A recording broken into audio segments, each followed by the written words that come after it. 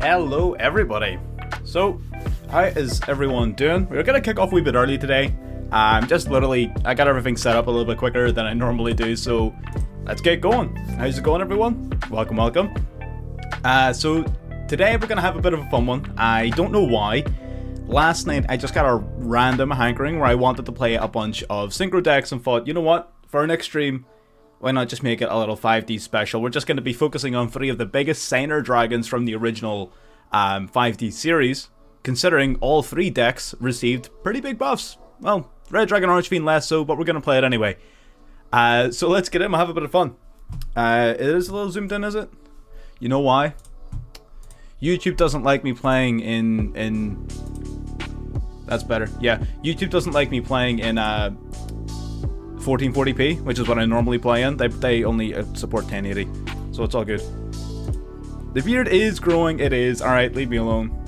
I'm trying to find where I'm most comfortable with it, alright? That's not what we're here to talk about today. We're here to talk about the SIGNER dragons. We also finally finished this event. Holy crap. Beard is OP. Actively getting better at the game the longer it gets. That's just how it works.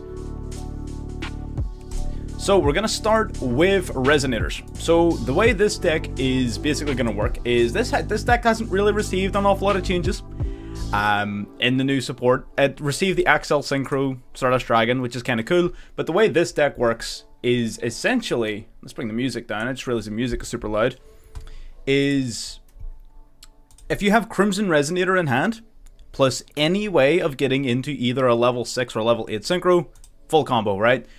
Because the idea is all you really want to have face up in your field is a red Supernova Dragon. Now, why is that so good? Well, with red Supernova Dragon, when your opponent activates a monster effect, you're able to banish their entire field. Wait until they summon a Kikalos, banish Kikalos, 2 limits are donezo. So that's the idea. Is that going to work in practice? Maybe. Let's find out. That's what we're here to find out. This is probably going to be the weakest out of the 3 decks. I feel like the other 2 that we're going to play, Black Wings and Synchrons, are both stronger than this deck. Oh, little coin toss win. Right off to Bedley. Right off to bed. Win a coin toss. So we're going first here right away. That means that we're going to hopefully have an opportunity to set up this Resonator combo. Ideally, again, like I said, Crimson Resonator plus any way of getting in to a level 6. And of course, on our first hand, we don't have it. It sucks to suck. This isn't a terrible hand though, there's no Crimson Resonator, so big sad time, essentially. Alright, we're gonna have to play this one a little bit differently. Thumbnail, I appreciate that, it was pretty cool. Do we go for, I guess with the red Resonator, we're gonna use this card's effect, we're gonna bring out the Chain Resonator. We might beat an Imperm or something.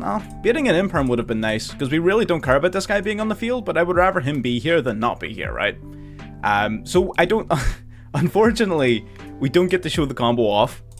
Little unfortunate, but all we need to do is get a Crimson Resonator in hand, and from then on out, we should be pretty much good to go. Now, we can still, at the very, very, very least, set up an Abyss Dragon here, which isn't, you know, the worst thing in the world. It's not great, but it's not, you know, it could definitely be a lot worse. Let's bring out our Red Resonator. Red Resonator gives us an additional 2100 life points. You also get a decent chunk of life points back with this sort of deck and the combos and plays. So that's kind of nice sometimes too. We're gonna accidentally press cancel because we're just so good at the game. I'm gonna use these 2 now. We're gonna go into the Chaos Ruler. Now, we can't special out the Crimson Resonator anymore, so we're not able to make those plays or combos. But either way, we'll just see what happens. Milling the Ascator kind of sucks a little bit. Okay, no searchable cards, awesome. We do have double Chaos Ruler, because it's pretty useful. That's literally it, it's just pretty useful. You don't have a ton of light monsters in this deck to really recycle it very often, so you kind of want to use it more than once. If we were playing it like more optimally, we wouldn't play 2, right? We would play 1, but we want to play more Synchro monsters. In the optimal version, you play less Synchros and more Links, but we don't want to do that. That's not the point, you know? This stream is all about getting a random phone call at the beginning of the stream. No, it's all about the Red Dragon Archfiend. Can you do the Punk Engine in this deck? Yeah! Kind of. You could. It sort of defeats the purpose, though. I'm pretty sure, actually, does the red res... hang on. There's one of the cards. I know most of them... you cannot special summon a monster from the extra deck the turn you activate this effect. So you can't use this the turn you would do it. Crimson Resonator also locks you. I don't know if it locks you before or for the whole turn or after. I would need to reread it. But there's a lot more restrictions when it comes to this deck that maybe would limit its utility, but I would have to look into it. But either way, I just wanted to sort of play it raw, you know what I mean? I wanted to get the Jack Atlas experience. We might actually run Red Rain, just to be extra cancerous, you know? We might just run Red Rain, throw in some Trap Trick, be extra mean about it. That could be pretty funny. So we're gonna banish the Torby. That's gonna hopefully shut down the majority of this guy's plays, because he's gonna struggle to get some advantage now. He's struggling. Unless he's got another Welcome Labyrinth set face down, this guy's gonna be struggling.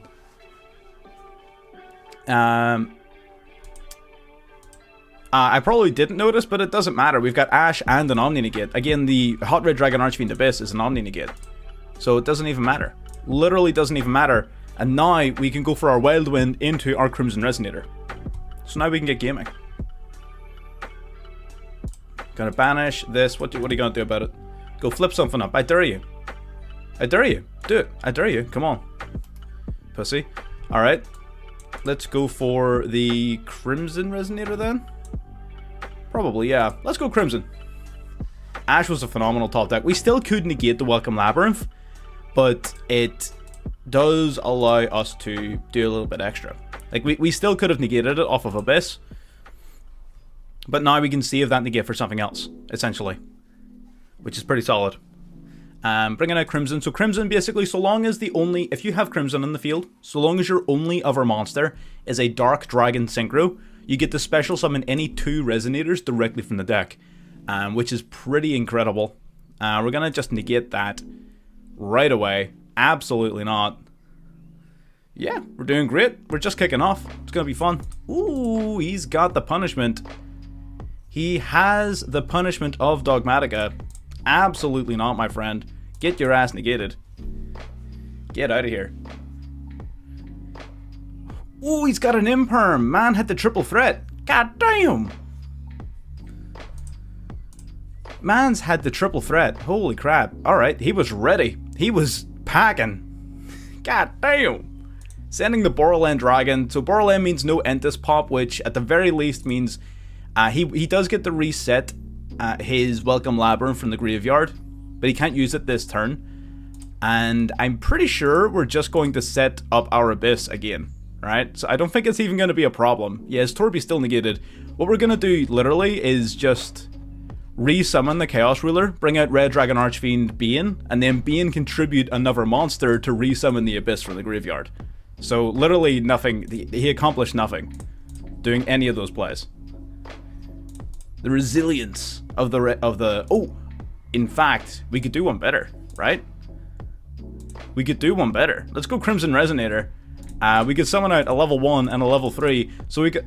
Oh no, he stopped! No, we had the red Supernova Dragon. Oh, what a pussy. Imagine folding the Resonators. God damn. Get out of here. Yo, that was pretty fire for a game 1. That was kinda nice, I'm not gonna lie. Kinda nice. We're playing a lot of combo pieces. If we weren't playing so many combo pieces, I would probably try to squeeze in Red Rain and some Trap Trick. Maybe play Torrential Tribute, something like that takes advantage of our red Supernova Dragon. But with the way we're playing it, we're playing Eat Scooped. We were going to summon out the red Supernova Dragon, or what we could have done is bring out Bane and then bring back the Abyss from the graveyard, but then he just scooped before we could do it. He was just absolutely boned and he knew it. Absolutely boned. Nothing he could do. This guy, there you go, full combo. Bang, bang, bang. See those 2 cards? Full combo. Literally, Crimson Resonator, and any method of summoning out either your Red Rising Dragon or your Chaos Ruler. That's it. That's all you need. Okay, so we're gonna go Abyss Shark. That's gonna lock him in the waters for the turn, which is fine by me. Abyss Shark gonna grab them another water monster from the deck. They're gonna grab, ooh, this little dork. I remember this guy. He gave us some trouble in the past.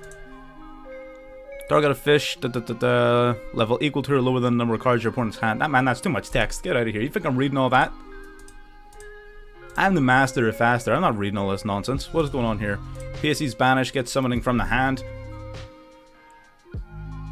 This man is about to get burnt up by our Red Dragon Archfiend. He about to get burnt up. Banishing for cost. Unfortunately, we cannot imperm that. Activating the Mimiruka as well. That is going to facilitate Kraken happening this turn, which I don't really care about. Okay. I really don't care about Kraken happening. So he's got PS's banished. He's gonna... Yeah, never reads. You know what? It's got words. Something about summoning and fish. That's, you know what? That's about the gist of it. What more do you need? I'm virtually an expert now. I am holding on to my imperm. Holding on to the imperm. What's going to happen is next turn he's going to summon out his PSE's Shift. We're going to negate one of them. Because it's probably going to pressure him into using it early, like an idiot. And yeah, profit. Love to see it. The power of the fish. Synchro versus Synchro, head to head. Let's see if modern TCG exclusive fish can keep up with the Master of Faster. Let's see if they've got it in them. This little dork's gonna summon another fish from hand. I don't really care about that. That's whatever. It hasn't become weak. No, it hasn't become weak. People sort of know a little bit more about it, so they're playing around it better. But the deck's still strong. And it was, I mean, it's hardly a top tier contender, right? No one's ever under any delusions that it was a top tier contender. Like, everyone knew that it wasn't, right? I think we can all agree there. But it is definitely a damn good option. For sure. Just make sure our music levels and everything are okay. I don't need to keep this extra tab open. Going into the Monoceros. Ooh. The White Monoceros. Just a quick little monster reborn there. Bringing back a fish. Bringing back a fish. You can go into Qing Ying here if you really wanted to. Or this thing. Oh, I forgot that this was a card. Oh, what does this do? This is a card that does stuff, right? You can activate this effect. Visit monster control can be destroyed or banished by your opponent's card effects this turn. Blah, blah, blah. Then, if you activate this effect in response to your opponent's card or activation, and your opponent has a card or a name on their field, with that name on their field or in their graveyard, you can banish both those cards. Oh, shit. This card has text on it. God damn. This card has text on it. Oh yeah, a Black Wings I think is stronger than... I don't know. I don't know. I feel like it's very difficult to compare Goatee with Black Wings. I feel like they're very, very, very different decks, and it would be a disservice to both to compare them. It seems a little bit... It doesn't seem like a fair comparison. You're comparing oranges to apples at that point, you know? It's like it's two separate things. It's like trying to compare Eldritch to Synchrons. It's like you can't compare the two. They do different things.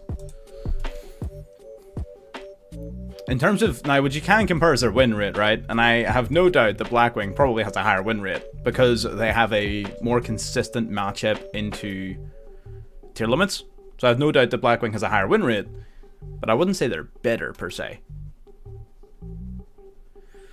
Right, so this is where my life gets a little bit not fun because of this little dork. So you can just start banishing my shit, right? That's not fun. How about you don't do that?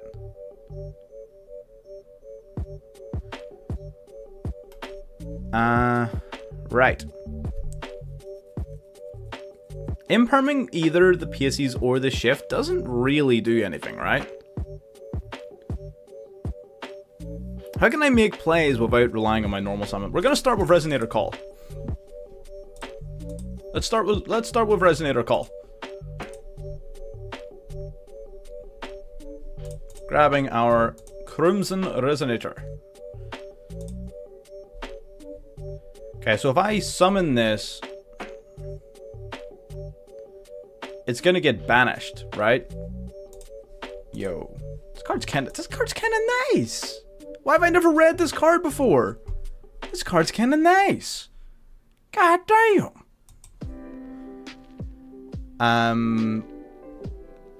Would Imperm stop them from doing that? How would Imperm stop them from doing that? It would stop them from being able to do it on demand. Would it?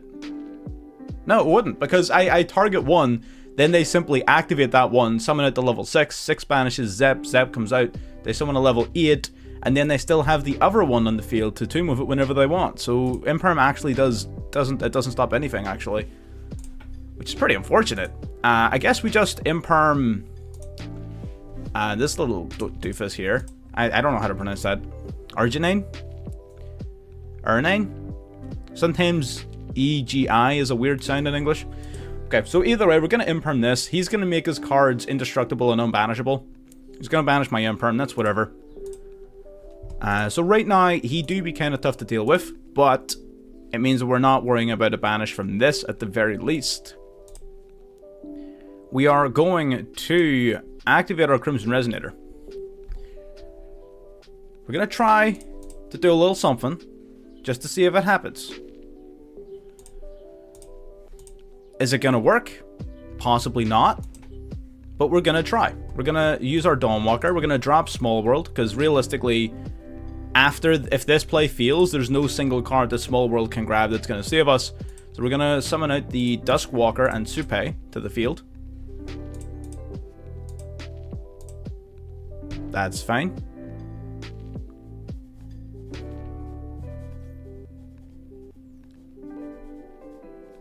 Okay, is he going to go all the way up? Or is he just going to go into Ascan? Suppose he only does need to go into Ascan. So he does. Because he only really needs to banish the Duskwalker. As soon as he banishes Duskwalker, the rest of his hand sort of falls apart. Just a little bit. Just a little bit. It gets pretty tough. It gets pretty tough. Gonna go into Ascan. Yep. Yes, sir.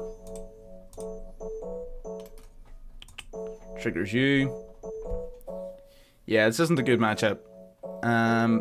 You'll notice, right? I'm not gonna try to lie to anybody.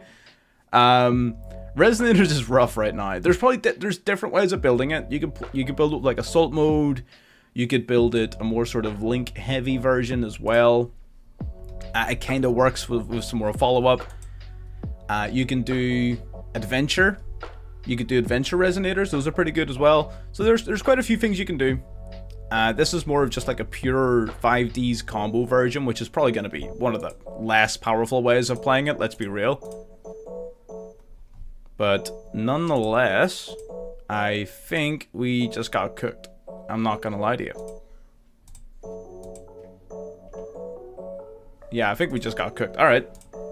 Well, listen, we're going to make these... Again, Jack is the master of faster. We're just going to blitz through Resonator games.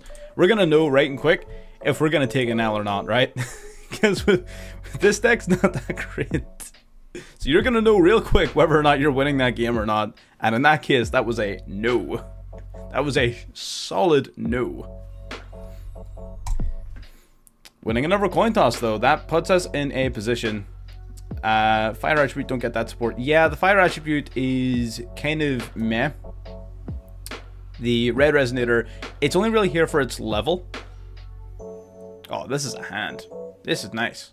This is nice. Basically, again, anytime you see Crimson Resonator and a way to go into a big synchro, generally speaking, you're loving life. I do like the fact that I have Ash Blossom for this Maxi that he managed to draw in his 50 card deck. So Crimson Resonator, again, most of the Resonators are light and dark, mostly dark, but some of them are light as well. So they do take advantage of certain bits of support that they otherwise wouldn't have had. So we are going to Ash Blossom that Max C because, no, get that shit out of here. Negating the Max C, that means we can combo off without fear. We're playing the Resonators now. Let's get gaming. So we can go into... We don't need to use either of these yet. We can use them for follow-up. So let's go Wild Wind first of all. We can use those as follow-up. Let's use these two to go into our Red Rising Dragon. Red Rising Dragon on summon will resummon a Resonator from your graveyard, bringing back the Crimson Resonator we used for its summon. And then we've only now got Crimson Resonator and the Dark Dragon Synchro, so we can use Crimson Resonator's effect to bring out some more tuners. So this is where it gets interesting. So we get to bring out 2 tuners. So if we bring out a 3 and a 1... 3, 1s, 4, 6, 5, 6. There you go. Let's do... Will we do these 2? Yeah, we'll do these 2. Yeah. Yes, sir. Bring out Creation and Chain. Creation and Chain plus our existing board. This will allow us to go all the way up into our Supernova Dragon. Is that the smartest play in the world, though? Probably not. But let's just go stupid with it. Let's just go for it. Let's just do it. Synchro off all 4 of these guys into the Red Supernova Dragon. Is that going to be a useful card? Perhaps. Mayhaps. Maybe not. We'll see. We can use our Ascator. So what we can do is if we go Ascator, so we can go Ascator into the Chaos Ruler, right? Chaos Ruler checks the top 5 of the deck. If we happen to hit a Synchron Resonator, we can also put the Abyss Dragon on this board. Is that likely? Probably not. But what are we gonna, like, what are we losing? We might as well try it, right? Plus it puts more tuners on our graveyard for our Supernova Dragon. So what does this guy actually do? For anyone who doesn't know or hasn't seen this card before, first of all, it's huge. It gets 500 attack points for every tuner in your graveyard. Okay, so no Synchron Resonator. That's fine. It can't be destroyed by card effects. It can be targeted, but it can't be destroyed. And basically, once per turn, when your opponent activates a monster effect, or if they declare an attack, you can banish this guy until the end of your next turn, and you banish all cards, on your opponent's field. So, Red Supernova Dragon is sort of like your anti-tier card, because what you're doing is you're waiting on them putting out a bunch of their monsters, and then you're just going to nuke the board. You're just going to erase everything from existence. Okay, they're going to drop the Chi-Wen to the graveyard. They're going to bring out their Strategist. Alright, Strategist coming out. I guess they can go... I mean, they could go Brawn. Do we banish ourselves as cost?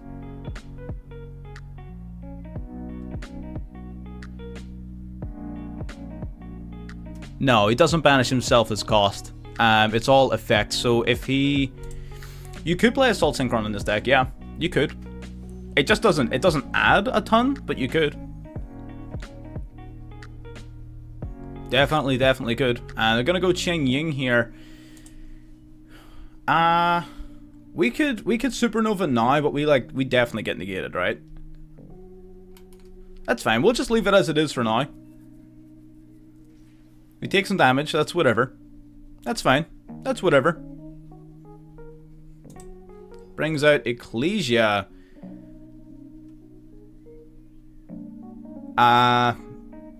Okay, I'm a little bit nervous about this being a... I'm a little bit nervous about this summoning Fallen of Albaz. He's probably not playing it. But, okay, he's not. Okay. I was actually, I was really afraid of a Fallen of Albaz there. I'm not gonna lie to you. I was definitely afraid. Okay, he's gonna target a card I control, and when he controls, popping both. Do we force the... I mean, he's gonna have to use the Brawn Negate eventually on this guy, right?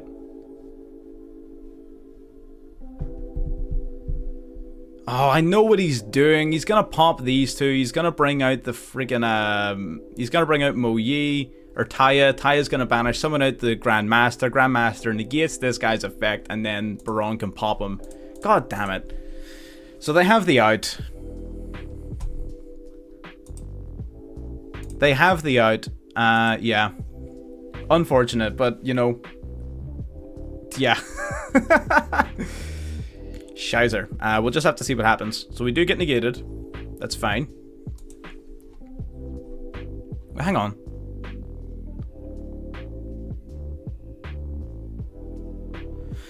So that's a once per turn effect. Is that like a... Because its activation was negated, do I get to use it again? Probably not, right? No, I didn't think so. Alright. Okay. Okay. So he does have to play this in a certain way, but he has the out the Art Dragon, unfortunately. He's gonna go Taya here. Taya banishes a tuner from grave to summon out a token. That's gonna let him go into the Grandmaster. If he uses the Grandmaster's search effect on summon, then he's stupid. He could also go Boxia, I guess. If he felt spacey, he could go Boxia, but then he's costing himself lethal.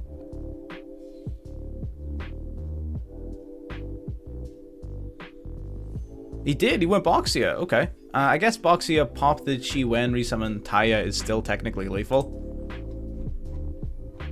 God damn. See, this is what I mean. This card is missing 4 words. It's missing 4 words on its effect that would make this card really good. See right here? Cannot be destroyed by your opponent's card effects. See if they say cannot be targeted by or destroyed by your opponent's card effects. This card would be infinitely better. I think they should have rotted this card. Add that in. Red Dragon Archfiend is sorted. They've got their boss monster. Everyone's happy. But it's missing those 4 words. And because of that, there's too many outs. Big sad. How you doing, my friend? Welcome. It is super unfortunate that they can do this.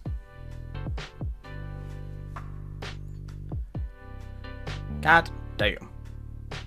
So, I mean, the Red Supernova Dragon it's pretty damn strong, but it simply has too many outs. What is this guy thinking about? What are you thinking about? He's sending a worm from deck to grave. How you doing, Chief? Welcome to the stream. He's looking for a worm to send to grave. He just doesn't know what he's sending. Mound of the Bound. Yeah, but he's level 12. Is Mound of the Bound 10 or higher, or is it level 10?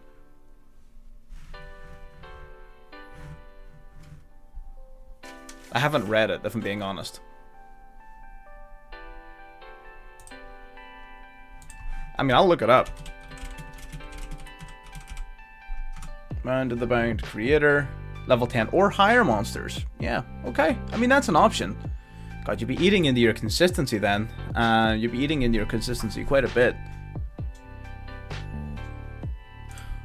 But we might. What else does it? It also protects our Baron de Fleur play.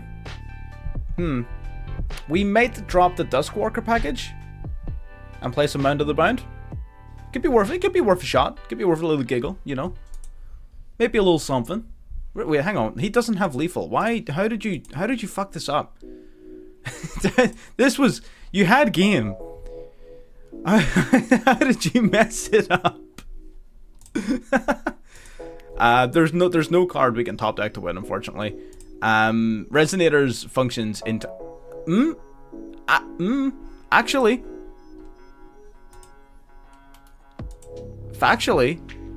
Actually... If we draw Synchron Resonator... Oh, that's not it. That ain't it, Chief. That ain't it, Chief. Okay, what can we do here? He's gonna max C. I guess I should cross out of badness. If we drew Synchron Resonator, we unironically still, like, we're in this game. We were unironically still in this game if we drew. Hang on, what is... Don't you have an effect? Or do I need to have 2 level 1s? Don't you have an effect? 2 level 1 resonators in grave. I've got 1 level 1. Damn, if we had another level 1 in grave, we were flying. God damn. Okay, so we guess to bring back the Yazzie, I guess. Bringing out the Yazzie. The Synchron Resonator was the draw, my friend. There was no substitute for the... Oh, never mind! Oh, I'm simply the best at the video game. We're simply the best. We've got options. We've got options. I forgot that guy was in my graveyard.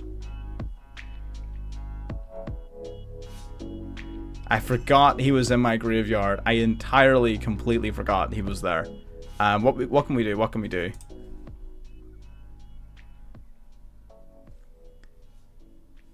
What can we do? Do we go Crimson?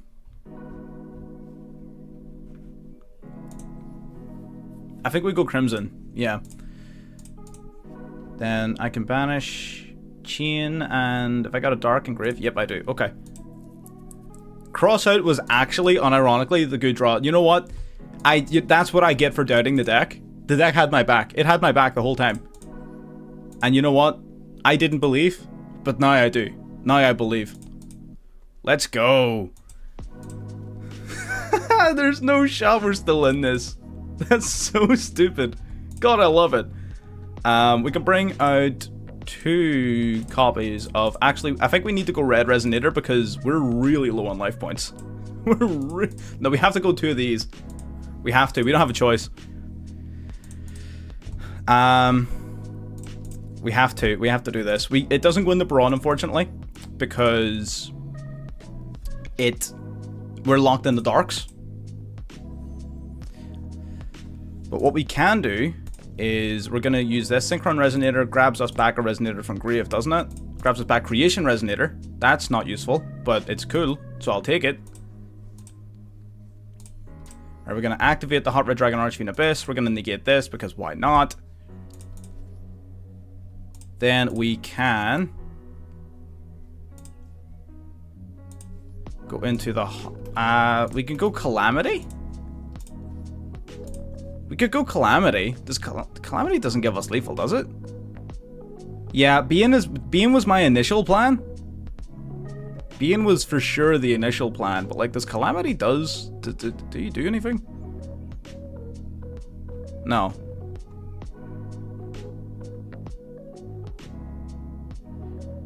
Can activate cards. Also, card support controls cannot activate their effects. Yeah, he does a lot of things, but I don't think any of those things are what we need right now. If we got 2 minutes left. Chill. We got 2 minutes. We're all good. We got the Being. We also get to... Oh, now we've got 2 level 1s in grave, so our Red Rising Dragon can also get gaming as well. I don't feel like it does a lot right now, though. But it is something worth bearing in mind. It is an option.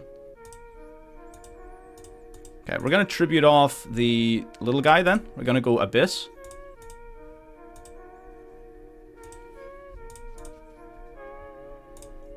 We can go Calamity here if we really wanted to. If we really wanted to go Calamity, we could.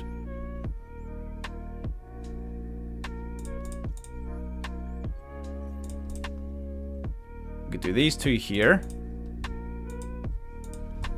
We'll do it literally just for the pog. Why not? Absolutely. Let's go for it. He did use... Yeah, he used his Brawn Negate on my Supernova. So activate this, adds this back to hand, that's fine. Activate you. We do not chain you, that's fine. I don't know if that stops his graveyard effects, I doubt it. But if it does, great. If it doesn't, then whatever, it literally doesn't even matter. Alright, let's go battle phase. We're gonna take out the Yazzie. Because Xiao Feng's not a problem. Because what's it going to do? It's just going to sit there and look stupid, right? So we take out the Yazzie. That's going to trigger Yazzie's effect to special summon from the deck. And then we just take out the monster he special summons with our Abyss. And then he has no threats. He's also going to eat a bunch of damage here. So he is. He's going to eat a ton of damage off of this. Take that 2600 to the face.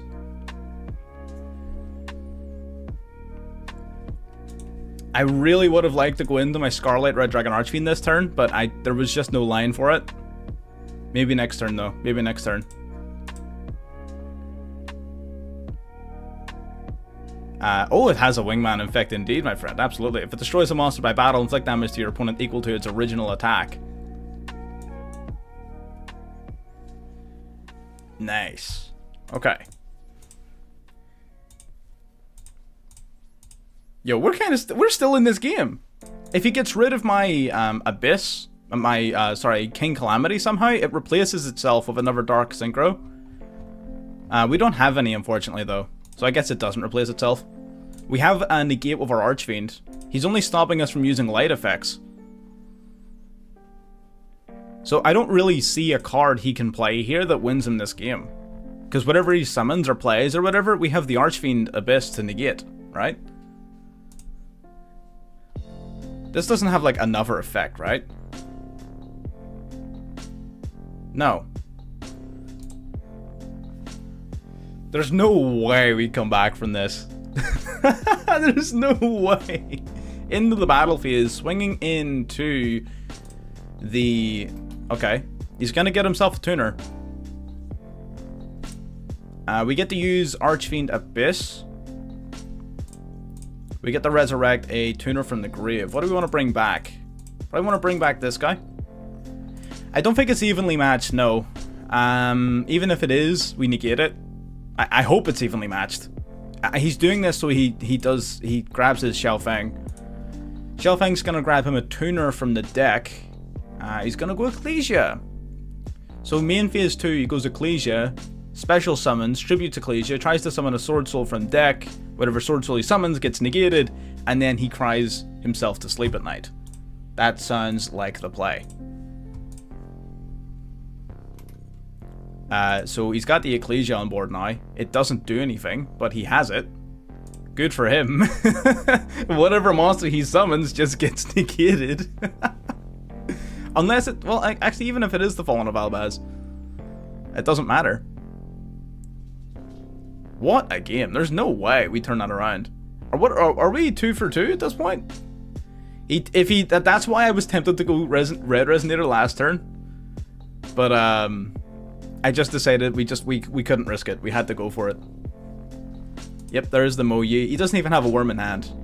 He doesn't even have a worm in hand. He can't even activate it. Shit, he does have a worm in hand. Shit. What the hell is that? What in the hell was that? The hell is this guy? 2 water one, banish up the 2 spell trap cards in your opponent's field or graveyard. I mean, that's kind of cool, I guess.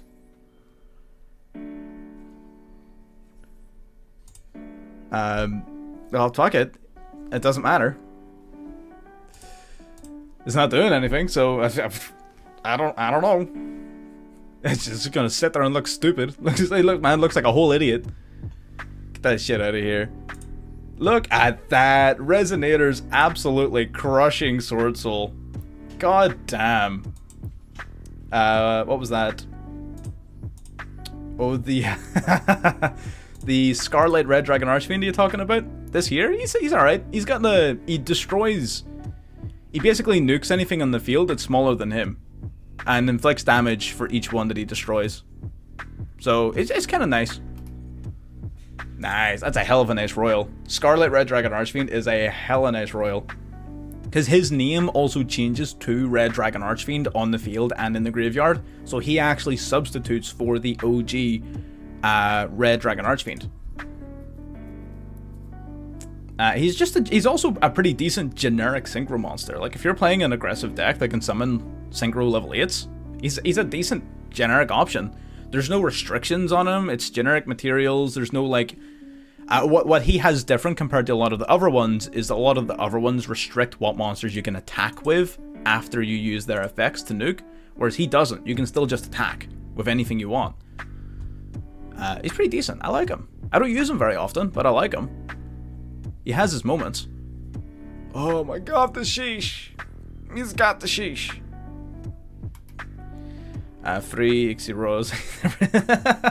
Gotta love getting a royal that's just gonna sit in the fucking binder. We're gonna grab Crimson. And then I literally just think we pass, right? I literally just think we pass turn.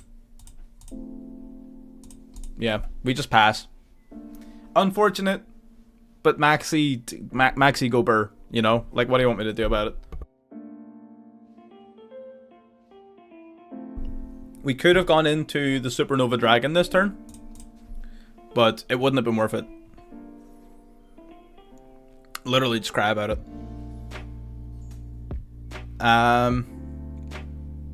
Maxi resolving against these guys, though? Kind of nice.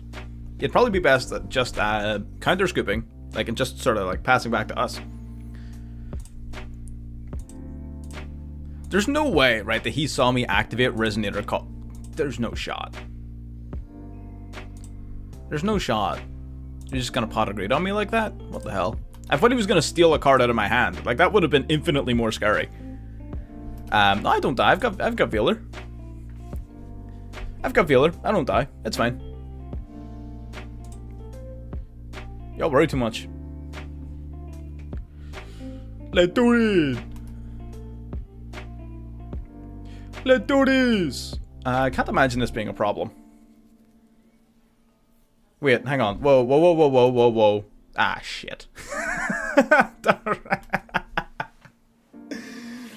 When you said he was going to go for an OTK, I figured he was going to, like, set up a board and go for an OTK. Not literally, I'm going to have all of these level 2 infants kick your shins until you die.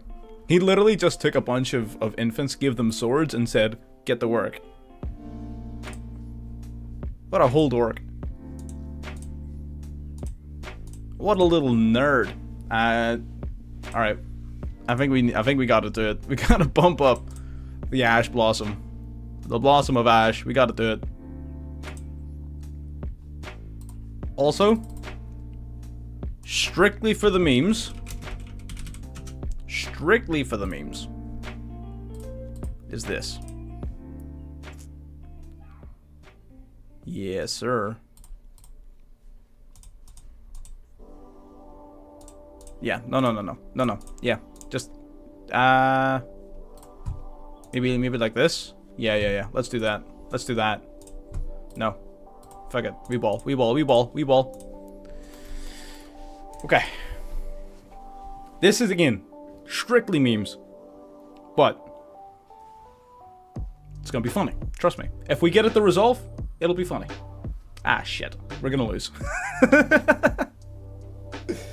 God damn. Red Rain is phenomenal. It's literally, it's like the Destruction Sword Flash. That's what it is. It's literally the same card, except better. We do have the Sheesh. Gonna play Stardust? Absolutely. We're going to play Stardust, 100%. We're playing all three of the main decks. We're playing Resonators first, because it's the weakest. Then we're playing Blackwings. And then we're playing Synchrons. And then during the duel room at the end, I think I'm going to break the thing and play something else. It's an expensive old deck, I'll give it that. But it's got a lot of versatility. If you like synchro summoning and comboing and like mental arithmetic, then it's good. I didn't say no armed dragons. I feel like I might still play them in the duel room at the end. But in ranked, I think we're gonna stick to these guys. Oh, what a draw. So this card is almost certainly Welcome Labyrinth, right? Yeah. Okay, so what do we do about that? What do we do about Welcome Labyrinth? Do we do anything about that? Can we do anything about that? Is there something that can be done about that?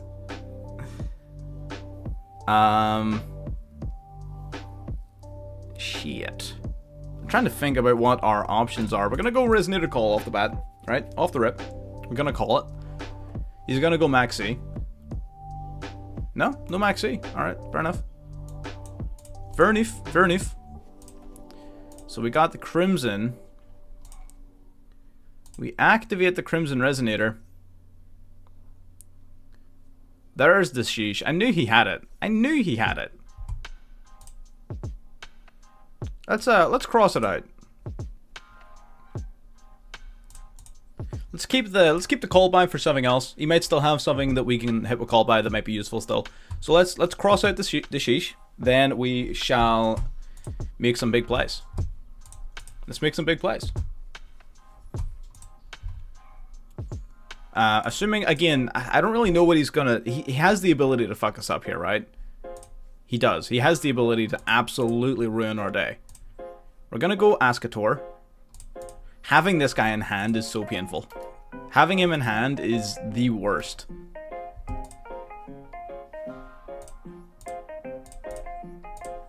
Alright, summon these two. We don't actually have a level 7. Oh, he let us summon. What a nice guy. I don't think it matters, though. I don't think it matters. The trap card is gonna suck. It's gonna suck. There's not really any way around it. It is gonna hurt. It's gonna hurt my damn feelings. In fact, I actually can't even... No, I can. Crimson, Squadron, Ash, Synchron Resonator. Okay, so we grab Synchron Resonator. So we can.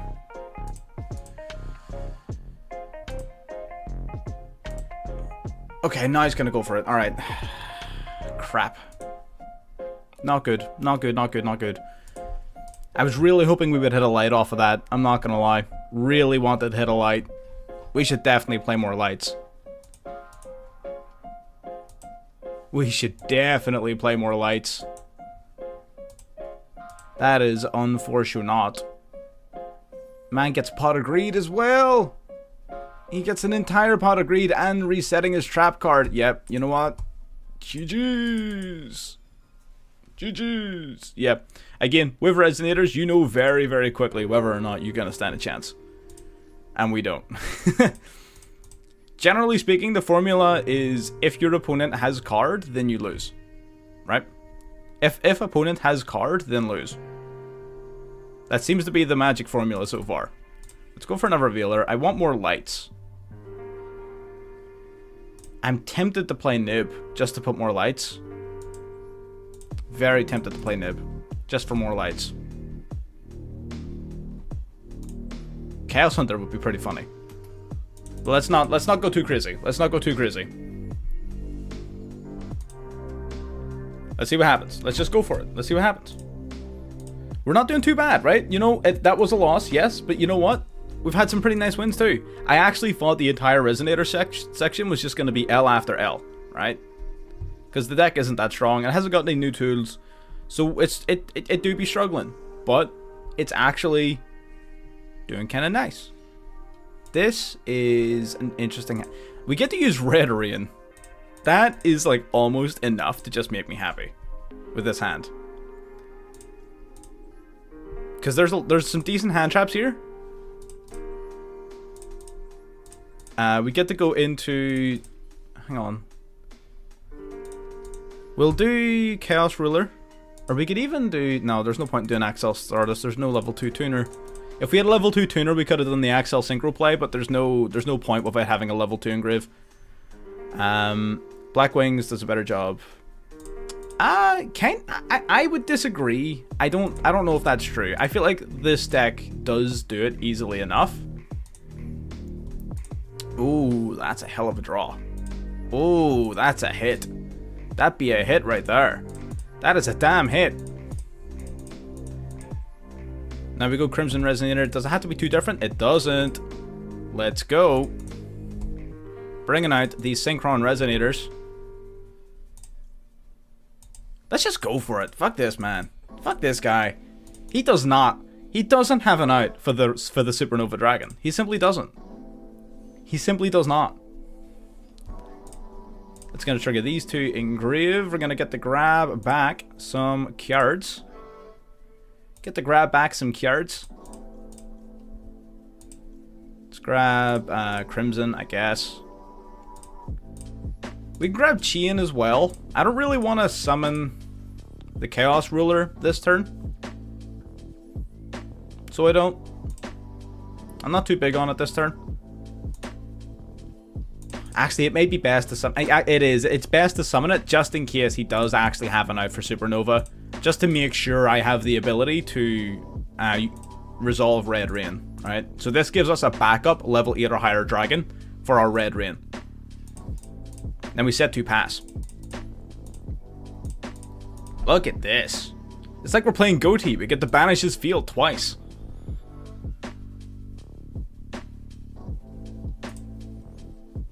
Raigeki? Raigeki? Anyway, whatever. I don't care. Whatever. Oh, look at this, mans. Look at this absolute chump. You know what?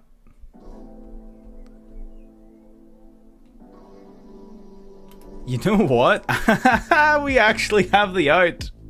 We actually have the out. We kind of need to use it early, though. Because it's only usable while he has a monster, and it wipes out the entire field, not just his field.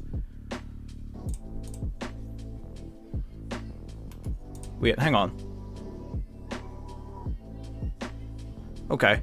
No, that's fine. Yeah, that still resolves. Okay, we're gonna grab red from deck, just because we can. We're gonna flip up Red Rain. We're gonna go for it. Let's do it. Let's do it now. Banishes the face down. The face down Dyna.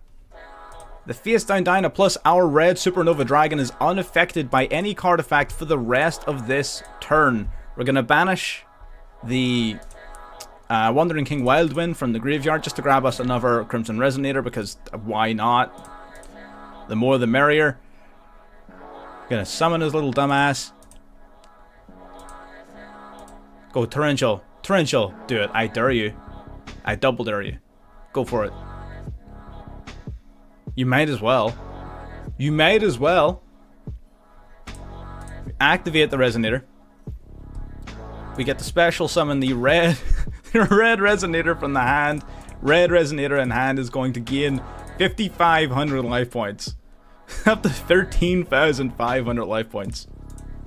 Into the battle phase. Swinging for 800. Swinging for 6.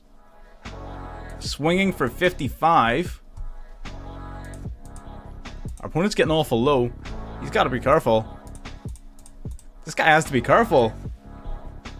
He's awful. His life point's getting awful low. I'm not gonna lie. I'm not gonna lie. His life point's looking kind of low to me.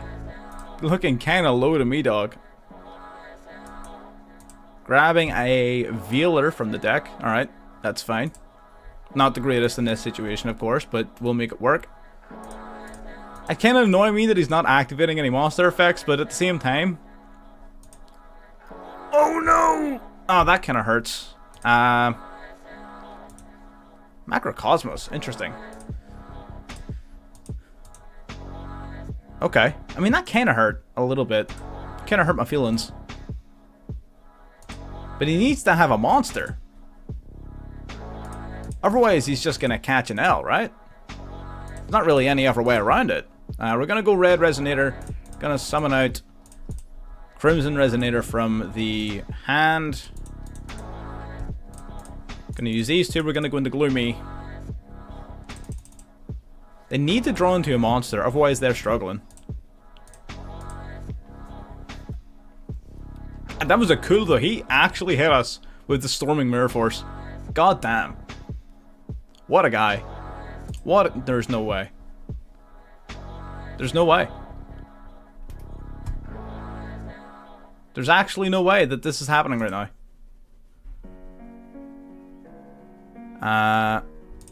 Okay, we're gonna imperm this because we kind of really need this Dark Search.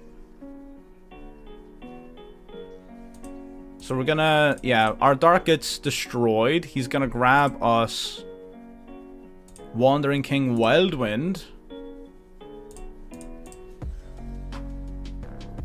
And then we can make plays. So we still got plays. Card of Demise. Oof. Oof. Card of Demise. Card of Duel. Oh my God, Mance is just grabbing any card he wants. What does this get? What does this look like? Oh, all of those are all of those are useless. Alright, I feel less bad about that. All three of those were useless. Sets 1, sets 2. What does he drop? He drops an extravagant. So one of those face downs is carded the mouse, right? So one of those are useless. Alright, I feel less distressed about that now. We are gonna go Crimson Resonator. We're gonna activate the Resonator of Crimson. We're gonna special summon the Wandering King Wildwind. Then we'll Synchro summon for the Red Rising Dragon.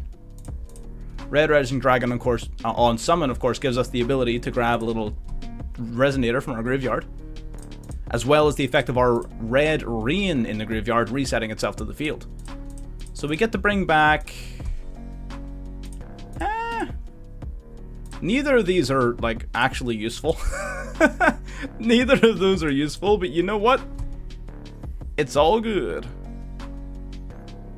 It's all good. Solemn Judgment would be annoying, yes. Very true. Solemn Judgment would be quite annoying.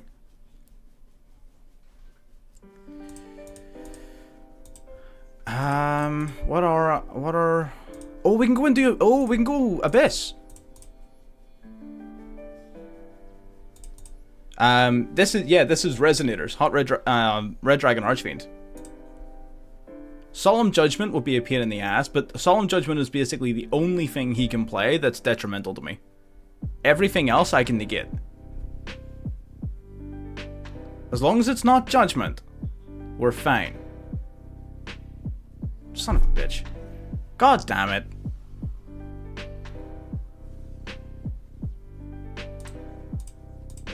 Well, that's not good. Small world, reveal a monster. Do we have any monsters left to search? God damn.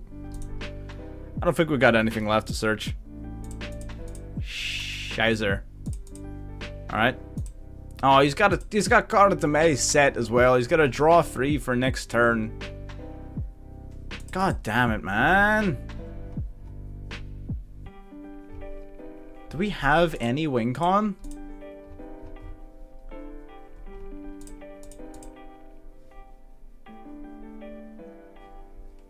Let me see. Do you specifically need a Fiend Tuner? You do. Yikes. Yikes. Yikes, yikes, yikes. Literally no win con left. We didn't have a way to get over that thing. All of our Resonators were already in play and in the graveyard. There wasn't a single tuner left on our deck. If he was closer to decking out, yeah, I would have gone for it, but nowhere near it. Nowhere near it. Literally all of our Resonators were in play. We could not have Synchro summoned. Small World was dead, and our only main deck monsters that are even somewhat big can only be special summoned in defense. It's fine. You know what? We're winning some, we're losing some. It's fine. We've already won more games than I was expecting to win. And that was a pretty cool game for at least some of the combos in place. So you know what? I can't even be angry at it. It was fine. We're gonna go for the Resonator of Crimson. We're gonna Ash this Maxi. We're getting real lucky with having Ash for Maxi. That's really good. That's another thing that we've been getting pretty lucky with, is having Ash Blossom on standby. Other floodgate. I mean, it could be. He's got hand traps. He's got a little something.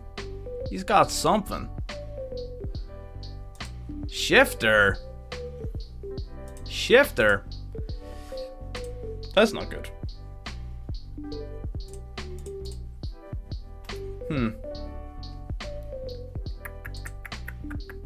Shifter, shifter, shifter.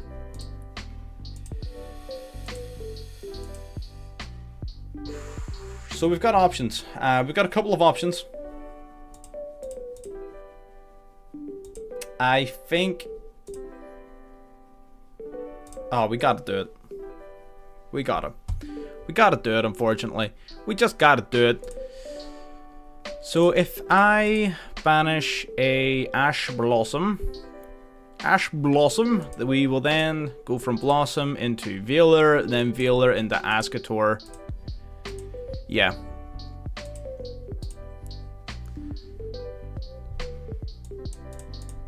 Blossom. Alright, so we got the Ascator. So we're gonna need to drop this. Yeah, that is very true. People on the rank ladder they've had enough. They've had enough of y'all playing tier. They are out for vengeance. With a goddamn bloodlust. They be out here. Ah, shizer, having the Wandering King Wildwind in my hand actually really hurts me now.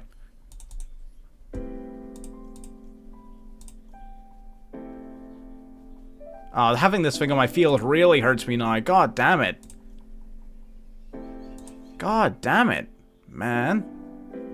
Man. I think we just need to... Oh, man.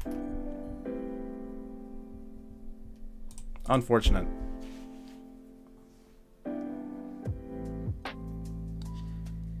Yeah, it's Shifter makes it tough. Shifter really hurt that.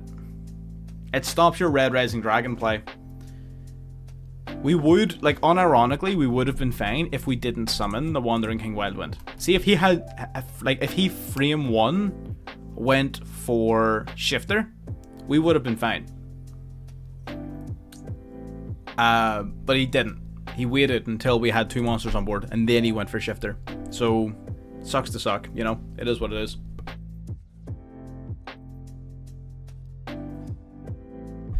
Very true. Very, very true. Flow, whatever, is going to be very annoying.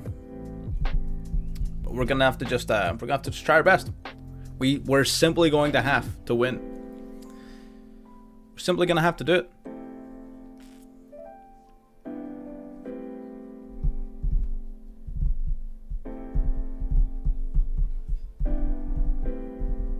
So they've got the Toucan. Toucan gets Urchin. Get bouncing the Unexplored Winds back to hand. God damn, man. Man, don't do it. Unexplored Winds is going to be annoying, for sure. I don't really know what to do about that. If I'm going to be perfectly honest with you, I don't fully know what we're going to do about it. But we'll find a way. We shall simply find a way. We shall simply. Actually, we can't. Yeah, there's actually not a way, because we would need multiple cards. Like I said, God damn it, man. So the thing about this deck, you cannot win if you don't have at least 2 cards in hand to play.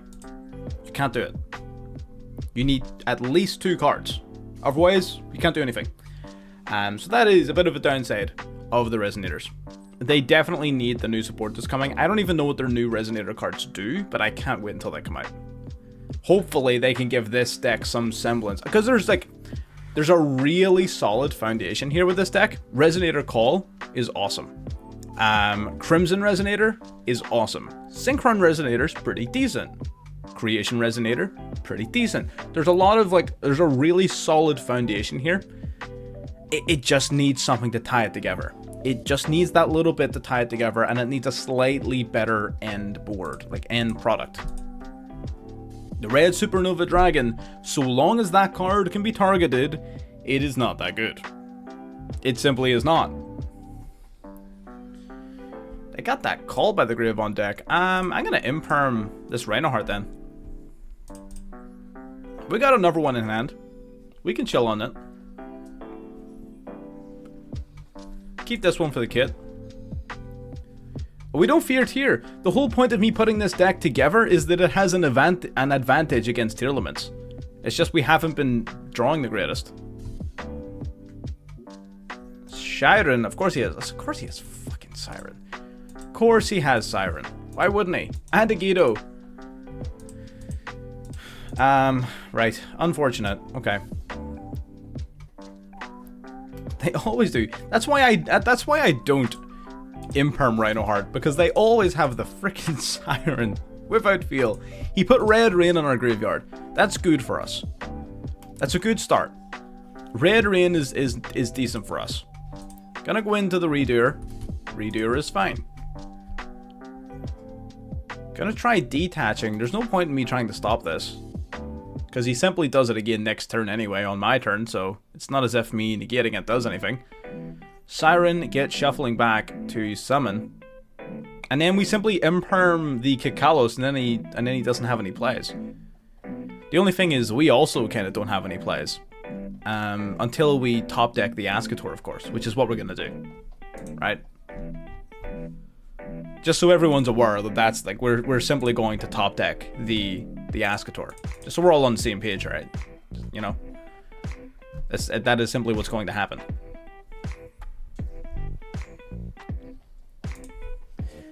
So there we are. That's Kikalos. Kikalos, you got nothing. This guy he's called Duelist B.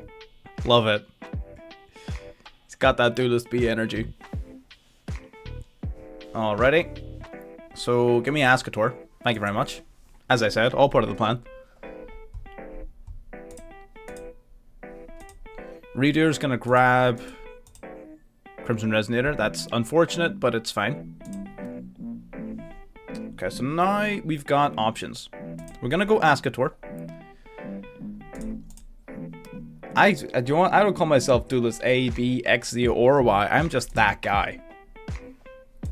Gonna bring out our Ascator twins, setting us up for an easy level 8 Synchro. Easy level 8 Synchro. You know what? You know what?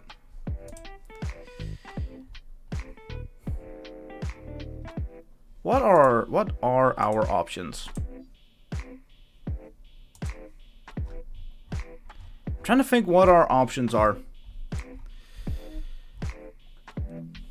Damn, I wish I played Qing Ying. Oh, if I played Qing Ying, this situation would be so much better.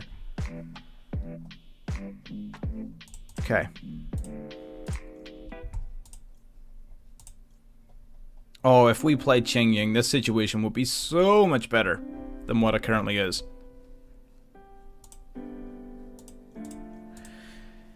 I think it is. I think Chaos Ruler is the correct play. I don't like that that's the correct play, but it is the correct play.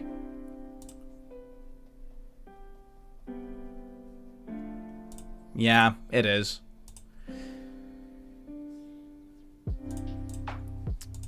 We've only got one Crimson left in the deck. If we hit it, we've got Red Rain. We've got Red. I forgot Red Rain was on our graveyard. Never mind. Never mind. Never mind. I literally just forgot that Red Rain was in my graveyard. Oh god. No, it's probably just the Redoer proccing, if I'm being honest with you. Okay, red Veeler.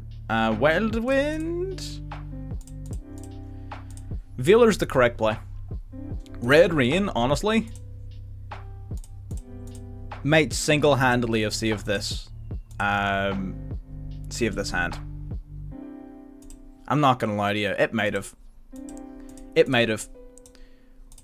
Take out the Redoer. Redoer banishes itself until the end of the turn. Whatever, that's fine. Give me back my Resonator, you thief. Do we attack Kit? Do we attack Kit?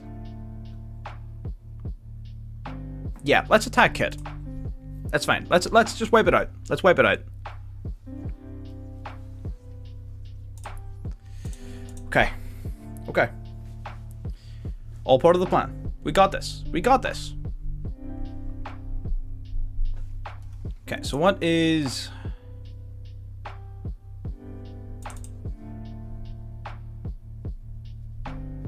Okay, so he gets to steal a card. He's gonna yoink something. He yoinks up. He yoinked the Red Rain. Alright.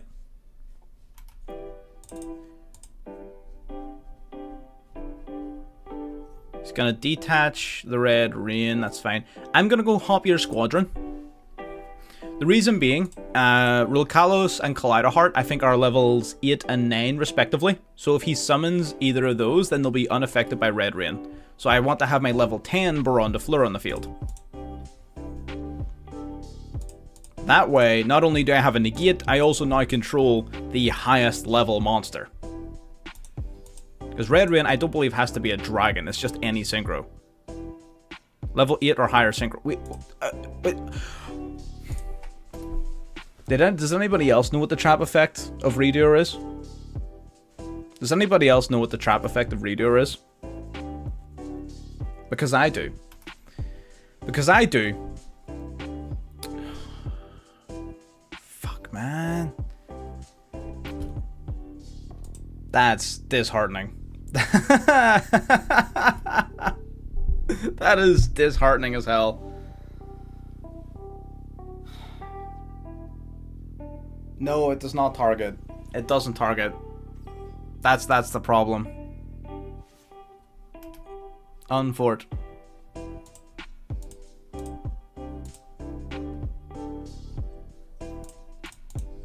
We're still in it. It's fine. It's okay. We're still in the game.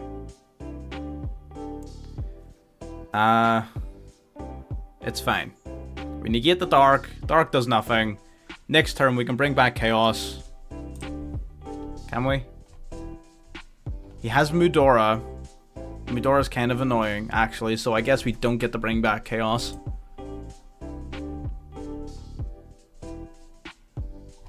Okay. He should Mudora now. So he should. Yep, there it is. Why am I saying words? I'm giving him ideas. God damn. I'm giving him ideas. Oh, thank God he's stupid. Okay. Okay. Okay. What can we top deck that's useful? There's a few things we can top deck here. So in his head, he's just like, I'll just remove his only light monster in the graveyard so we can't revive the Chaos Ruler. When in reality, he forgot that I have another card in my grave with a graveyard effect. I have the Wandering King Wildwind. And I've got Resonator Call. Resonator, get calling. We're gonna grab ourselves Chain Resonator. Yep, Chain Resonator. Normal summon the Chain Resonator. That's fine. Now you use Wandering King Wildwind. Why did I normal summon him? I don't know why. But it's fine. It's all part of the plan. I forgot you need to control a Synchro monster for his other effect to take place. It's fine. Into the battle phase. All good. Take ourselves out on the Gloomy. Main phase 2. Activate the Chaos Ruler. Banish a light. Banish a dark. Brings out the Chaotic Magical Dragon. Now we'll special the Synchron Resonator. Synchro Summon into Abyss. And we chillin'. We are chillin'. Are you once per turn? This card isn't once per turn! That's so silly! It's not once per turn! Its second effect is once per turn that adds it back to hand, but I can activate a set Red Rain more than once per turn. Surely I'm misreading that. Surely I'm wrong.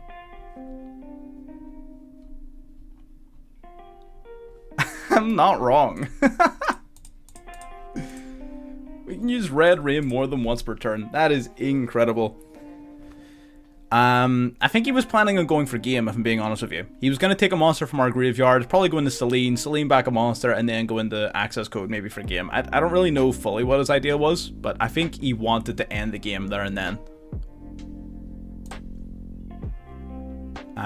Let's just go...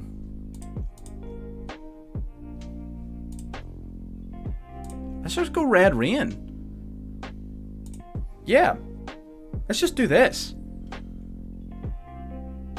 Because the monster it summons has to be summoned to a zone that it points to, so if it no longer has any zones, and it's not destroyed by anything, so it doesn't get to search, there you go, it just ends his turn. I wanted to keep my negate for the scream, just in case he had something. Oh my god. It's GG's. It's GG's. It is absolutely game over, my friend.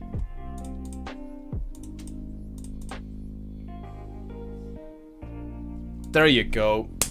Easy dubs, finishing off the Resonator section with an easy dub against Tearlament. Awesome. That is an hour worth of Resonators. Let's move on to our next contestant. We've got Blackwings. Now, this is a slightly changed version of Blackwings. I haven't tested this yet. We're doing pure Synchro because Synchro special, 5D special. So no other cards other than Synchro monsters in the extra deck. We've got some Assault Synchron in here. We got some Small World action. We got the Twin Shadow, which I wasn't playing before with the Ascendant. So let's have some fun. Let's play some Blackwings. Let's do it.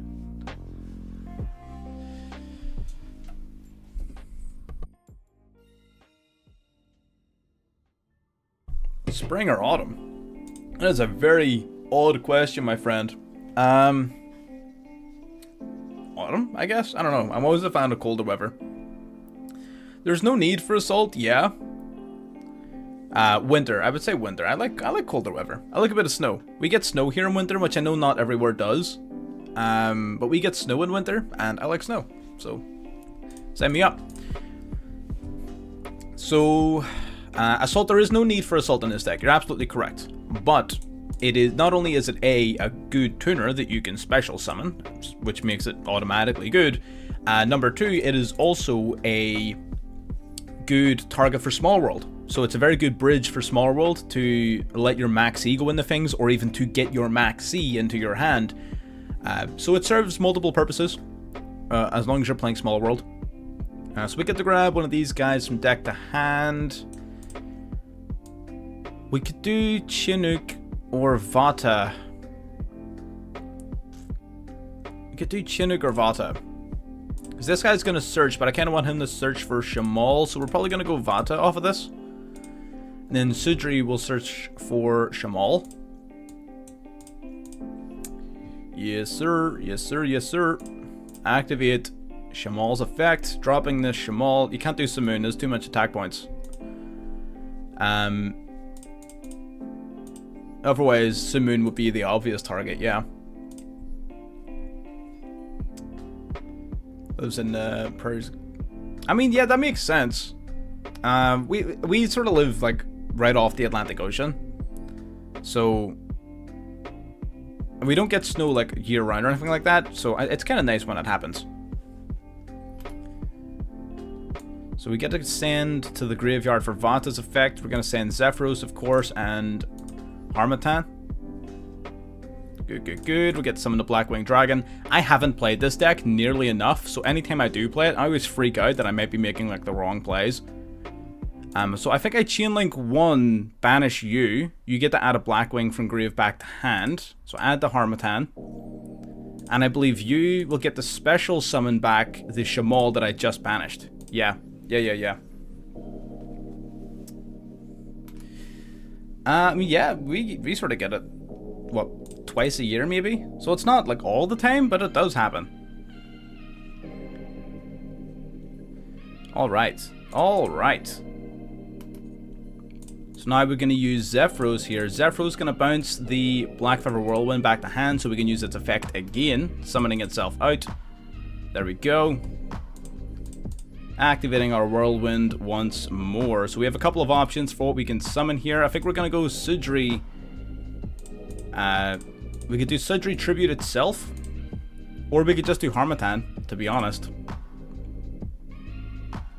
Let's go Harmattan. Let's do this.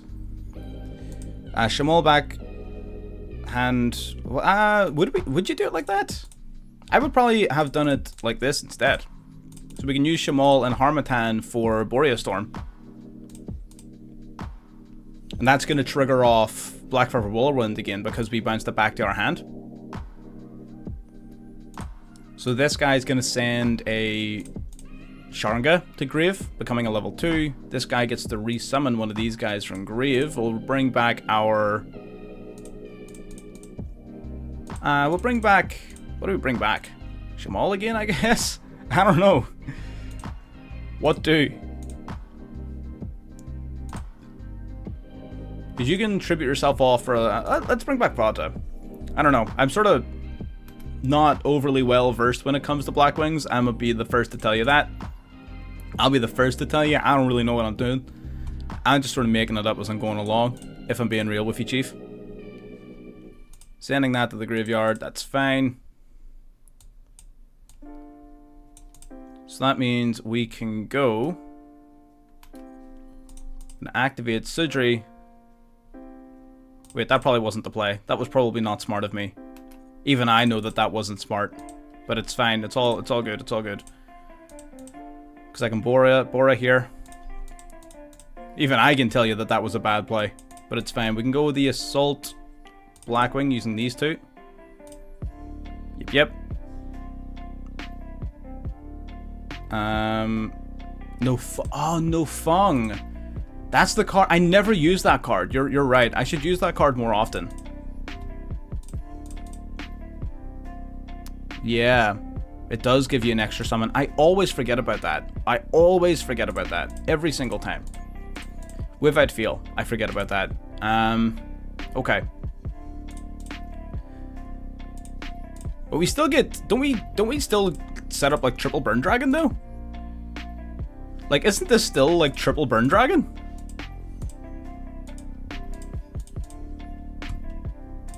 Let's go for it. Let's go triple burn. That's pretty funny. I like it. Summon and defense on the off chance they're playing something like Lightning Storm, which I highly doubt, but it is still technically possible. We get the triple Assault Dragon. Freedom 1, no shot. That's cool, I like that. Plus we got Maxi and Imperm. Vata for next turn. They're gonna take 2100 points of damage every time they activate a monster effect. They get to activate 3 monster effects.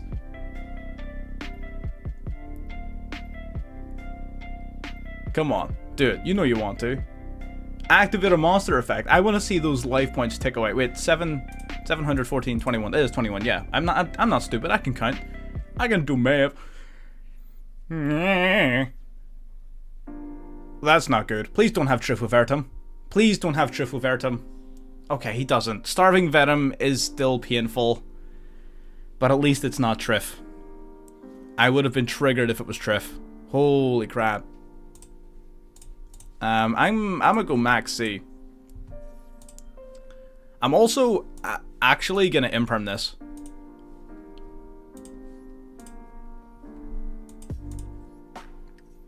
Because what this does, the reason I would imperm this is because I'm forcing him to either not be able to take out my dragon or to play into Maxi.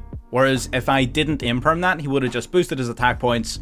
Then he would have comfortably been able to just take out my Assault Dragon and then like not need to play into Maxi and still have the advantage. Whereas now, if he tries to take out my Vanta, I can still protect it using my Black River Whirlwind, but I'm just in less danger. So I think that's fine.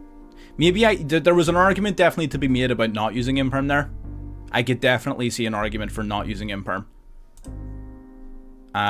Take control of a monster until the end of the turn. Shit, he takes my Vata and goes on the Baron de Fleur, doesn't he? No, he takes my Tax Dragon and then probably just links it off. Okay. He's doing that. He's confusing me here. He's playing things in a really weird order. He had Scream and Perlino like frame 1. And Tactics. His hand was busted, but he like, why did he wait till me in phase 2 to do all of this shit? That doesn't make any sense to me. But I mean, whatever. It's not my business.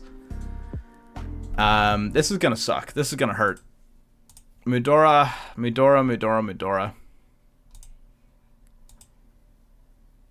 He could have, yeah, he could literally have done this. Yeah, but he could have done all of that main phase 1 and then, like, won the game. Like, I don't know why he waited until main phase 2. That's the part that I don't understand. Someone's out Stapelia. Okay.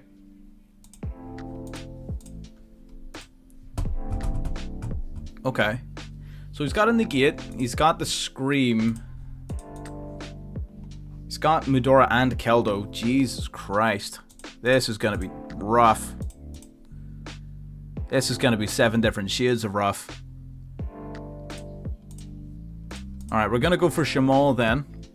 Shamal, we're going to get searching off our Black Whirlwind. He will get milling off a Scream, but there's nothing I can do about that. I just need to pray he doesn't mill anything. But I mean, based off that opening hand, this is one of the luckiest goddamn tier players in the world. He is going to Mudora. He's going to Mudora preemptively. What is he returning?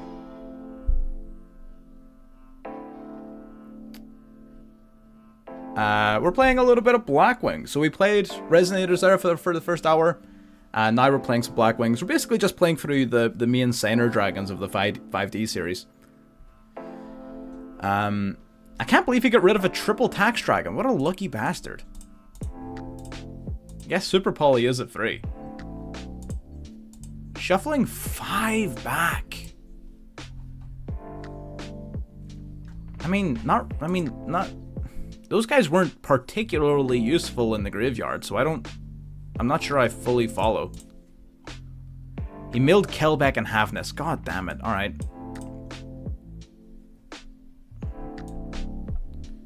Deck to hand, deck to hand, deck to hand. None of these are particularly useful. We can go Sharnga, I guess.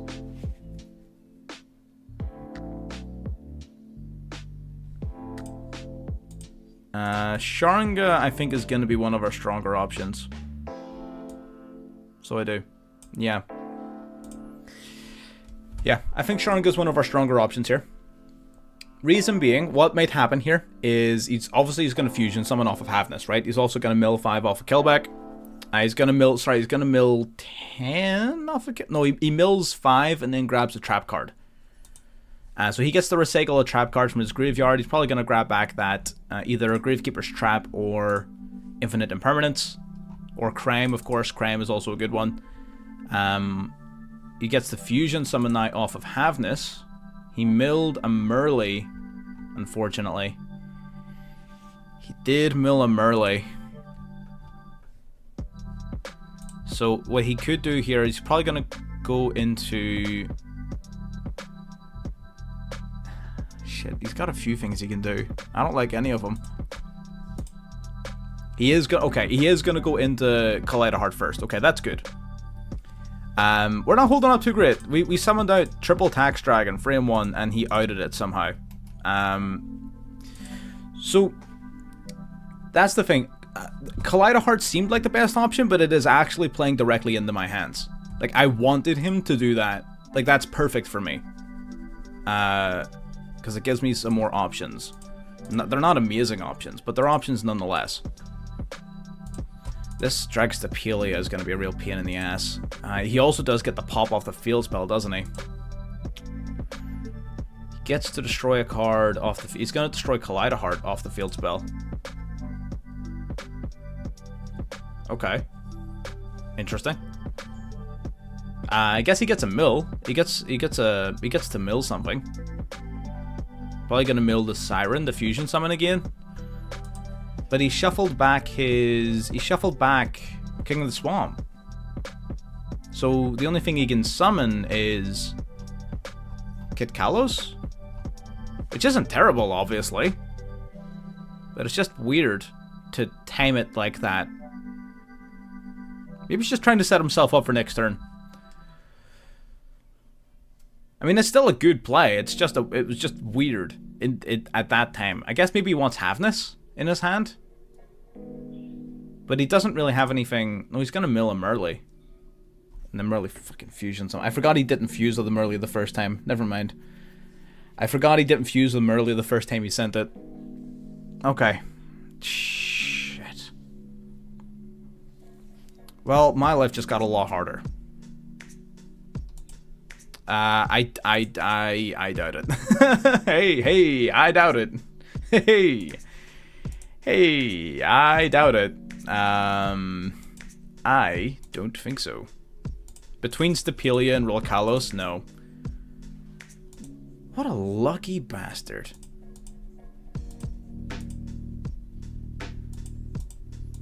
Raw luck, right? That was nothing but luck. I refuse to believe that that was anything but luck. I refuse. Really? Triple tactics, talents, and super poly in your opening hand? Get out of here. Get out of here. Utter nonsense. TTT and super poly. Insane. Simply the best player in the world. And the field spell. And the freaking scream. Man's hand was so stacked it's not even funny. He had everything. He literally had everything. Incredible. What a guy. What a guy. Simply better at the game than me. He's simply better at the game. Like, it's... what do you want me to do? You know, sometimes they're just better. We're gonna go small world. Yikes. Absolutely. Sometimes they just do be the main character. Gonna banish Sidri. Sidri, banish, then I guess Noctodragon. Noctovision. Could also banish Assault Synchron. It accomplishes the same goal. Yeah, let's do that. Grab a little Shimoon. Let's grab some moon, get moonin'.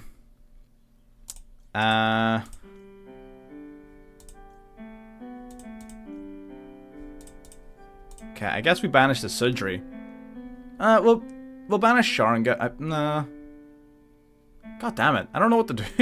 I don't know what to do, man. I don't know what to do, man. I guess we banish the Sidri. I do have Nafung, yeah, I do. But again, under Shifter, I sort of don't really want to go down that route.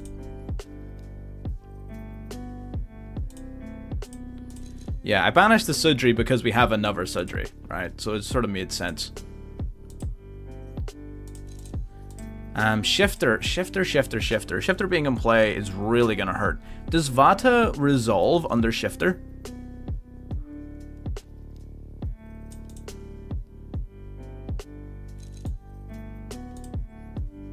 Does it? I don't know if Vata resolves under Shifter.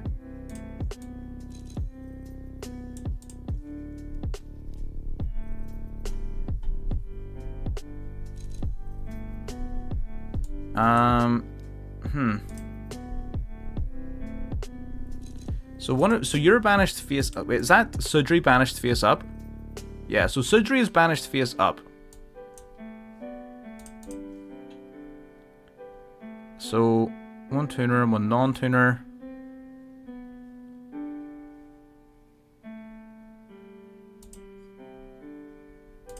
Yeah, I've been hit with that on stream before. It's terrifying. Okay, so I guess we just go Vata still. Yeah. Twin Shadows is neat, but it's not going to win me this game here. We're going to go Vata. Vata.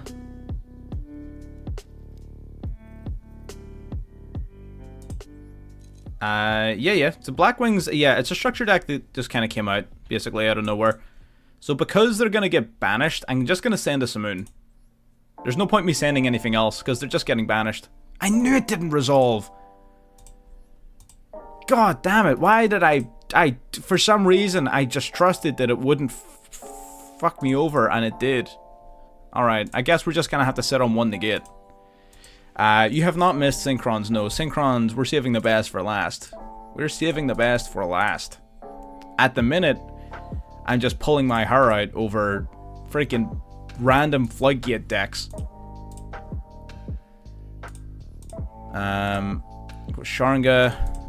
We got 2 options. We could do Abyss or full armor. To be honest, full armor is just better. I was gonna go Abyss, which is why I summoned out the Orochi, but then Abyss by itself is probably not gonna be enough. Almost certainly not gonna be enough. So, man, I can't believe I knew Vata wasn't gonna resolve, but you know what? We did it for science. What does this deck do?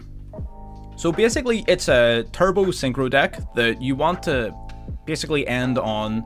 You want to summon out a few different copies of this, right? So the Blackwinged Assault Dragon, this guy is like a mini Masquerade. So whenever your opponent activates a monster effect, they take 700 damage. You can very, very easily summon out 2 or more of this. I will be playing Synchrons, yeah. I will be playing Synchrons as the 3rd deck, yeah. So you want to summon multiple copies of this, and then possibly your Blackwing Full Armor Master, which is just an unaffected 3k beater. So it's pretty straightforward. It has a bunch of other little plays it can do here and there, some versatility when it comes to synchro monsters, but your main plays are pretty much put out as many Assault Dragons as you can, and if possible, go for an Armor Master. Yeah, they don't really have an out. Unless Unexplored Winds outs him? Does it? Does Unexplored Winds out the Armor Master? I can't remember if it does. I think it might. I think Unexplored Winds might be his only out to the Armor Master.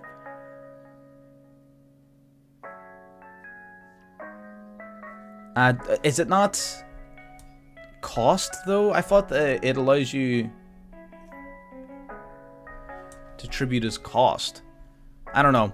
I guess if he plays it, we'll see. If he plays it, we'll see. We'll not worry about it until it happens. Is it doing good against meta decks? I mean, it's doing decently, yeah. It's pretty good against the likes of Tearlament because they activate so many monster effects. The Assault Dragon burns them down really quickly. They don't struggle too much with the Armor Master, but there's a few other interactions, like Chinook here. This is normally a hand trap. This normally will negate an opponent's monster, but it needs to send something from the extra deck to the graveyard, so because we're under Shifter, it's not going to work, but in virtually every other circumstance it works. So Chinook is normally a pretty good hand trap for this deck as well. So if he has something to tribute summon, then we'll find out whether or not this is actually useful. Banishes Shifter from grave. He doesn't have another Shifter, does he? There's no way. Oh, there you go. Unexplored Winds does not out the Full Armor Master. There you go. Unexplored Winds does not out the Armor Master. Now we know. Now we know.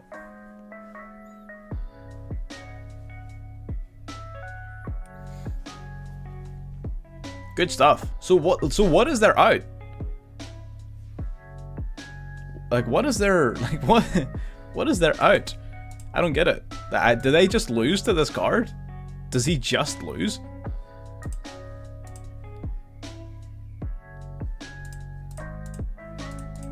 There's no point in me doing Chinook yet. I guess we just beat his ass, right?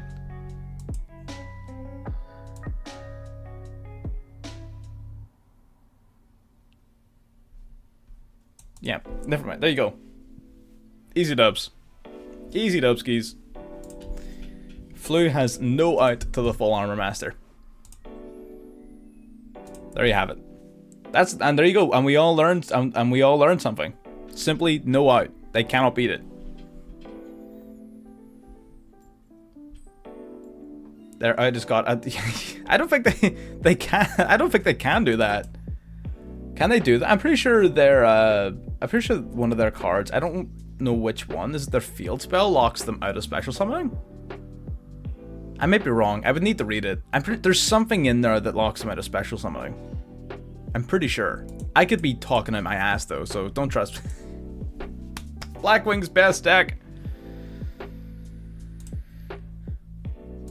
Blackwing's best deck. What the hell was he playing? What the hell was he playing? Oh my god. Jesus. Jesus, get that filth off my screen. Who the fuck logs in the Master Duel and decides they're gonna play that shit? God damn.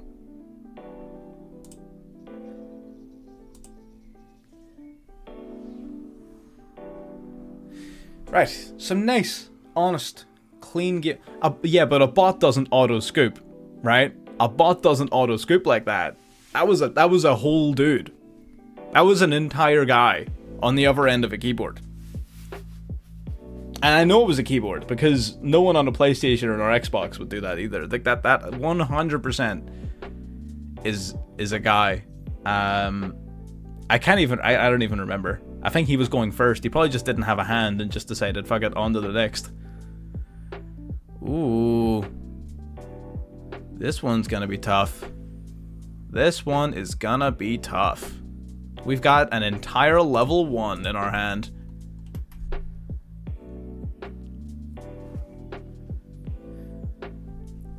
Let's see. Sprite starter. He does have the sheesh, yeah. The sheesh is under his gigantic.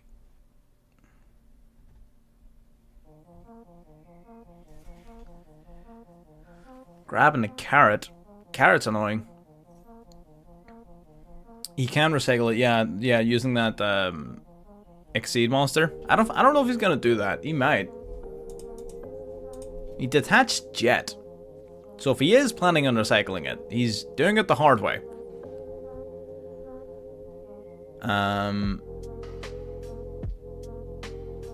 Toad. I thought it was he's got a Royal Elf? What an absolute... I mean, I can't even be angry. This is a good card. That's a pretty damn good Royal card to have. Till it gets banned. Yeah, I didn't think he was going for it, to be honest. He didn't give me that vibe. I guess he could have a second one. That is possible. That is definitely possible. But you know what? We're just gonna pretend like it's not and move on with our lives. Yeah, that sounds like a plan to me. Let's just do that. Alright, there is the Totem of Ronin. Gonna keep comboing. Going into Melfi. Okay, Melfi makes sense. Melfi does make sense. This is, it's gonna be tough. This is gonna be hella tough. I'm not gonna lie. This is gonna be a tough one to out. Melfi Caddy summoning itself out during the end of their turn. Alright. Sudri is a good top deck. Okay, so we're gonna go big old pot. We're gonna go pot for 3. Bang, bang, and bang. Banish 3. He might carrot this. He does not carrot this. Simoon. Simoon is a hell of a top deck. Nice. Now, do we small world? We could small world our way into an Ash Blossom.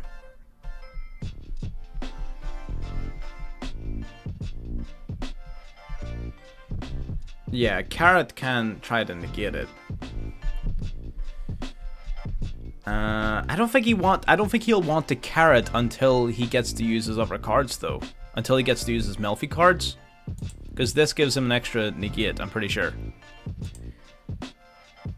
Yeah, I feel like small roll just to get him, because he doesn't want to use this until after he's resolved the effect of Melfi of the Forest. I mean, it's still worth it to do it. Like, the correct play is to tribute this off.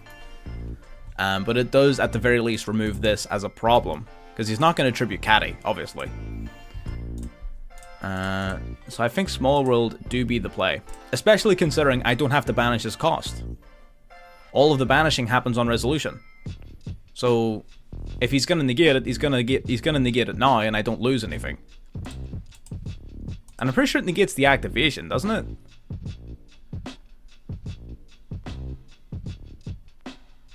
Hang on. Negate that effect. It doesn't. It negates the effect. Okay. So that's fine. Gonna banish Orochi.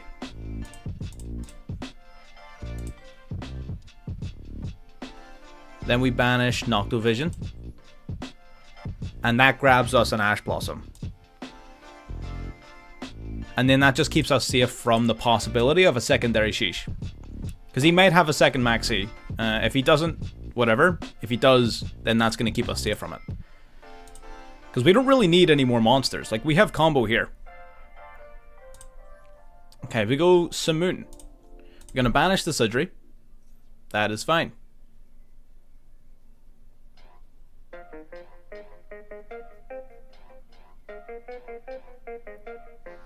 He's going to go Elf.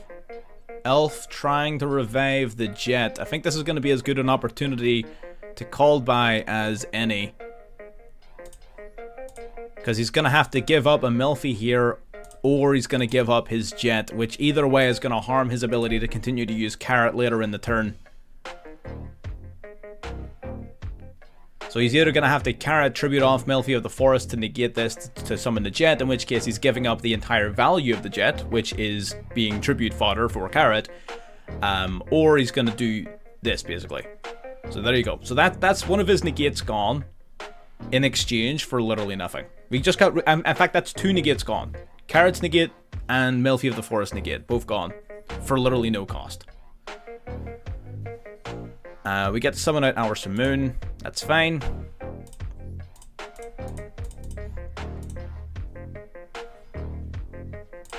Black Whirlwind activates. Black Whirlwind will basically grab us a Sidri, because we just banished one, so we're just going to grab another one, basically. He does still have IP, yes, but I can almost guarantee you he's going to use that IP to go into a Avramax.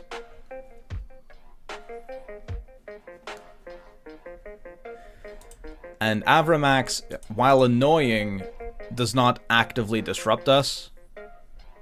And I can try to think of another way of outing it. Doesn't Draco Berserker of the Tenyi out it? Or does this not activate in damage calc? It might not activate in damage calculation. And we're gonna add Sidri to hand. That's fine. So I would imagine he's gonna try to bring out. He could go for. That is true. He could do that. He could. That is very true. I always forget about that as an option, to be fair. He's not going to go Penny yet, which is interesting. That tells me he's probably not trying to go for... That tells me he's probably not trying to go for Herald. He's probably going to go for the Merry Melfies to bounce. He probably just doesn't have a good bounce target in his own head yet. So he's probably going to hold off on that until he has a bounce target. Can I get game on board? Probably not past an Avramax, if I'm being honest. I can try to sneak game past him with a Sharnga. So I could try to sneak it past him. And that's probably what I'm going to try doing. But it's going to be a little tough. So what I need to do is I need to set this up in a pretty effective way. I kind of need Chinook for this to work, if I'm being honest. Shamal would be great, but I kind of need Chinook. Shamal would be perfect. I kind of need this. No, it's once per battle. Avramax will boost itself up every battle.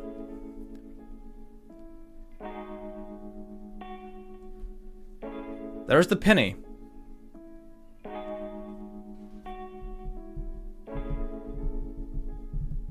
Okay. What's he gonna... Is he gonna go Herald after all? He is gonna go Herald after all. Yeah, it was a weird... It would have been a weird time for the Merry Melfies to come around. Would have been a weird time indeed.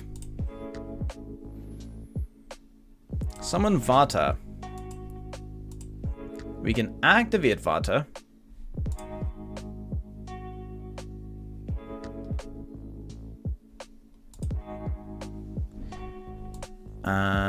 Any monster sent from the hand or main deck to the graveyard. Okay, so we did it now so that we specifically so that we cannot use Vata. All right, that makes sense. Makes sense. I'm with you. Oh, I'm with you, bud. Oh, I'm with you. But that's fine. That actually puts us in a winning position. So it does. That actually does put us in a winning position.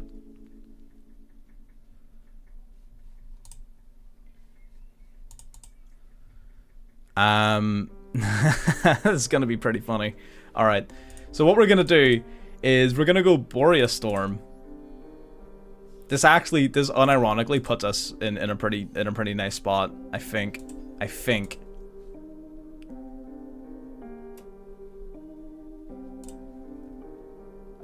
We're gonna activate this. I don't think my level will modulate. If it does, great. If it doesn't, it doesn't. I'm gonna send a level 4 just to test it.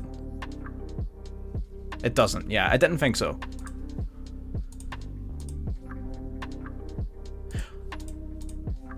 Oh no.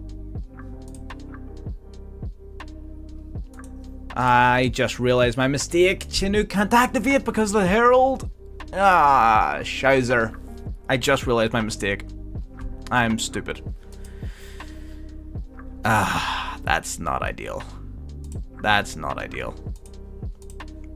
I just realized my mistake. My plan was to Chinook the friggin' IP, sending a card from, sending a Blackwing Dragon, so then we could tune it off. Yeah. All right. I see. God damn it, man.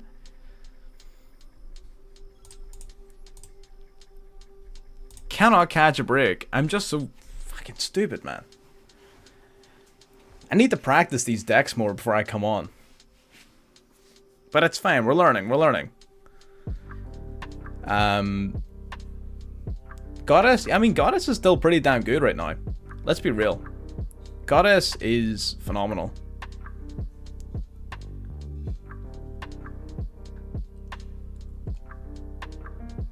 In my head, I thought that Chinook would work because it sends from the extra deck to the graveyard. And yes, that would absolutely work. But the problem is, itself still needs to go to the graveyard, and I overlooked that small detail. Oh my god, I don't know how to read. Well, listen, it's an interaction that we're aware of now.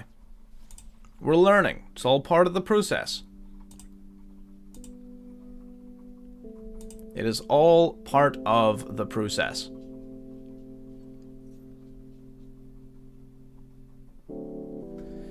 Bringing out the blue. Is there like any there's no feasible way I survive this turn. Yeah, there's no feasible way I survive this turn. Fair enough, fair enough, fair enough. Listen, we made a mistake. 100% on me. Now we know.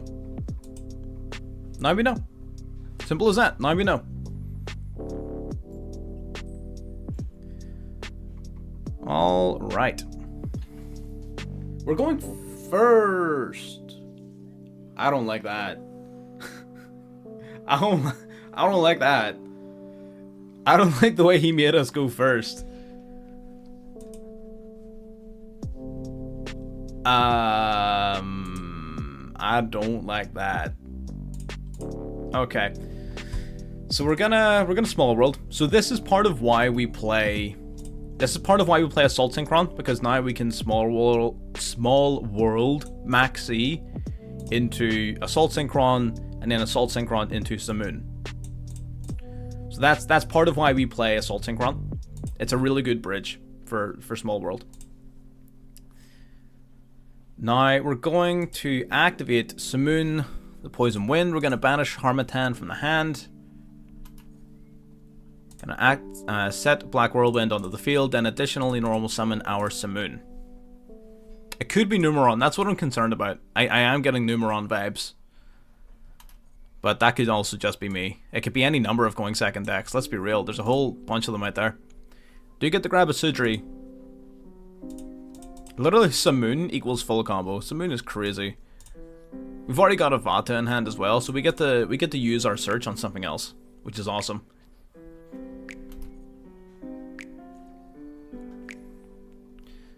Okay, so what do we search for? We can grab a Chinook. Yeah, let's do that. Let's grab a Chinook. Chinook and Shamal.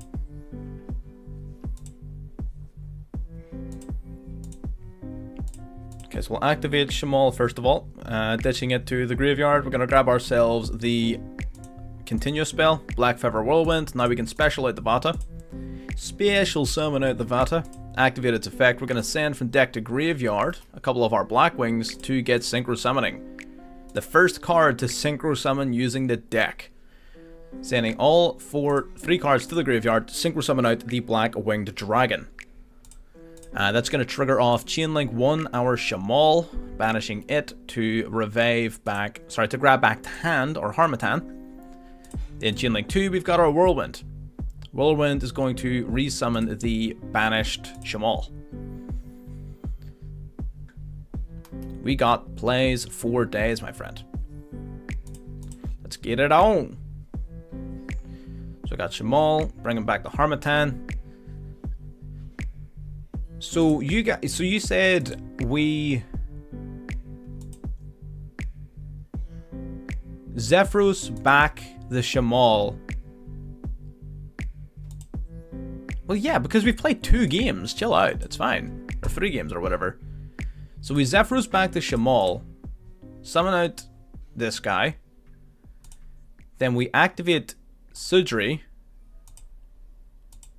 Sudri, tribute itself, whatever. Gives us a token. That's fine.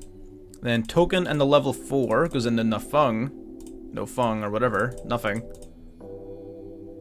Into this lad. There we go. Then he gives us an extra normal summon as well as a little bit of burn damage.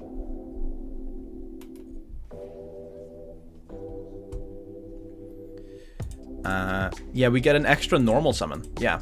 And then that's going to trigger off our Black Whirlwind yet again, searching for anything with 1600 or less attack points. Okay, I see the value there. That's pretty nice.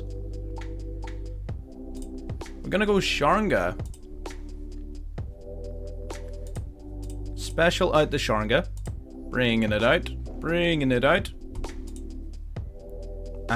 We do want to go Boreas Storm before anything else. So we're going to go Harmattan, boost up the Harmattan by Sharnga's level. But boost up by 2. That means we got a 4 and a 2. That gives us our Boreas Storm. God damn, this deck combos for days. It is incredible. Boreas Storm, get milling. Gonna mill a... God, we can mill a bunch of different cards. What do we want in our graveyard? What do we want to tune this with, more importantly? And we wouldn't mind it being a level 4. We wouldn't mind it being a level 4. I think probably sending a Shamal is fine. Or a 2. A 2 is probably better. Yeah, let's just stick to 2. We'll drop Chinook. That's fine. We'll make it a 2. How you going, my friend? Welcome to the stream. So we Synchro Summon 1 of our Black Winged Assault Dragons. There's number 1.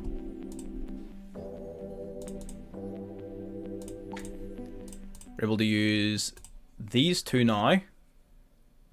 No, we'll use these 2 to go into the Blackwing Full Armor Master.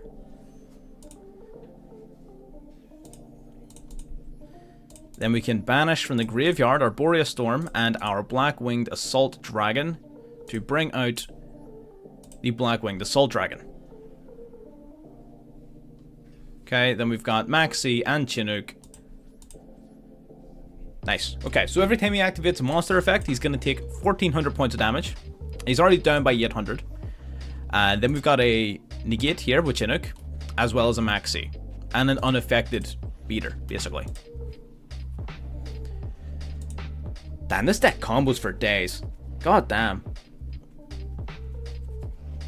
But here, it works out. It all worked out. There you go. And there you have it. And there you have it. Man's just decided he couldn't play the game.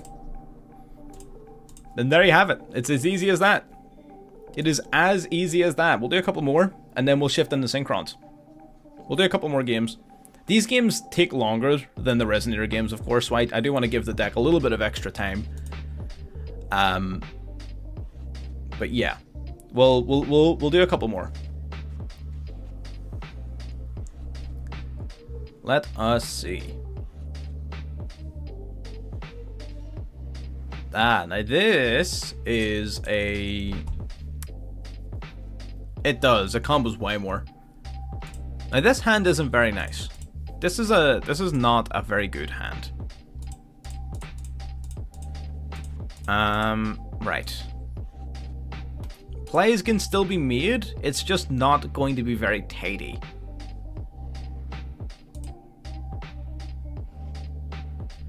Yeah. Okay. So what we need to do here is we're going to normal summon the Sharinga. We're going to special out Vata.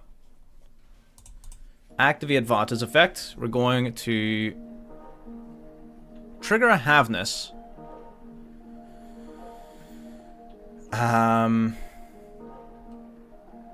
Triggering a Havness.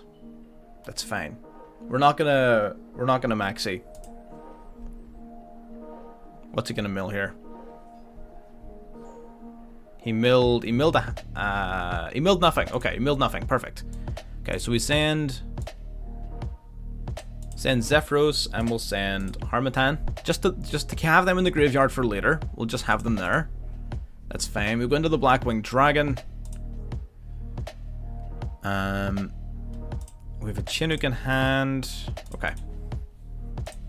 So we're gonna chill on the full Armor Master this game, and we're gonna sit on the fact that we have 3 other main interruptions. So Chinook is a monster negate. So it is. So this will negate a monster effect. Then Max C, of course, is Max C, and we also have Sharinga in graveyard, which as a quick play effect can target a card our opponent controls and destroy it. So if they activate something like the field spell or something else that's problematic, we can quickly chain and destroy.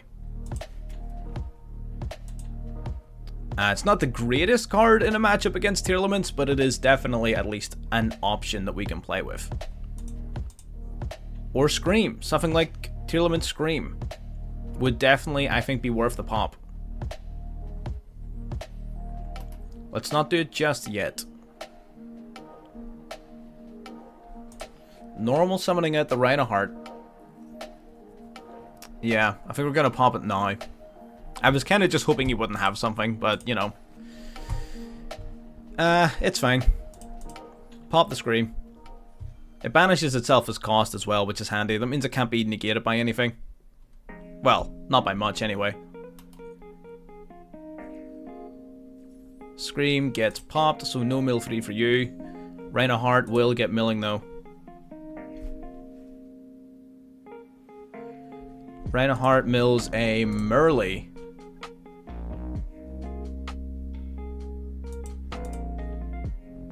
Alrighty.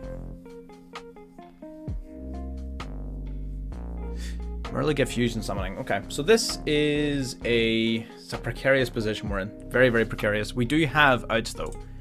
We're not in the worst possible position. We are going to maxi, of course. We are going to maxi. That is fine. Maxi is fine. We're going to draw some cards, and then we're going to Chinook the Kit Kalos when it comes out. We're going to Chinook the Kit Kalos, and from there we should be chilling. Realistically, we should just be chilling after that. Does Chinook negate until the end of the turn, or is it just negated? Negated. Until the end of the turn. Alright, okay. Okay, shuffle 2 back. Going into the Kit, I would imagine. Yep. Drawing in the Bora. Okay. Bora could help us put some damage on board. We're going to go Chinook here. Another useful thing about Chinook is not only is it a negate, it also reduces their attack points and sends a Synchro monster from your extra deck to the graveyard. So we get to drop our Borea Storm to the grave. And that means next turn we have a free Assault Dragon in our graveyard. And if he doesn't get rid of this Kikalos, I'm stealing it. An in-archetype Veiler that sets up your follow-up. It's incredible. Chinook is incredible. Chinook's really freaking good. It's really good. We're gonna draw Simoon. Oh, we're simply the best at the video game. Gonna activate the Full Armor Master. Gonna yoink your kit. You can't negate me. I'm gonna yoink your kit. It's mine. You can't do anything about that. You can't crime this. You can't Sulic it. You can't do nothing. I'm taking your kit. It's as simple as that, my friend. It's coming with me. Gonna activate this guy. No. Oh, wait. Oh, I can't use your effect if I control a monster. Oh, that's unfortunate.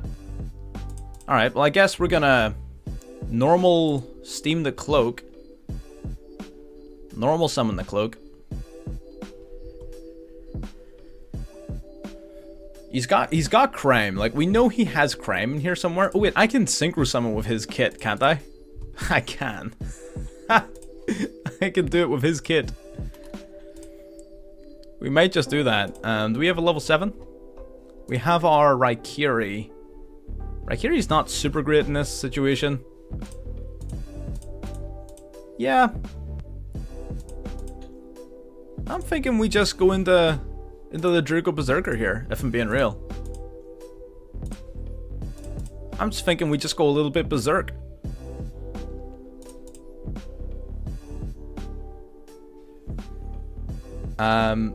And the thing is, like, 99% of what you're seeing here is in the structure deck that they provide, and then they give this guy out as a mission reward for free. Like, 99% of what I'm playing is out of a structure deck. In fact, I think all of what I have played so far is out of a structure deck. So, like, this deck is ridiculously free-to-play friendly. It is stupidly free-to-play friendly. Oh, what? That's right. We can go steam the cloak, tribute the token, bring him back, then go Bora into Raikiri as well. I forgot about that. That's right. I forgot. Steam was banned at one point, and this is why. I forgot about that. What else have I got in my graveyard? Zephyros. Zephyros. Special out to Bora. See, Bora's special summon is not once per turn, so I can bounce him back with Zephyros. Yeah, he's limited to 1, but he was banned.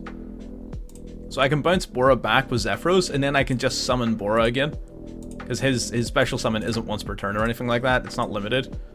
So it just lets me go and do another one. And this is where, usually if you're playing like the Exceed package and stuff, it gets a little bit crazy.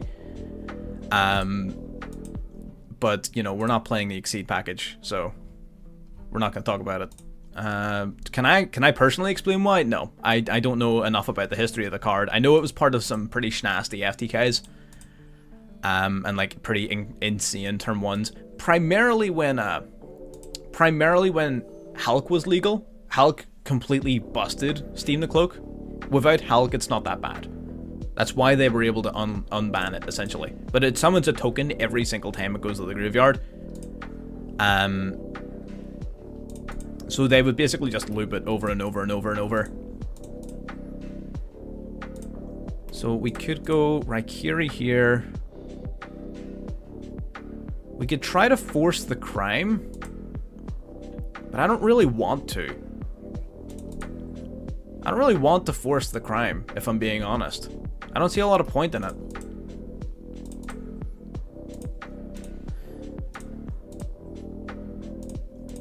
Yeah, let's just do this. I'm gonna bring out the Black-Winged Assault Dragon. And I feel like we can just sort of push for some big damage here. Some big deeps. Into the battle phase. Swing with Draco. There's Sulic. Yeah, I sort of figured he was going to use this card eventually.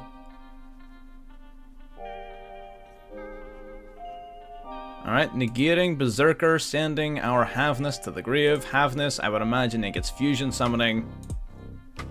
You're now negated, so even if I activate you, it's not going to do anything. I'll do it anyway, just for intimidation. But, that's totally fine.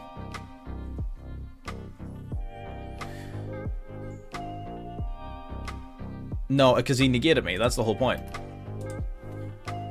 He negated me off of Sulik, that's what he's doing. It doesn't matter. He's gonna summon out like what, Rulkalos? Yeah, I think that's exactly what I'm like. He summons out Rulkalos, and then I just crash and attack for game anyway. It literally doesn't matter. He had no way of beating us there. Even if he summoned Kaleidoheart, like what's he gonna do? He can target one of my big beaters, then I just crash the other one and still swing for game. Like it's not. He couldn't have stopped me. It was just that easy. 'Twas just that easy.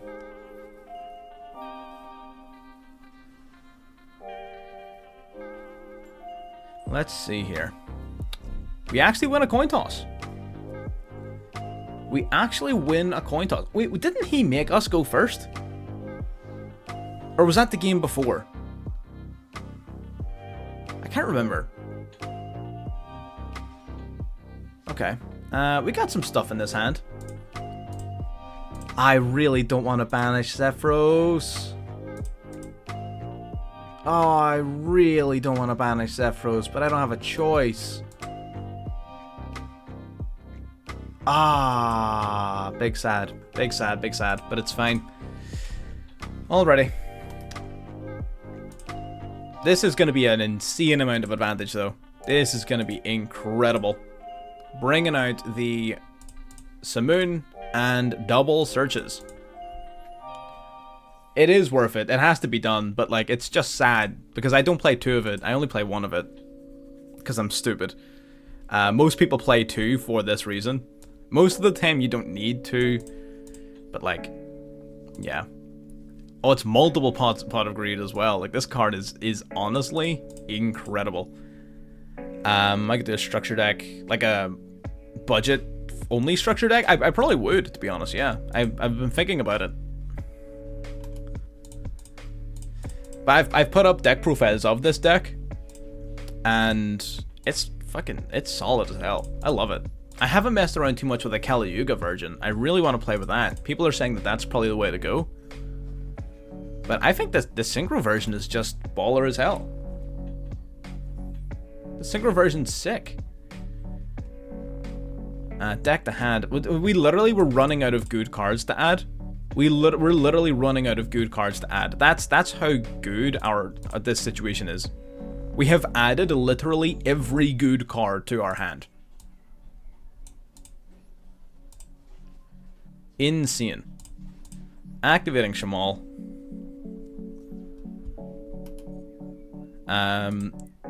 Going for Whirlwind here. Specialing out the Vata. Like, I don't even fully know or understand this deck. If a dumbass like me can pilot this deck, then anybody can. Right? Like this, like if I can do it, it's not that tough. Nib protection? Why, what's nib protection? Is there Nibiru protection? What the hell? What you mean, boy? What do you mean? I guess we grab the Harmattan back to hand, yeah. Then this will resummon our banished Sham. Oh, this can resummon Zephyros. Zephyros. Yeah, but what's the nib protection? That's not what, like, that's what I'm asking. Like, what is the protection against nib? We get back our Zephyros. Nice. It means we do have to give up our Shamal for the turn, but honestly, it normally feels like it's getting in the way more than anything else. I'm gonna be real, I'm not too annoyed about not having it. I'm not broken up about it. We're gonna go Sudri. Gonna Sudri tribute Le Zephyros. No, I don't think there is nib protection. I feel like if you're gonna get Nibiru'd, you're just gonna get Nibiru'd. Maybe, I don't know if Berserker stops, I don't know if this guy stops nib. He might. Because technically Nibiru is in the same location upon the successful paying of cost as he is at activation. So, I mean, he might stop it, but I don't know. Salaman token. I don't know what that means. Is that a reference to something? But we're definitely playing tokens. Oh, he's got something. Okay, right, so he still tributes everything? But, okay, right, I get you. Alright, I'm with you. So the effect still resolves. Okay. That's fair. Let's see. Send to graveyard. We need to send to level 2.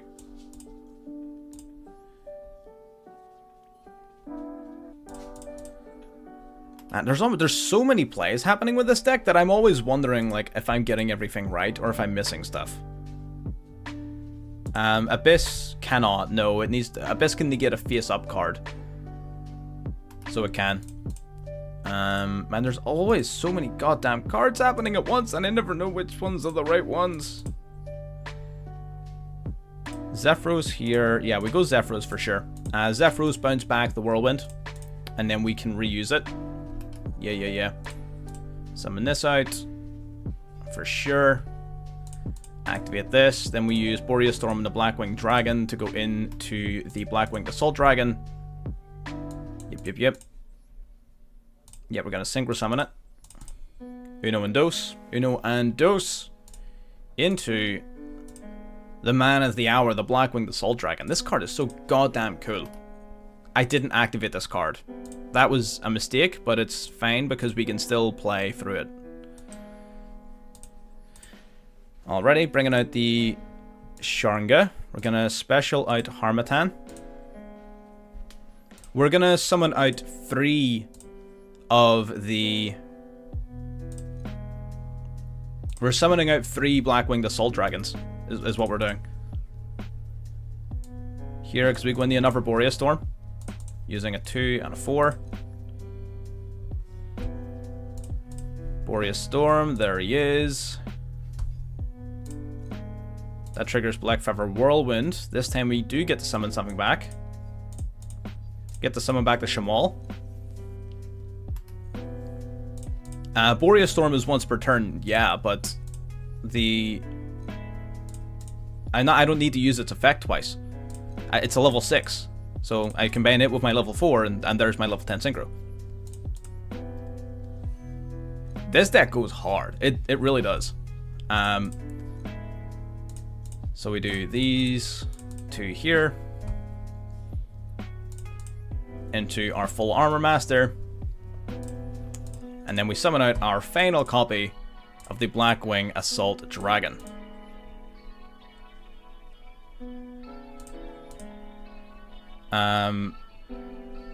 Which card are you talking about? This guy? Oh, this guy burns them for 700 every time they activate a monster effect.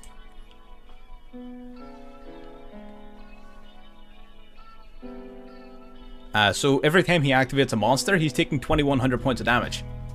Like, he activates a monster effect, he's taking 2100 points of damage. He also, so whenever they do activate a monster effect, he gets a black feather counter, and if needed, he can remove 4 black feather counters from himself to nuke the board. And he can also utilize this card. This card can protect a card on my field from being destroyed by removing one of those counters. So it has built-in protection. So long as you have this card face up, it's a board wipe whenever you want it, and it's of course the taxes as well. So you know, what do? What do?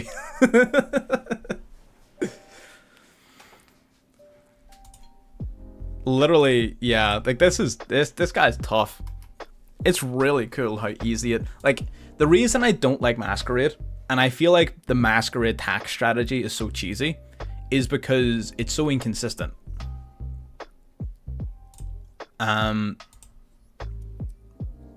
This, however, I thought that was Grief he was activating. I don't know why I used Maxi there. This, however, is much, much easier to operate. So it is, because you can, basically by summoning one, you're almost guaranteed then to have the materials for the second. So you will always have at least 2, which I think is so much more consistent than trying to force out 2 Masquerades, if that makes sense. That's why I don't like Masquerade Burn, but I think this is definitely very good. Just because it sort of leads into summoning multiple copies. Yeah, they can absolutely easily set up 2 Masquerades, but usually at the cost of something else. Usually they have to give up something else. Like things like tier limits here, tier limits don't have a chance. These guys resolve chain link 9 chains for breakfast. They can. They can activate 3 monsters.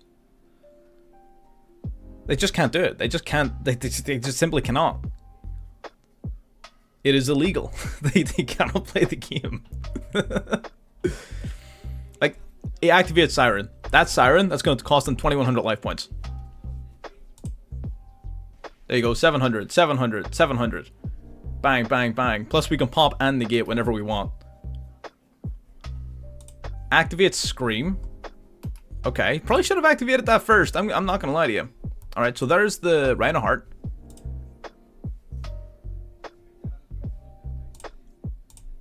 Activating Sharnga.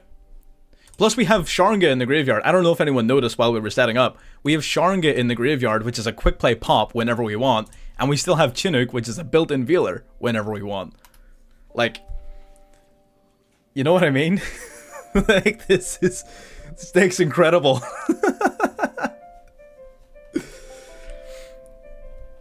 Oh my god. Like, what are you gonna do? What do? Like, what are you gonna do? It's so funny. He can't possibly play the game. Baguska, alright. Alright, then we just negate it off of this. Like, it doesn't matter, I'll just negate it. Like, into my turn, I just negate it, switch all my shit back to the attack position and win the game. Like, it doesn't, he literally can't do anything. It's so stupid.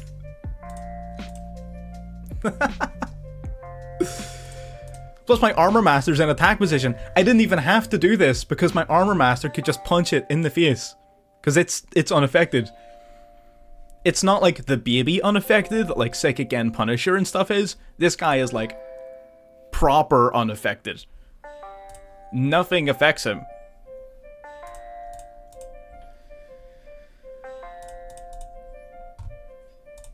Oh yeah, I know. It wouldn't be game over, but like, it basically would, right? Like, what's he gonna do to win? I probably shouldn't have sent this card, actually, because I could have summoned it off of Vata, but, you know, whatever. Whatever.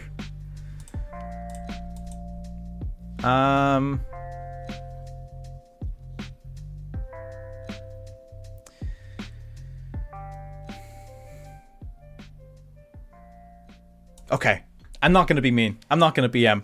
It's fine. I'm not gonna BM. I was gonna pass turn. I was just gonna pass turn. Just to be mean, but that's not me.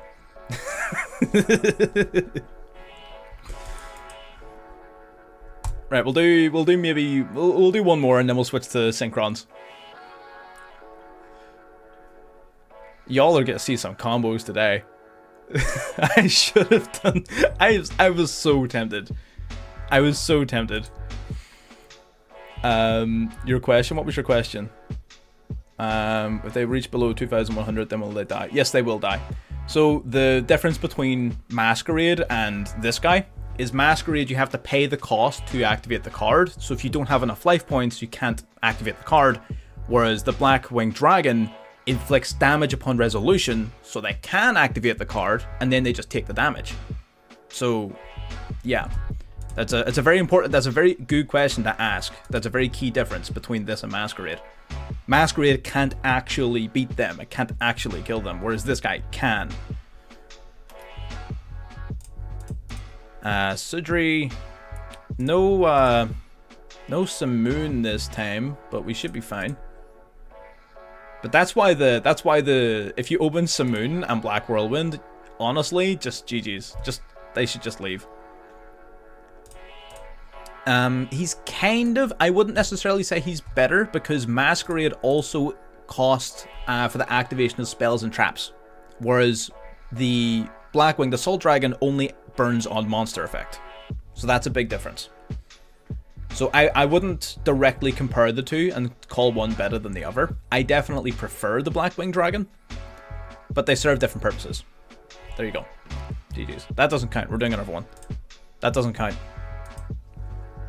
Look at this. Like, we're literally not even trying. We're actually playing a watered down version of this. We could have an even better extra deck. We're playing it like this for the sake of being thematically accurate, and we're still getting promoted through Diamond. Like, you know what I mean? It's like, I don't know what to tell you. I love it. I think this deck's great. I really do. I think it's super underrated. It's pretty funny. The only thing is, it's like, I know every deck, to an extent, is susceptible to Saki cards like Droplet or Dark Ruler No More, whatever it is. This deck is especially vulnerable to those types of cards, more so than even most. So that is something to consider. It can be sacked pretty easily, but if you're playing into most modern matchups, most things on the tier list, it has a massive, massive advantage. So that is just something worth considering. This isn't a phenomenal hand, but it's definitely not useless. We can go, we're going to activate our Whirlwind. We have Shamal and Whirlwind in hand, which is not a great combination, if I'm being real with you. Don't really like to see that. We can go Shamal plus Bora into the Blackwing Dragon. That doesn't really get us very much, though.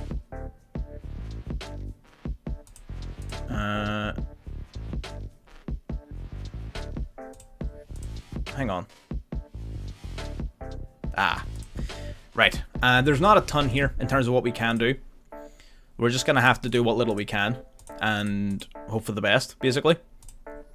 So in situations where you don't have Sudri, you don't have Black Whirlwind, and you don't have Simoon, sometimes it's not the greatest. So those are the hands you need to look out for. The Black-Winged Dragon. I feel like we summon Black-Winged Dragon and chill. I feel like that's the play, if I'm being real. I would say that this is probably the play. So I got a Blackwing Engrave, special summon it, or add it one to hand. Okay, so we will banish Shamal. Target Bora, that's fine. And then Black Whirlwind will target the banished Shamal to resummon it. And then that means our Bora can special summon itself yet again. So Shamal comes back, that's fine. Bora comes back, that's also fine. Bora can special summon itself to the field. Then we can use these two to go into the Draco. So that's a little bit of interruption, plus we have some protection. So the Black Feather counter that's on the Black-Winged Dragon, that can be detached from the Black-Winged Dragon in order for Black Feather Whirlwind to protect our field. It's not just the Assault Dragon that has those tokens. The original dragon also gets them, it just does it through different means. So we have a layer of protection from destruction here, and we also have the Draco Berserker, which is a little bit of interruption, as well as, of course, having our Chinook as a built-in Veiler. So we're not, like, dead on the water, but it's definitely one of our weaker hands. Never mind. I mean, honestly, if that was gonna happen, it was probably one of the better fields for it to happen too. Okay. Sometimes it just do be like that, you know? I mean, our opponent better have some heat set face down there, otherwise they're gonna have to take this hit. Shit gonna hurt. It's gonna hurt. Can we do anything with this, really? Not really. We'll summon Steam the Cloak. We can special Orochi, but it doesn't do anything. So there's no real point. We'll just summon Steam the Cloak and we'll just get swinging.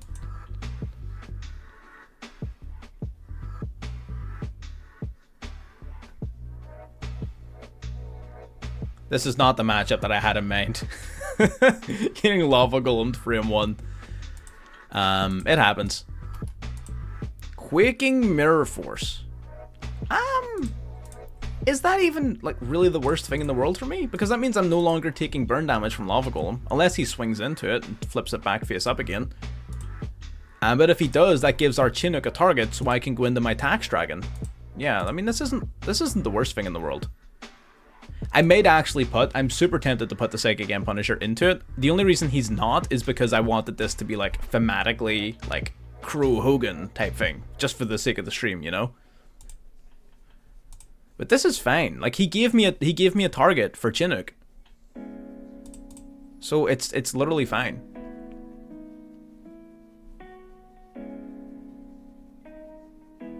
I don't think he can activate the effect of the puppy here, because it's only if I summon or target it for an attack. I pitch Boreas Storm to the grave. He's now negated. And I can summon my Tax Dragon. Yeah, there you go. Melfies hate this card. They hate this card. Oh, they do not like this card.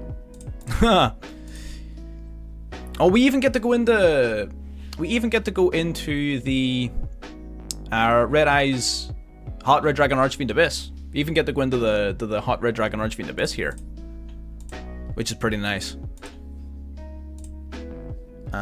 We get to banish this to add a Blackwing back to hand. We get to recycle our Chinook to use it again later.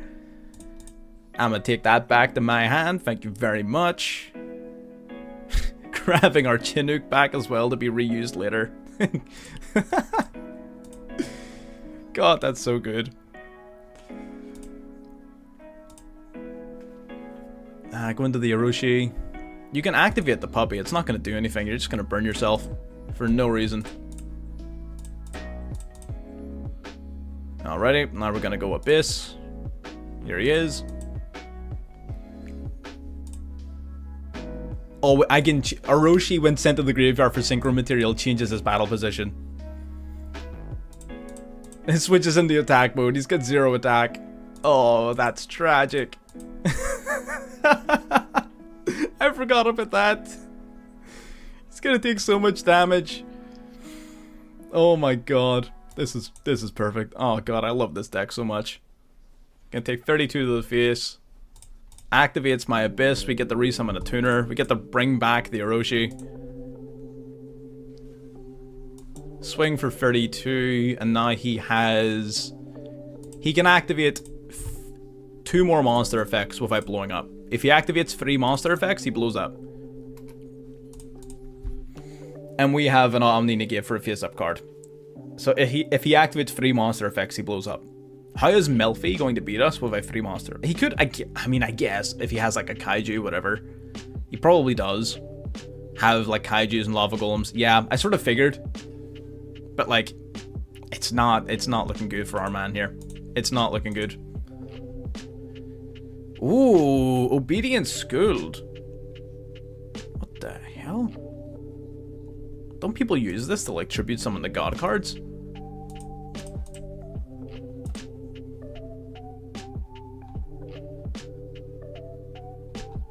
Man, that card is insane. This card is incredible. What do you mean? Just give him the Joyous Melfies for free. Into the battle phase. If he was smart, he would have attacked the Lava Golem. Just to flip it face up, so I would start taking 2k every standby phase. Obedient School is actually not new. That's a really old card that people have used for quite a while now.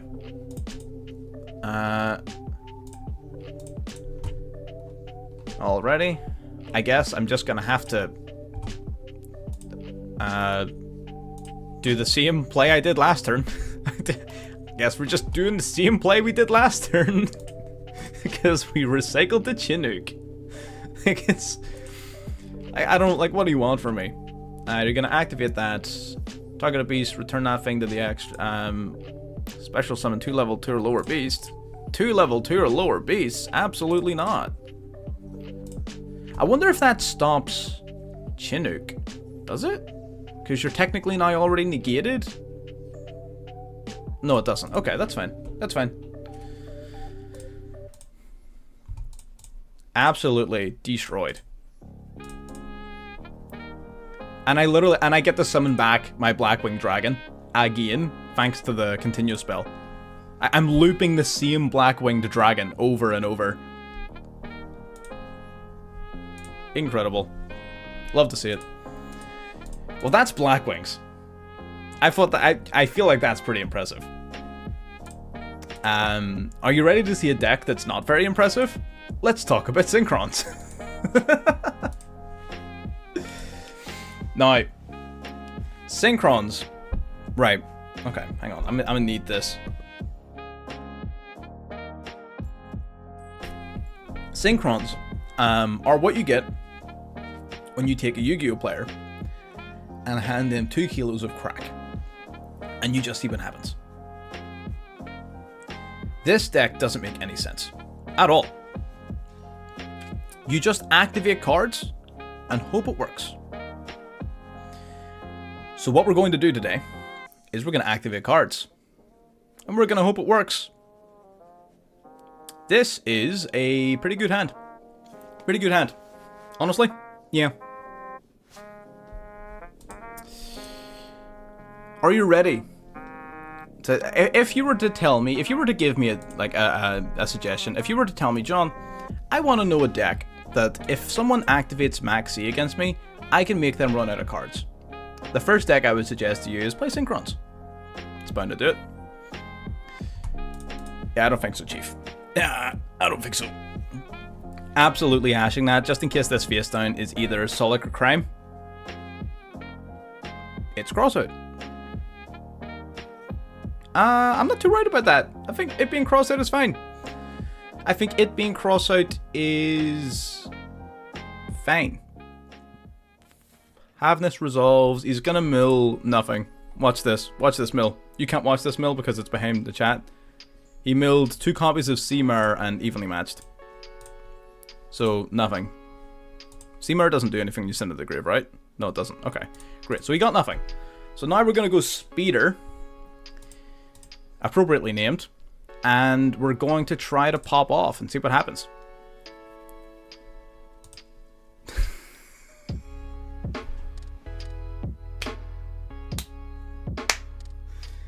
And that is what happens when your opponent realizes that you're playing Synchrons and they can't interrupt you. Most people just move on. Most people just give up because they're not winning. It is not happening. Most people understand that if they cannot stop Speeder, they have lost the game. All you need to do is resolve Junk Speeder and you win the game. That's it. It's that easy. Let's see if we can do it. Ugh. We're simply going to mill a level 2 off of tuning. I'm simply going to mill a level 2. I don't understand why y'all are so concerned. I'm literally just going to mill a level 2. It's that simple. See? Why were you even worried? Why were you even worried? Normal Junk Synchron. We're going to grab back the Junk Converter that I so strategically placed in my graveyard. We're going to summon Junk Speeder. And we're going to get gaming. Out he comes. Now, anyone who's seen Synchrons played on YouTube before has seen versions of it played where they go like hyper balls to the wall maximum combo. But like that is also super vulnerable to interruption. So we're going to play it slightly differently, which is going to result in a lower ceiling, but it's going to be a lot safer to set up. That's typically how I rather and prefer playing it. So we're going to go Junk Synchron here. Junk Speeder, then we get to go Uno, Dos, Tres, and Quattro. You're not wrong. It is absolutely the cowardly move, but you know what? It's also the winning move. So call me a coward all you want when I'm taking these dubs. You can call me a coward for in second place while I'm holding up the trophy. That's up to you, Chief. I can't stop you. You do you. We're gonna go...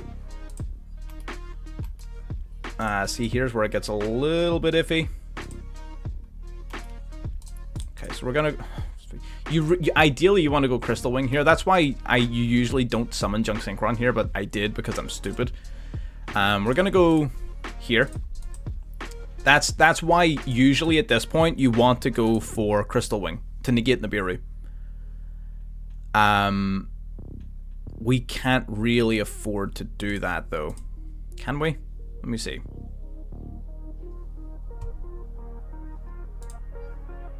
If I do that, then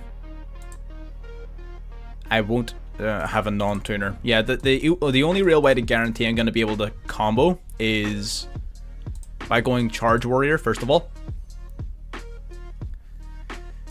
Charge Warrior, draw 1. Doppel Warrior is a hell of a draw. That is a hell of a draw. That's actually amazing. Now you go Raven Light.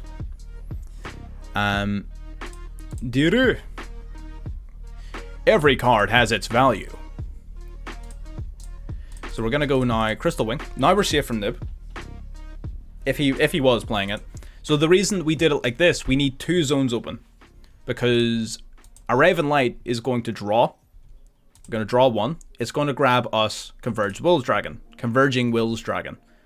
This is actually where part of where I got the idea of the name of the channel from, because this is the deck, the first deck I built getting into the TCG again. Converging Will's Dragon comes out. Then, because I control a level 8 or higher Dragon Synchro, I get to bring with it an Omni Dragon Brotar from the deck. So Brotar is going to let us discard a card to target a card in the field to basically grab from our deck a monster that matches either its type or attribute. So we can grab... We can drop the Jet, I guess.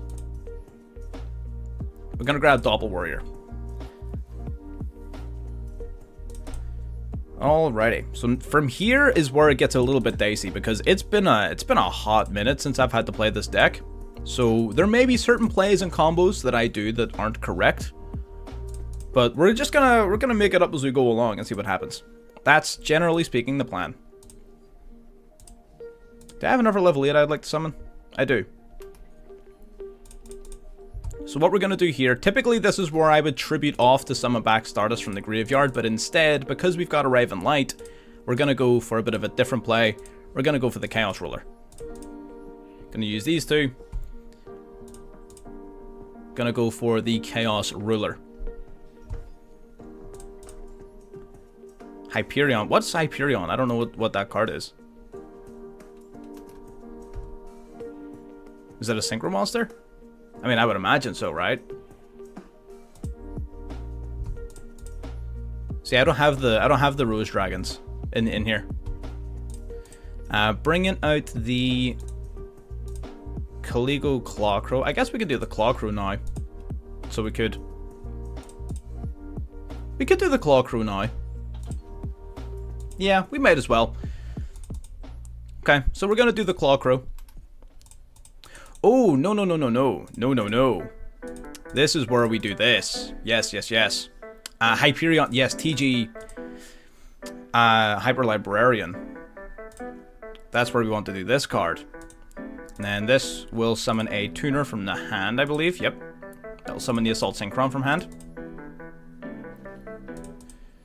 Already. Then we can go Baron using these two.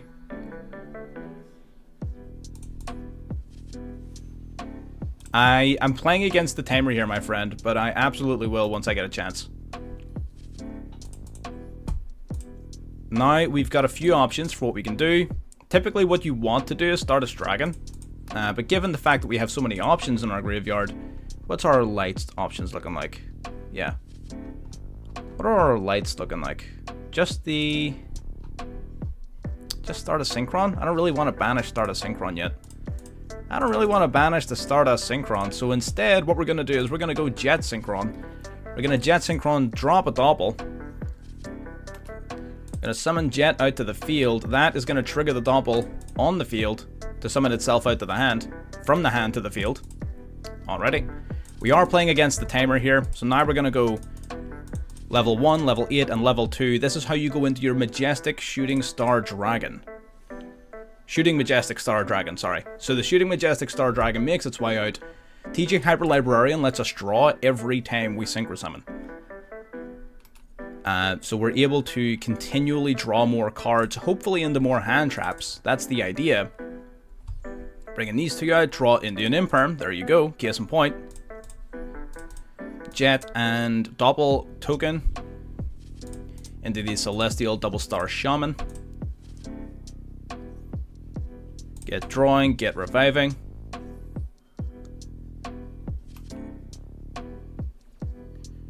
Alrighty. I'm like really not, I'm panicking a little bit. I completely forget how to play this deck. I'm gonna be real. I'm gonna keep it a $150 with you. I have no idea what I'm doing. It's been a while since I played this. We're gonna go tuning here. Tuning grabbing us a Stardust Synchron. Why not?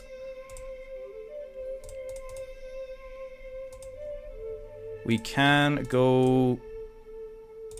So we go these three into Axel Synchron. The reason we do all three is because we want to make sure Doppel Warrior goes to the graveyard while we have 2 zones open.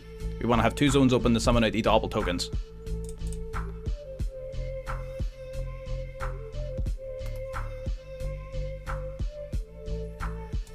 Uno and dos. Draw 1. Awesome. Oh, we drew our last freaking tuner. That's really unfortunate. Ah, crap. Alright. We drew the last tuner. Our plan was to modulate the level of our XL Synchron, but apparently that's not going to be happening this time. Alright, fair enough. Let's go for... yeah, let's just go for the Garden Rose Maiden. Let's just chill on a few negates here. Got Crystal Wing. Not the smoothest one, but we're introducing a lot of things to ourselves here. Definitely not the smoothest go-round, but we will simply need to get it right next turn instead. Yeah, that's fine. Okay, that's fine.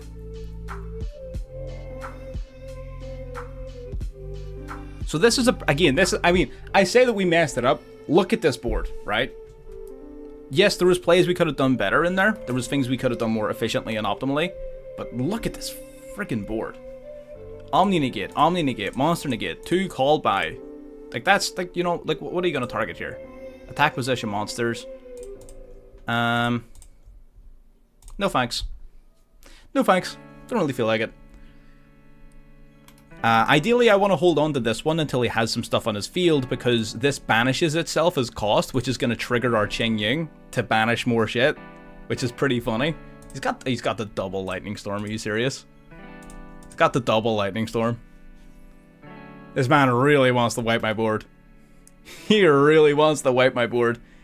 See how smart it was? That's why, again, for anyone who wasn't paying, who was wondering why we Braum popped, that's why. Are your effects? Hang on. Okay. It doesn't matter. We negate it again. Assault Synchron brings it back, and it's not named once per turn. It's once per turn per card. So this guy has his negate again, and we get to draw 1. Like he's back. He's yeah, that's the interaction. That was the whole idea of the card, yeah. Damn. Anyway. How mad would you be to get double Lightning Storm stopped and your normal? Oh my god. Oh my god. This That was criminal. What you're seeing is like, this is what I did at the start of my Master Duel career. This shit is insane. I would be mad too. Could you imagine going second, thinking to yourself, alright, double Lightning Storm, we're set. Just for that bullshit to happen? I had more interruptions than he had cards. I would be fuming. God damn. God damn. And to be fair, it all only happened because I happened to mill a converter off of the junk sync off the tuning. If I didn't mill the junk converter off the tuning, none of that would have happened. Oh fuck, that was great. Right, grab you. We'll grab the little junk synchron. Activate the converter. Please ash this. Actually, don't ash this. I need you to not ash this. That would be very detrimental. Okay, thanks. Big preach. Appreciate it, Chief. All skill. 100%. It was all part of my plan. Like I said at the time, I strategically put it in my graveyard as a 1 in 40 mil. You know? It's all part of the plan. Yes, it is very, very... That's what I was saying at the beginning. Like, this deck is very much a case of, if I resolve Speeder, you lose. If you negate Speeder, then I lose. That's how it works. Those are the rules. I didn't make them up. Those are just the rules. We got called by for this, so I really don't... He milled double Scream, which, like, is not terrible for me.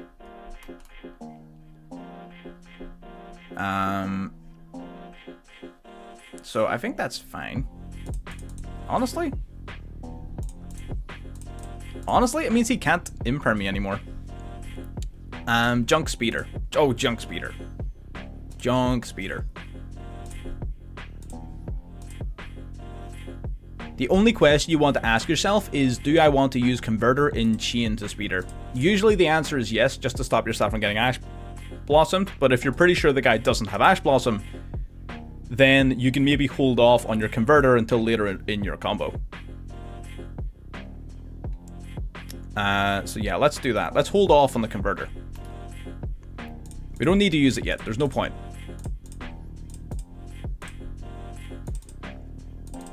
Okay, summon 4. Because now we don't need to go into the Charge Warrior this time. Now we can just go straight into Crystal Wing.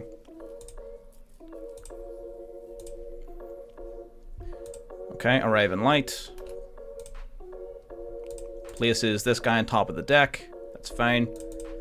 Now we will Synchro Summon into the Crystal Wing Synchro Dragon.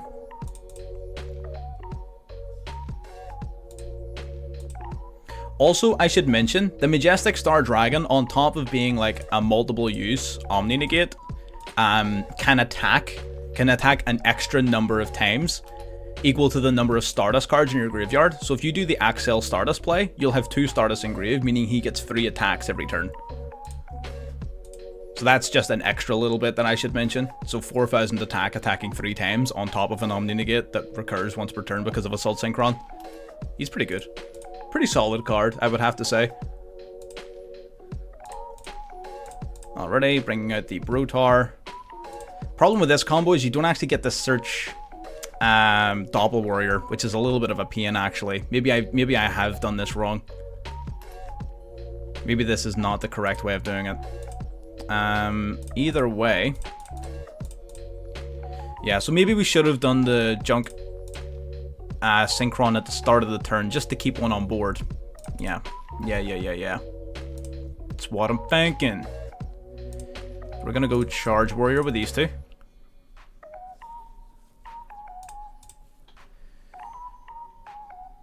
We could have done TG, but I wanted to tribute it off. TG would have been fine, but there's not... If I went TG, I wouldn't have been able to Synchro Summon anymore, so it would have just been dead, basically. Wait, can I Small World my way in the Doppel Warrior? Oh my god, what a draw. I'm pretty sure I can Small World my way in the Doppel Warrior, right? Ah, I can't. You're both dark. Ah. Unfortunate. Unfortunate. What can I get off of you guys?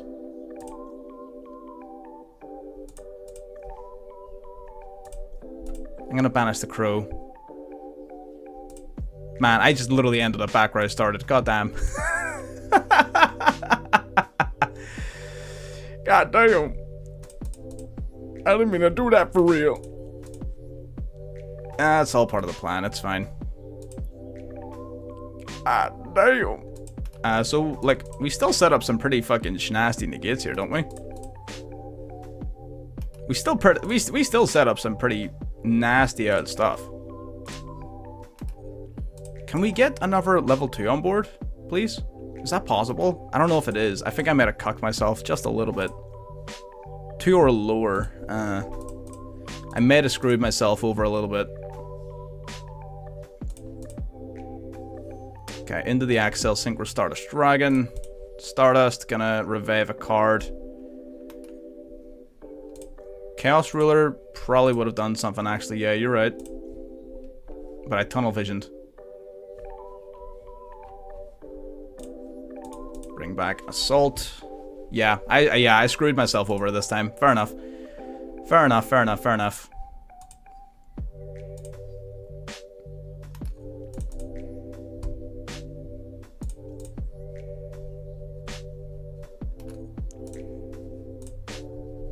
I am gonna, actually, I'm not even gonna go into Brawn. I'm gonna go into Jing Ying. I'm gonna start banishing. I'm gonna start banishing this man's stuff for real.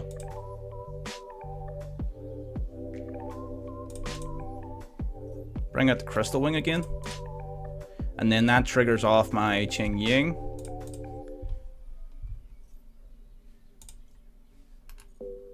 Jing Ying, good, yeah. So we didn't play that again the most effective way possible, but you know what? We're still in the game.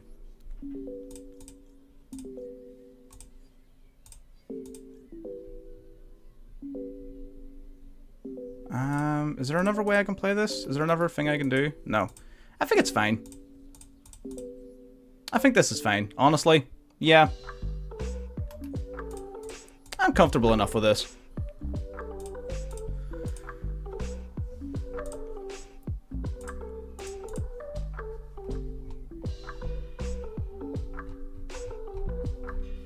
So what we messed up there, the bit that we did wrong was at the very beginning, we should have used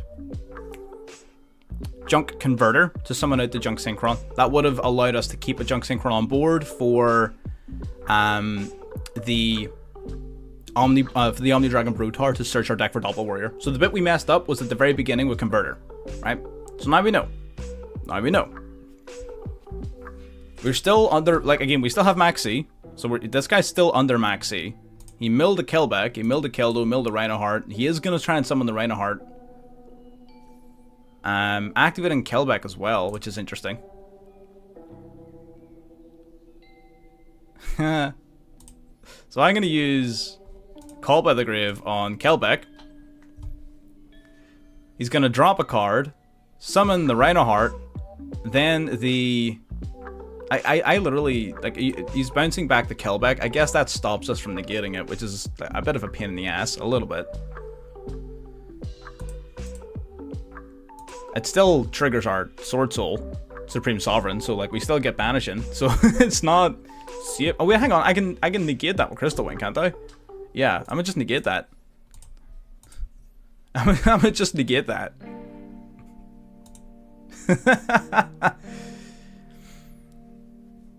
Oh, he's got the Agido. Oh, that's smart. Agido is also going to be a problem. So Agido is actually going to summon the Killback from the graveyard, preventing it from being negated. Very smart. Okay. Smart, smart, smart.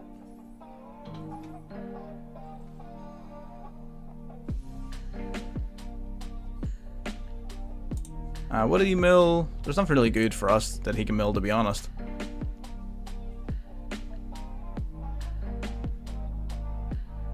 Yeah, it's because of the chain links, the way they resolve, it's not possible. It's fine though.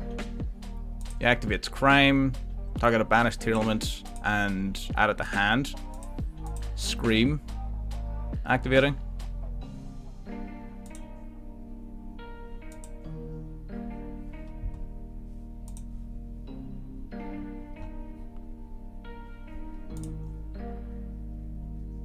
Do I use this now?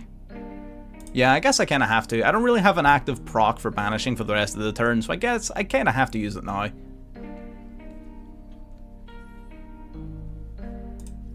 So we're going to banish the Siren, and we're going to banish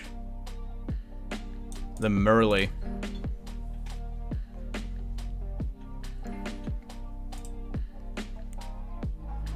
I think that's fine.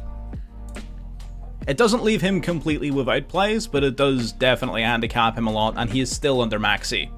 So he still needs to be cautious of the fact that he's under max C. Going in the Baguska, that's fine. It's going to give us one more draw.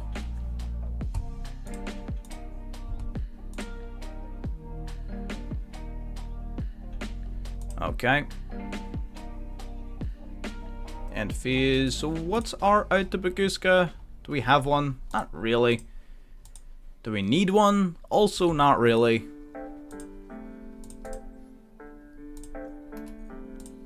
Okay.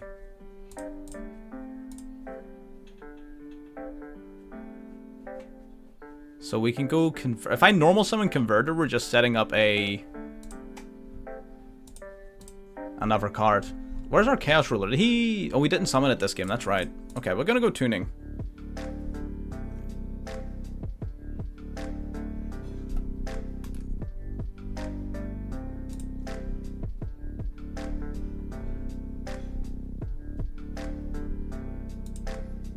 Okay, I grabbed the Assault Synchron, I think. Mill's a max C, that's not the biggest deal in the world, that's fine. Then I can special the Assault Synchron.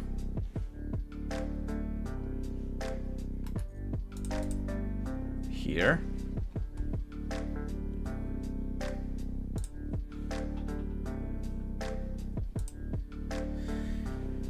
Got a few different options. I'm trying to think what the best one probably is. So long as Baguska's there, it's going to be annoying.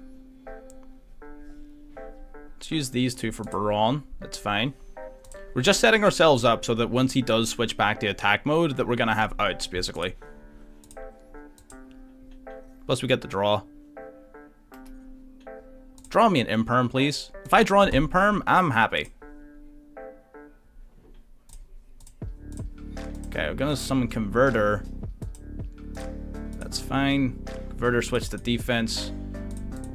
Alright, we're going to use Uno, Dos, and Trace. Gonna go into the Shooting Majestic Star Dragon.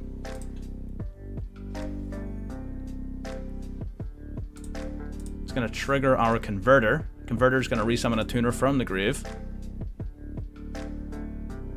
So we get to resummon the likes of...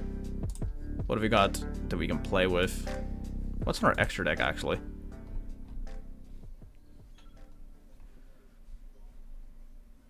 I guess we could, there's a few things we could do. Keep it nice and easy, though. How does this deck beat Baguska? I'm working on it. I'm working on it. Leave it with me.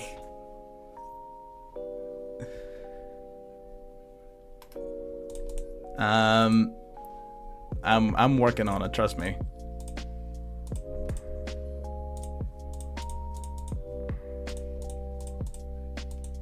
Okay, I don't think there's anything else really that can be done right now. So I think we're just gonna leave it.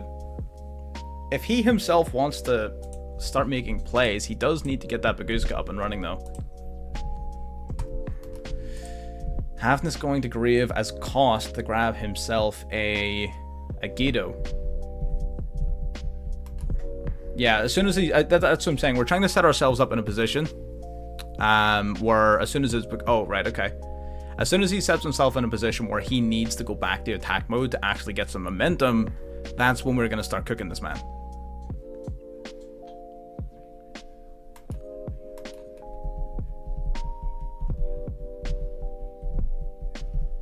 Okay, discard a card, adding a... Okay, discarding an Agido. Okay, we're going to activate Call by the Grave on the Agido. It's probably just going to force a Mudora, to be honest. But if I do it now, it means if he does Mudora to stop it from getting banished, then it still doesn't proc because it's not in the graveyard at the time of resolution. So I still stop the Agido mill by doing this. So it's fine. I don't mind this. He wants a Keldo to bounce. He could, yeah, he could be grabbing a Kelbeck.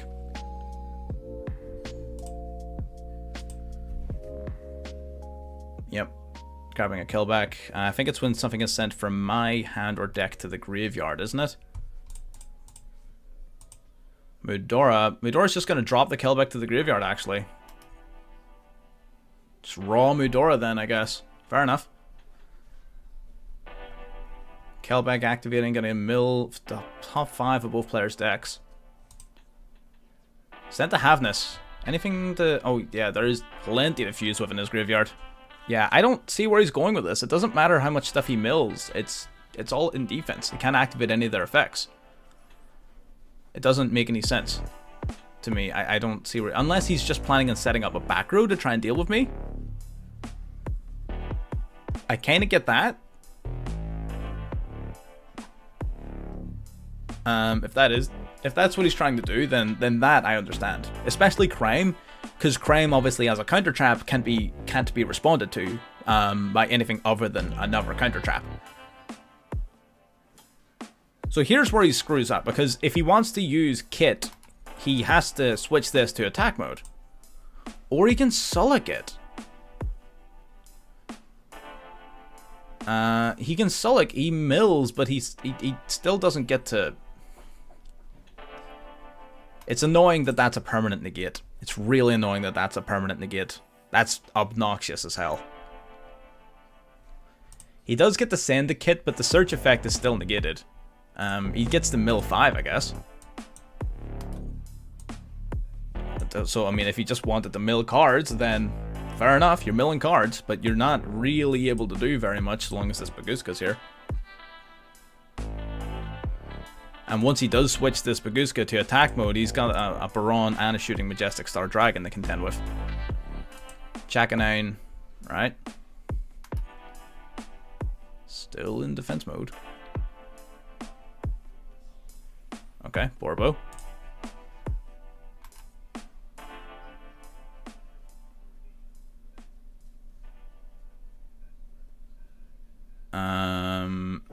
Trident, right?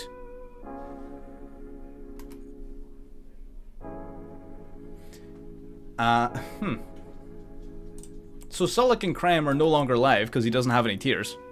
So this guy's interesting little specimen.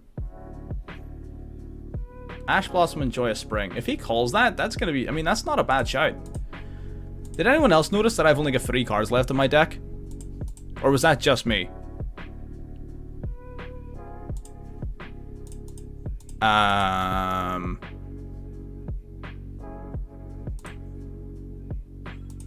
Am I the only one noticing that? That's probably his win con, yes. I would assume so. Shizer.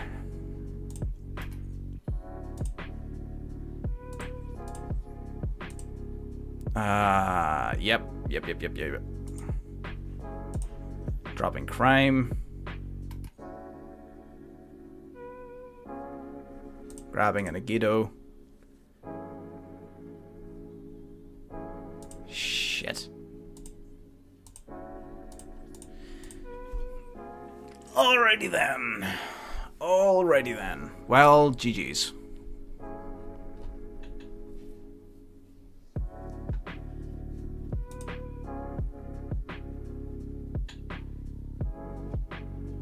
That's unfortunate.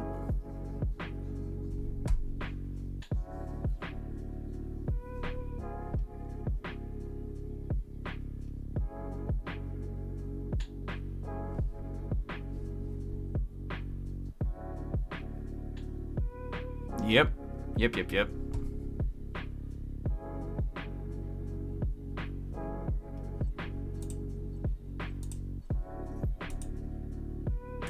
Yep. Oh well, unfortunate. It happens. It happens. What can you do?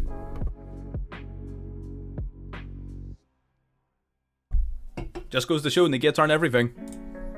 You can't negate an empty deck. You cannot negate an empty deck. Because we lost. We had 0 cards left in deck. They would have decked us out. Yep, it is unironically time to add Nightmare Cerberus. It is unironically time to add Nightmare Cerberus. That's why I'm here.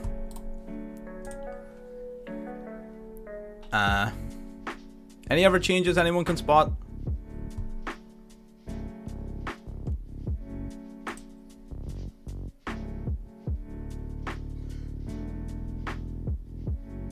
I don't know if the deck's consistent enough for that yet. Again, you really need speeders. You really, really need speeder. And level 4s aren't that useful. Like, speeders. If you don't get speeder, you're struggling. I mean, we got a little 7-win streak there. A little 7-win streak. Casually playing the SIGNER Dragons, you know. You can't be mad at it. Someone had to catch us eventually in a tier 0 meta. I mean, come on. We're only, like... I know I'm that guy, but, like... I have to give them a chance. Ah, shit. This is not good. We have to activate Maxi. So we have something to summon off of Junk Synchron. Out comes Lashish. Imperm. Imperm. Who do you think you're talking to? Absolutely not.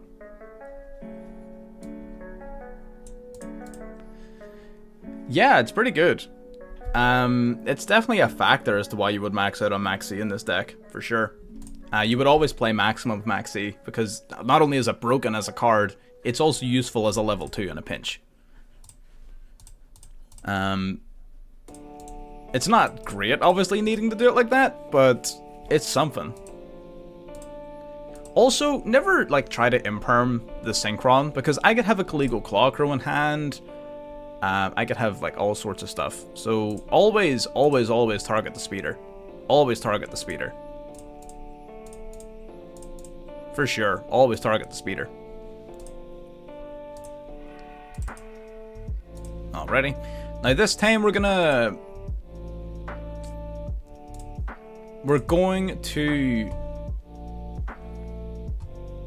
do the original play.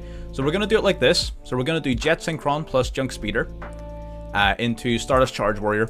The reason you do this first is so that whenever you summon your Omni Dragon Brotar, you have Junk Synchron on field. You need to have this guy on your field. So that your Brotar can target it. So that's what we do. Or you can just draw it like a fucking mad lad, apparently. God damn it. That does nothing to prove my point. I was trying to prove a point. Alright, well, whatever. I guess we're just gonna hard draw it. Whatever. I'm still gonna search it, but you know. Go on here. They're about to get demoted, yeah. Big sad. It is big sad hours for our opponent here. They're about to get demoted. We get to draw a card. Now this guy can miss timing on his summon effects, so that's why you need to do things in a pretty sort of specific order. This card needs to be chain like 1. Okay, it's Converged Duel, special summon out the Brotar. It's going pretty well. We're sort of causing maximum emotional damage to many of our opponents. So that's, you know, that's the dream. We'll drop a Junk. So Doppel Warrior's effects, neither of them are once per turn. So having multiple copies of this guy in hand, like, isn't really that bad of a thing, because none of his other effects are once per turn. His effects are pretty nuts. Oh no. Oh no. Oh no. Anyway, alright. Cool. He does get the mill, but like if he mills a bunch of tiers and then like fusion summons, like let's not forget, he's under max C. It is our turn, true, but he's still under max C.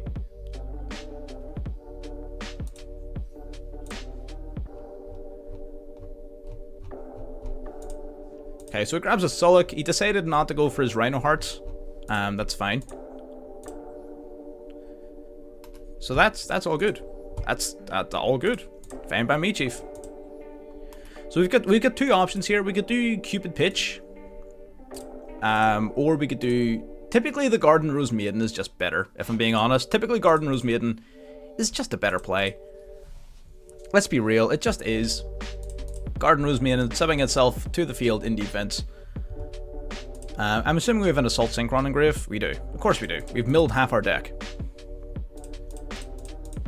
So now we're going to go into these two. Axel Synchro Stardust Dragon. So this little bit here, this card helps a good bit because normally what you would have to do is tribute the Garden Rose Maiden for your Stardust Synchron in graveyard, special summon it just to trigger off a Doppel Warrior in hand, whereas this effect also triggers off the Doppel Warrior, but you actually get some major value out of it. So it sort of helps improve that little part of the combo a little bit too, which is neat. It's not like super game breaking, but it's pretty neat. What have you got? You've already used Kelbeck. You've got shufflers. Are you just gonna shuffle everything? There's a lot of cards. There's a lot of targets in my graveyard, my friend. There's a lot of targets in my grave. You're gonna try and get them all? I mean, he could, right? 1, 2, 3. Okay, so there's those. Yeah, I have another jet. All right. It's a little annoying I didn't get a level 2, but it's not the end of the world.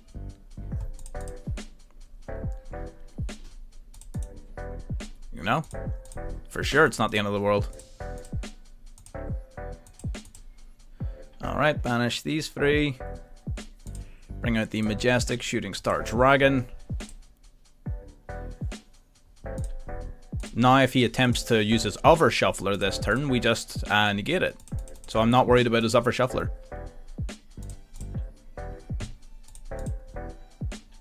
Alrighty, now we can start a Synchron. Oh yeah, it's beautiful. Bring out start a Synchron. That's gonna trigger Doppel Warrior in hand. Get summoning. So we've got a couple of options here. I think we're going to go Hyper Librarian using you and you. Summon this guy over here.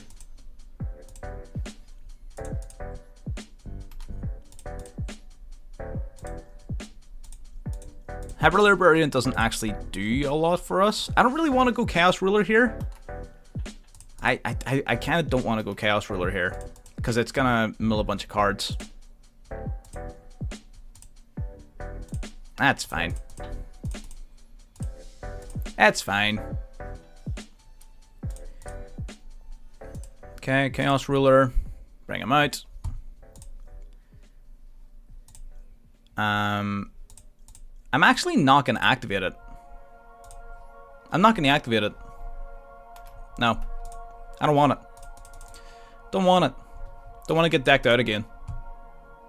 For no reason. Absolutely not. Drop a card. Go with this.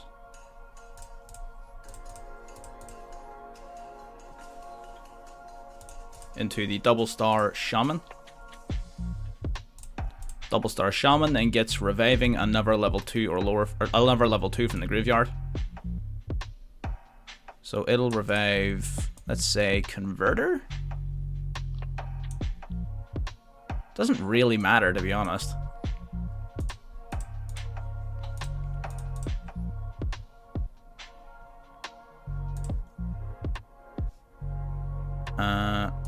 How do we do? Yeah. Then you two and the Cupid Pitch. Man, this deck...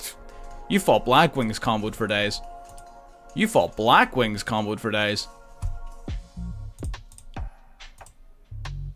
Okay, let me get the Reviving of our card. What have we got left? What do we even have left to summon? Bring back the Shaman.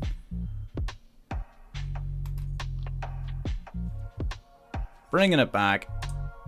So we reduce this card's level. Decrease.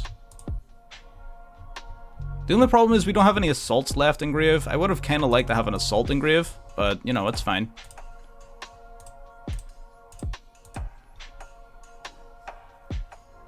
He must have something if he's still here. He must have something, right? There's no way he's sitting here if he doesn't have something.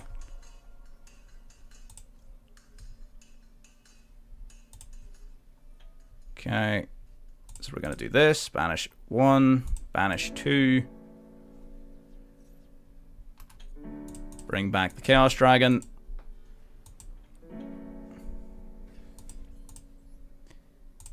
Into Cheng Ying.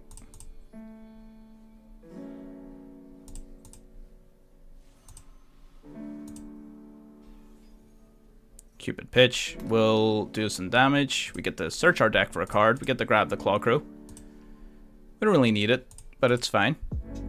And lastly, we banish the Garden Rose Maiden from the grave to grab our Synchro Dragon. There we are. Awesome. And we end. Nice. Pretty solid. Not quite as crazy as before, but pretty solid.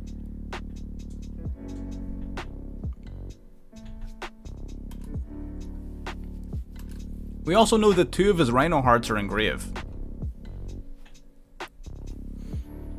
So that's important to note. 2 of his Rhino Hearts are in grave. He's used 1 Shuffler, 1 Mudora. He has 1 Mudora still down there. So Mudora is not the limited one.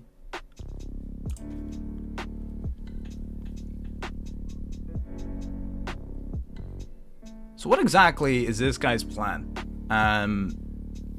I cannot know because he shuffled my Assault guy back into the deck, remember? Assault Synchron's no longer in my graveyard. So this guy is just here. He's just a 25 beater, unfortunately. But it was still, I think it was still worth all of these other plays. What did he just do? Banished Mudora.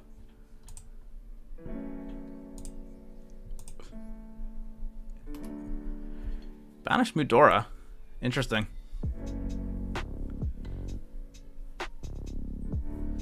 Is it just cards in his graveyard he wants to recycle?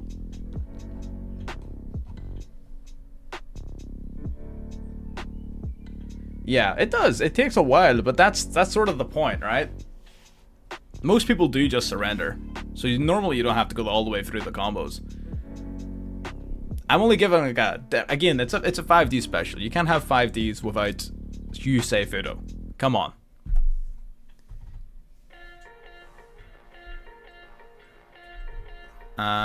Sending back some of my synchros.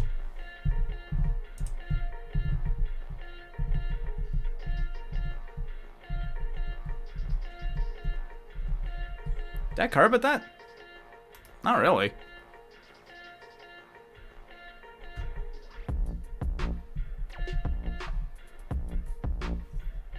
Yeah, that's a hard pass for me, Chief. That is a hard pass from me.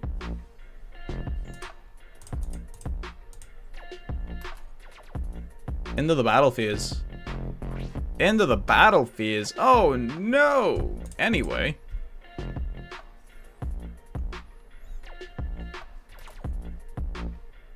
Alright. The annoying bit about this is that if he doesn't clear something off my board, I don't get him back. He needs to clear something off my board in order for me to get my dragon back.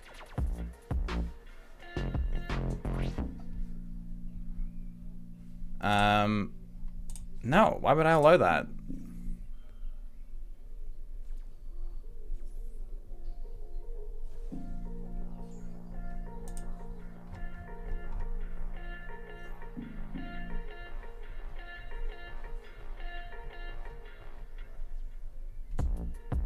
Okay, Sulik activates, gonna grab a material limit monster from deck to hand. No, that effect is once per turn. So it is. The on-summon effect.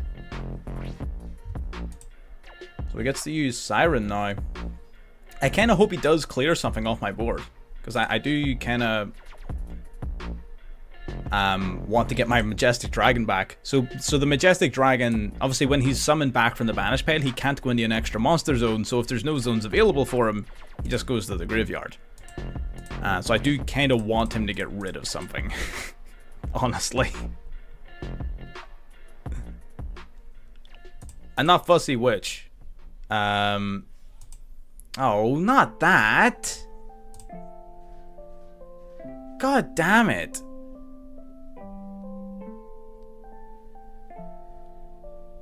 It's not Zeus. He already used his battle phase.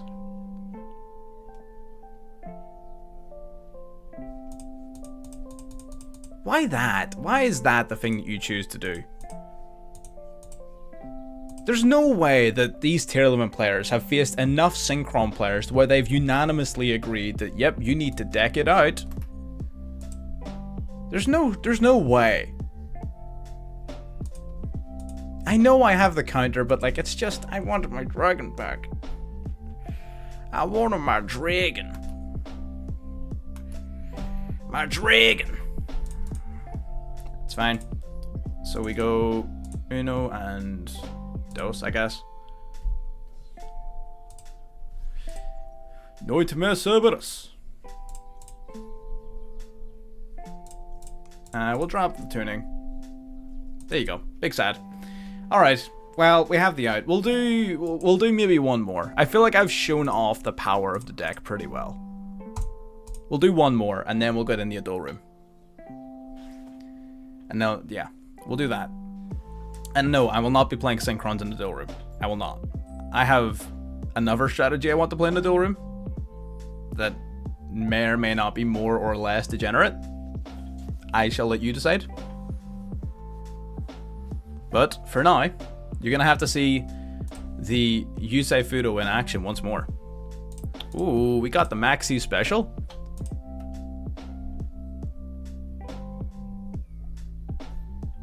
Man, why is it only tier limit we're playing against? There are other cards. God damn. This man has everything. What a mad lad.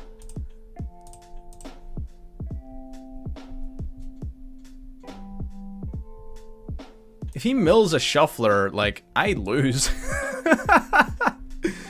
If he mills a shuffler, I, like, instantly lose. Instantly. Alright, we're gonna go for the sheesh. Sheesh it up. There's 2 cards left in your hand. There's no fucking shot. One of them is that. Nope. Nope. Nope. Nope. Nope. That doesn't count. Doesn't count. Doesn't count. Absolutely not. He had those cards in his goddamn sleeve. So he did. Those were hidden under the table before he got there. An illegally drawn hand. There is no way.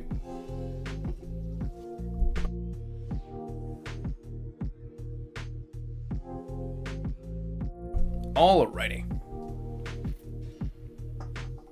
Now that is what you like to see. Well, actually, this card being in your hand kind of sucks.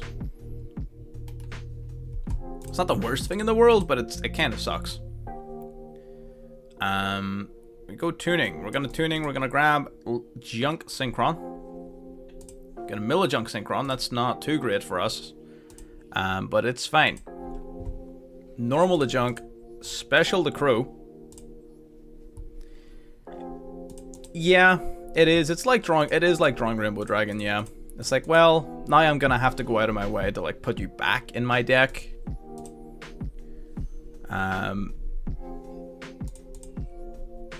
So we're gonna go speeder, we're gonna go 1, 2, 3, 4.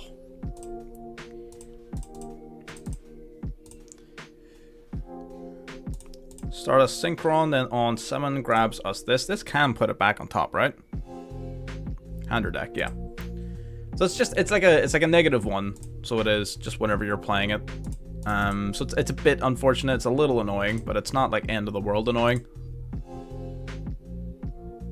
We don't need to do the Stardust play this time. Sorry, the Stardust Charge Warrior play this time. We already have Doppel in hand.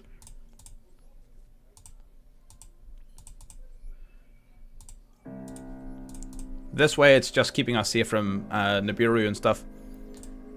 Which, I mean, if you can play around it, you might as well.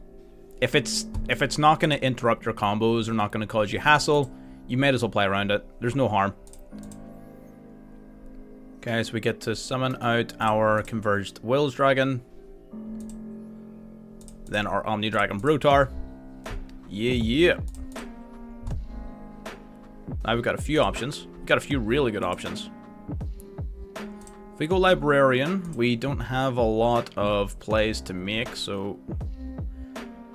we kinda do. Yeah, we can go Librarian. Draw a bunch of cards, why not? We can go Librarian.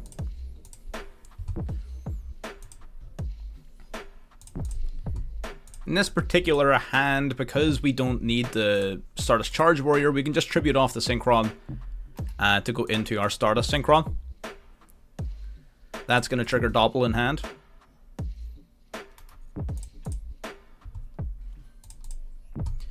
Alrighty, now we go Uno, Dos, Tres into our Shooting Majestic Star Dragon. This has to be one of the coolest cards. Look at this thing. Absolutely beautiful. And now we get to draw one every time we Synchro Summon. And we get 2 tokens as well, which is pretty awesome. 1 and 2, drawing the tuning. That's not super great, but it's kind of nice.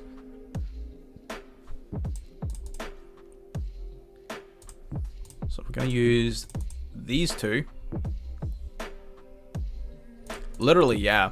Like, it is literally so good. Just draw endless cards. Look at that. There's a little Imperm in our hand that we didn't have before. We just have it now. We're gonna discard Jet, grabbing small... discard the Small World, grab Jet. I think we just go Charge Warrior here, using these 2. Pot of Greed. Charge Warrior, draw 1, and... Librarian, draw 1. We Pot of Greed. Nice. Call by the Grave, lovely. Love to see it.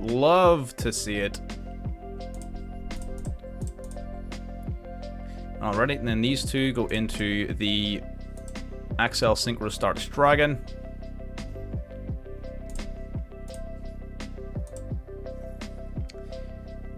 Yeah, I did. I don't know, it's probably not going to be usable, but it's neat to have.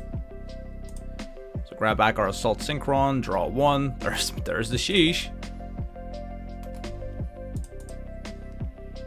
Insane. Incredible how much you draw off of this freaking deck.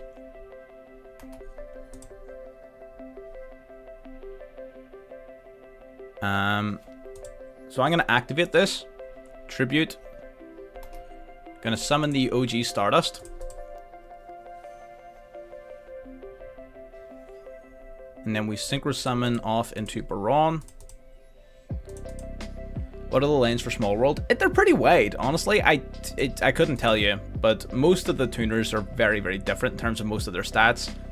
But a lot of the deck is warriors. You're going to use most of them to just grab one of your warriors, basically. Also, the Axel Synchron, Axel Synchro effect triggers TG Hyper Librarian twice. So that's a little pot of greed there as well.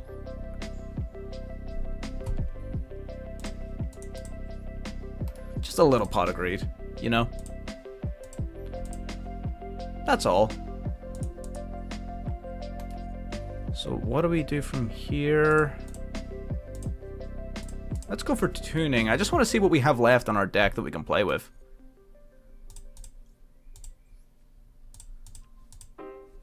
Uh-huh.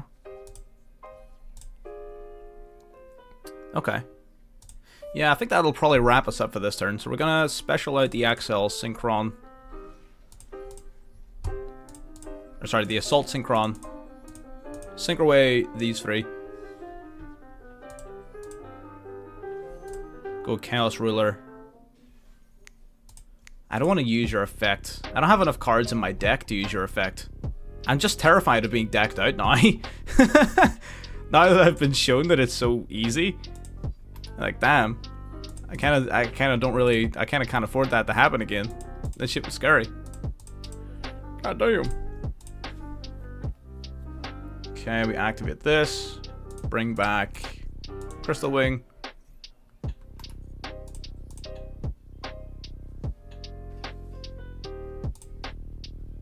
Summon Doppel, I guess. There's no harm in doing this, I guess.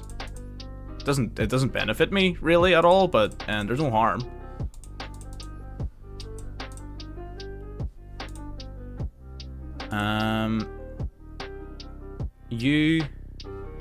I don't have any junk Synchrons left in my deck.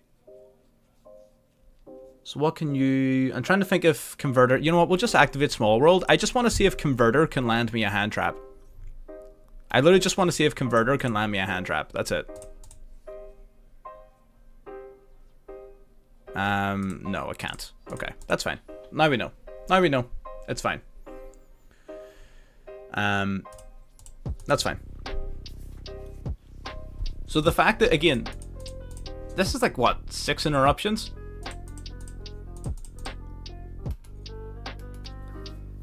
This is incredible.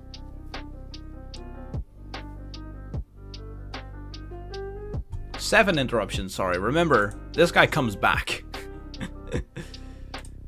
Pot of Duality. Check the top 3 of the deck. Okay.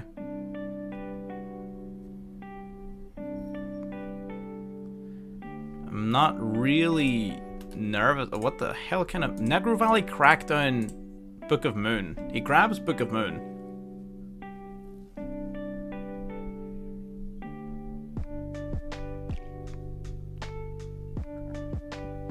Necro Valley and birds? I mean, I guess it makes sense.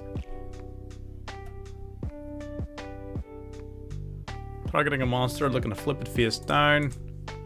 If it is birds, then that means my Called By and Ash and Maxi, sorry, are both dead, but it also means our other interruptions are so much more impactful. That is fine. We're just gonna Baron this. Just gonna Baron this. Baron. Yeah, it really does. Honestly, it's actual Gravekeepers.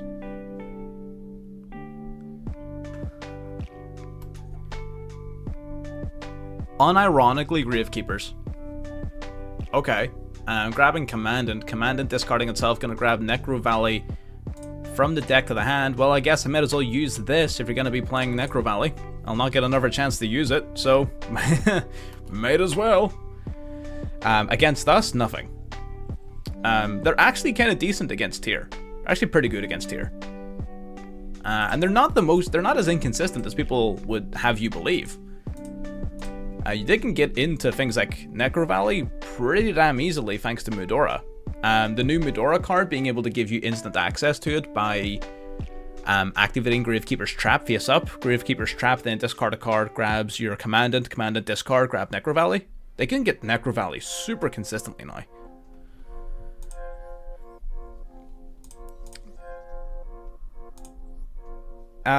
Yeah, pretty much. Well, no, they have some gimmicks. They have like a big unaffected boss monster and stuff. They have some cool stuff going on. Not a lot of stuff, but some cool stuff.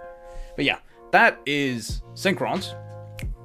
I feel like I've shown that deck off. Again, 3 really big combo decks celebrating the 5Ds dragons from the series. Just really cool. I don't know, felt like actually basing this stream off of something. Now what we're going to do, as usual, set up a little viewer duel room. Anyone can hop in, anyone at all. In fact, I would encourage it. The more people, the merrier. And try to think of a cool base deck that you want to use and use it. I am going to be using Armed Dragons. This is a deck that I was testing a little bit recently, and I want to play it. So I'm going to be playing some Armed Dragons. I would encourage anyone and everyone who wants to jump in, they can. I'm going to throw the ID on screen. That ain't it. Boom. There's the ID. Anyone can jump in. And yeah, we'll just have a few games. So this deck here, I'm gonna briefly just talk through while people are joining. So this deck is probably not one that a lot of you have seen before. It's probably a little bit new to most people. But basically what it's aiming to do is turn 1, it's aiming to put you through some number 42 shenanigans. Turn 2, it's planning on using Armogram, Armed Dragon level 10s, and generally just painful monsters to absolutely rinse you. That's the plan. And it's cool. I like it. So yeah. We can hop in. That's a lot of combos. Blackwings and Synchros are like really combo intensive decks. Really combo intensive. So they are. I don't think you know how tables work. They take some grey matter. I'm not gonna lie. If anyone in the stream wants to build Synchrons or Blackwings, my advice is join the Discord and do so whenever someone is there to like help answer questions. Because, goddamn, it's complicated. It is complex. We're going to play in the duel room here for about an hour. So we're going to be on probably till about 6:30. So it's after 6 o'clock, but fuck it. You know? 6 o'clock is a guideline, not a rule. Oh my god, this man is setting cards. This man is setting cards. Ooh, this man has dragons himself.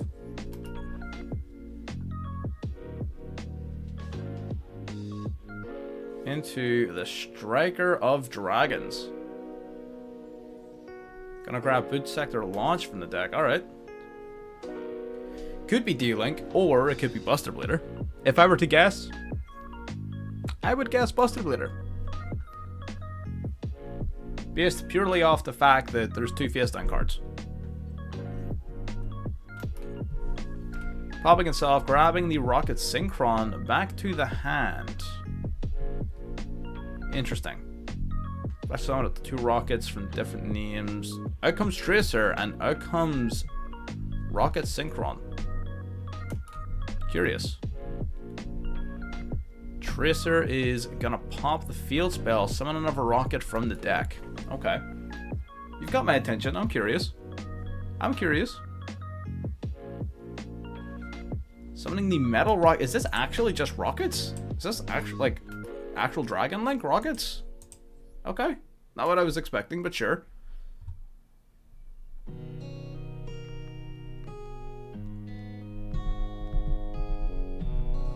Synchro off into Borreload Savage Dragon. That would explain why you wanted the Striker engrave. That would definitely explain that. Well, no bueno, my friends. No bueno. Gotta negate that. Gotta negate that. Chaos also would have been a good option, but I anticipate one of these face downs being Prologue of the Destruction Swordsman. In which case, that imperm is meaningless. I'm simply going to top deck another one. I'm simply that good at the video game. Gonna activate Infinite Impermanence. Gonna negate that Hot Red Dragon Archfiend. Simply that good at the video game. I don't know what to tell you. Alright, so we got some stuff. We're gonna normal summon the Armed Dragon Thunder level 3.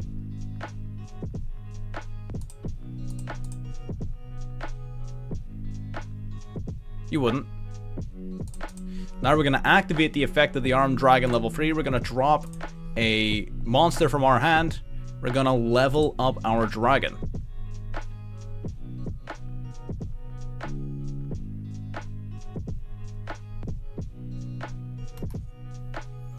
We're going to level him up into Armed Dragon level 5.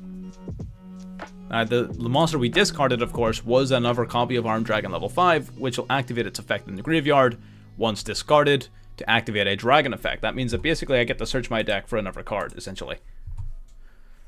Torrential Tribute. God damn. That's kind of rude, I'm not gonna lie. That was kind of rude.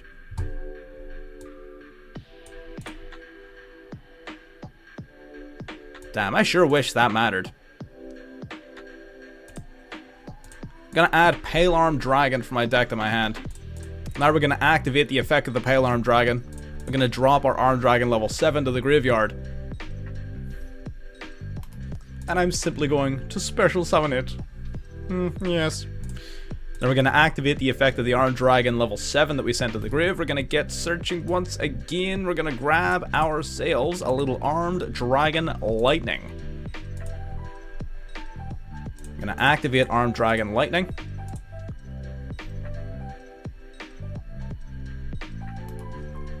Alrighty. Gonna activate its effects. What we're gonna do is we're just gonna... We've got a couple of options. We've got a few options, but you know what? You know what? We're just gonna get big. We're just gonna get big. 3,500. Now we're gonna activate Pale Armed Dragon's effect. We're gonna send from our deck to the graveyard the Armed Dragon Thunder level 3 to boost up our attack points even further. 300 multiplied by the level of the monster I sent. Now we can activate the effect of Armed Dragon level 3 in the graveyard, and we get to draw the card. Get a little +1. Now we're going to swing for 4,400 to the face.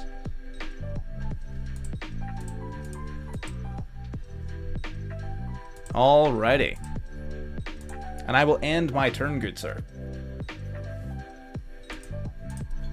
The attack boost that he gives himself is temporary, but the attack boost given by Armed Dragon Lightning is permanent.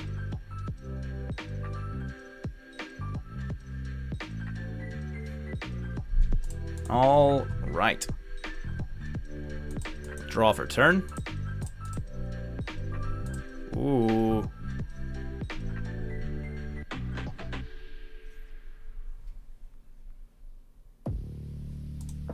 Destruction Sword Memories. That is...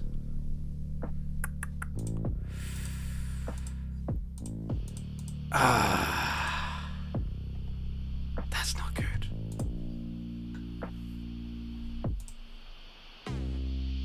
That's not good.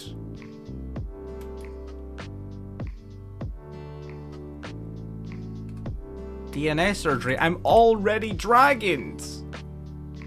I'm already dragons. God damn. Shit. Shit.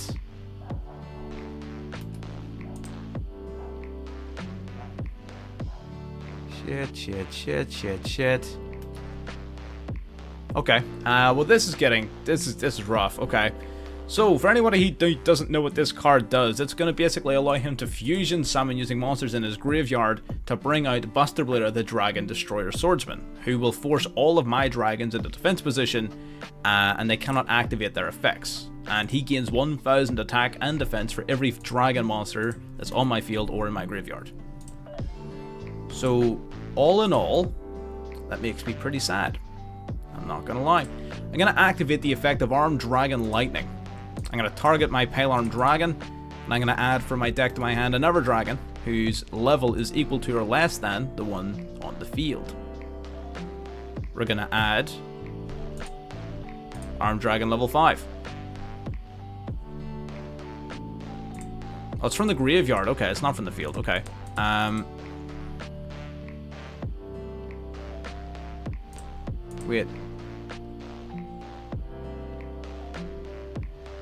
Dragon monsters in your opponent's possession. Your opponent's possession extends beyond just the field? It extends to the hand as well? What? What? Since when?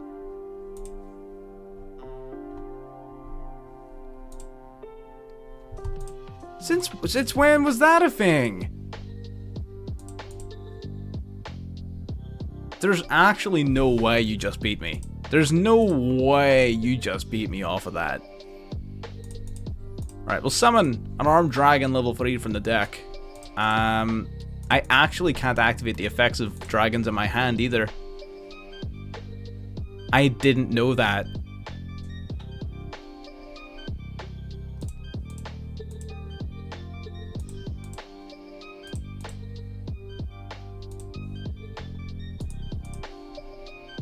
Dragon monster opponent position cannot activate their effects. Cannot activate their effects.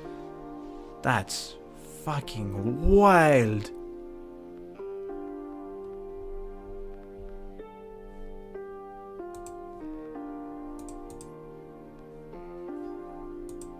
There's actually no way you just did that to me. If it was from the hand, if I could still use the ones in my hand, I would be fine. If I could use the ones in my hand, I would be fine. I would unironically be fine, but no, I am not. Oh my god. Fucking damn it. God damn it. That is some fucking bullshit. Oh, well played. Well done. Let's run that one back. I'm not happy about that. Run that shit back. I'm not happy about that. God damn. That was a fucking... I mean, if you actually unironically open up the combo, like, I'm just dead on the water. Like, I'm at a very clear disadvantage in this matchup. This is armed dragons versus the slayer of dragons. If I see that motherfucker hit the field, I'm literally just moving on with my day. God fucking damn it. You're going first. It was really, you're like the fucking pharaoh. You're actually that guy. You're actually that guy.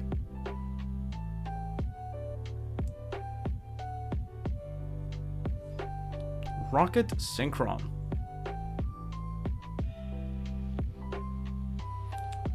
Alrighty.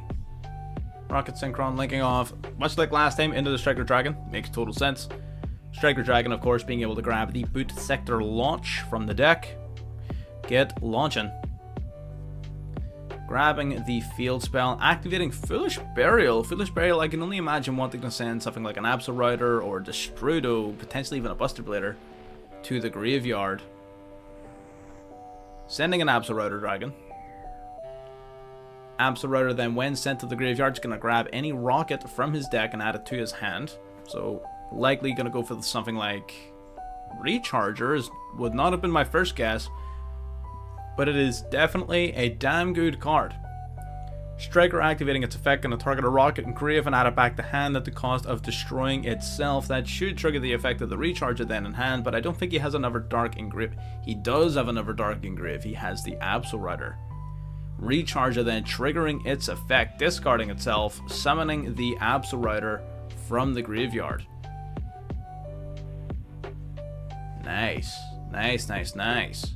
Okay, we gaming. God damn. I am getting 7 shades of fucked up. Alright, Tracer makes its way out, as does Rocket Synchron.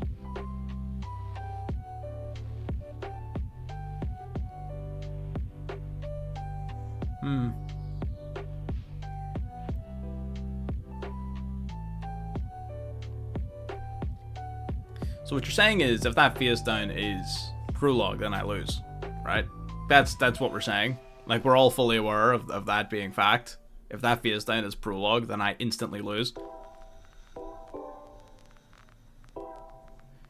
Equipping on the Striker Dragon, that gives him an Omni Negate to carry into my turn. It's not. Activate fucking quick launch, man.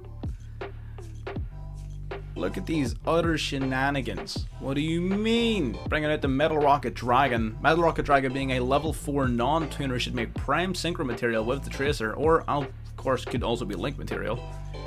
With the two being open, although he is locked into dark monsters for this turn. Linking off into the Heretic Seals. Sealing it up. Seals having the ability now to bounce a card back to my hand during my turn. Pretty nice card, not gonna lie. It's a pretty nice card, man. Right, so we're gonna draw for turn. Excellent draw, as per fucking usual. Alright. We're gonna activate the effect of Tempest. We're gonna drop the Thunder level 5 to the graveyard. We're gonna drop our Armed Dragon to the grave, dropping Tempest as well. We're gonna get searching.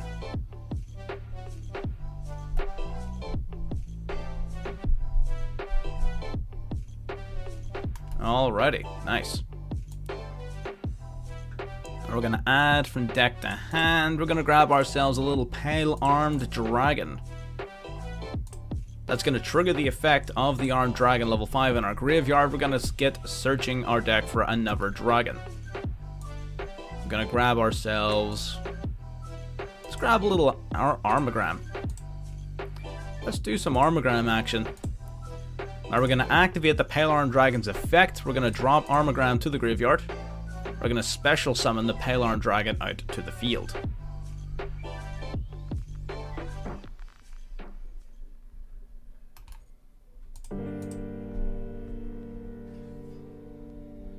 Out it comes. Good stuff. There goes the Heretic Seal. Okay, Heretic Seal going to tribute itself. We're going to activate Max C here, just so we can draw some extra cards, see if we can't generate some advantage off of this.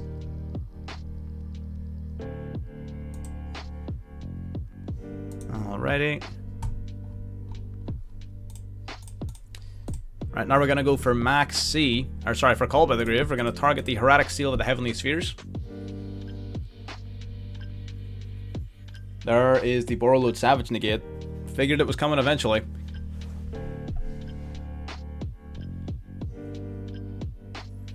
Figured if Call by the Grave wasn't going to get used on seals, it probably wasn't going to get used at all. So we'll just use it here and see what happens. Seals will get rid of our Pale Armed Dragon, which is somewhat annoying. Summoning out the Whelp to the field. We do get to draw, and what a draw it is. Holy crap, we are simply that guy.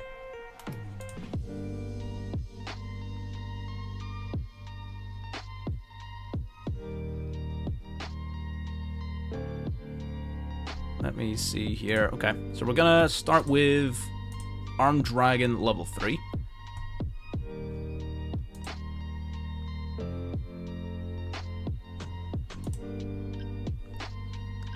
You got something you can use.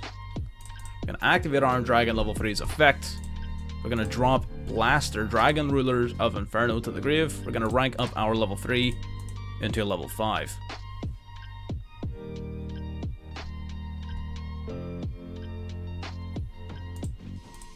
Alrighty. Now we're going to activate level 5. We're going to drop a level 5. We're going to rank him up into a Royal Rare Armed Dragon Thunder level 7.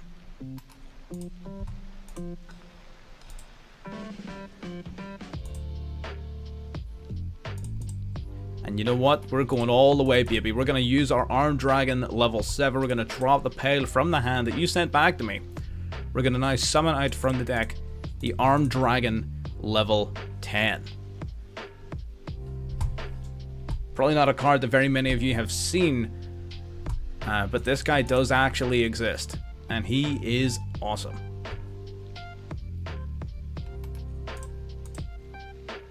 Torrential Tribute, wiping the board. Okay, waiting until we get right to the end of our plays. Very, very interesting. Okay.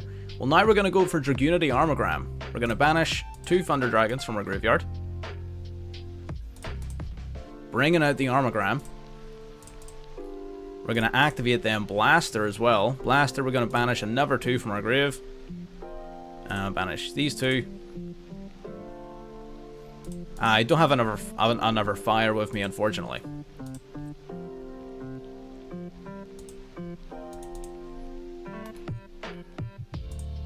I didn't have a choice. I wasn't coming back. I'm going to swing 29 and 28. So that was a little bit unfortunate, and unfortunately Boot Sector Launch does give him the ability to come back. So it's looking a lot like the last game where it looked pretty much over, but the floor is still open. The floor is still open to a comeback here because Boot Sector Launch allows you to revive rockets up to the number of monsters your opponent controls should they control more monsters than you. So that because I control 2 more monsters than him, he can summon out 2 rockets from the grave. Alright, so this is gonna be tight, for sure.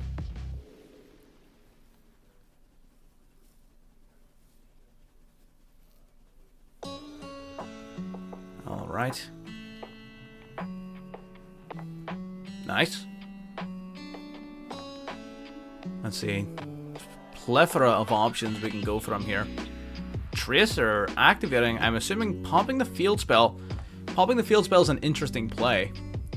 I'm gonna summon out another rocket from the deck. Summoning out a level 4. Okay. Interesting. Must be a strategy in mind here. Perhaps an Exceed monster?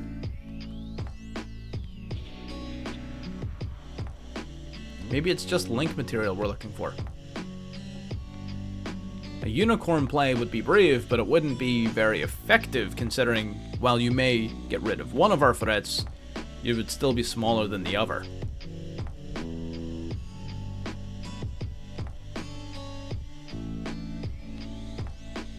Going to end phase. No plays remaining. Blaster is activating here during the end phase, coming back to our hand because it was special summoned during the previous turn. Blaster's art, by the way. Look at this fucking card. Look at this. What the hell? Alright. Max C off the rip. Really not wanting us to draw cards here.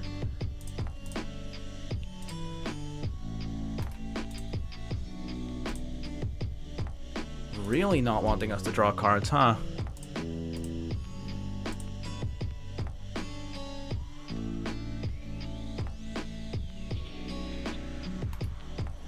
That does put us in a bit of a precarious position, if I'm honest.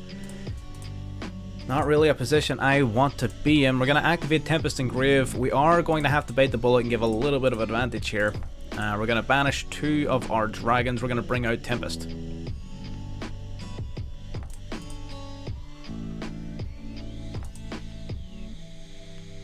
Not particularly a fan of giving this sort of advantage.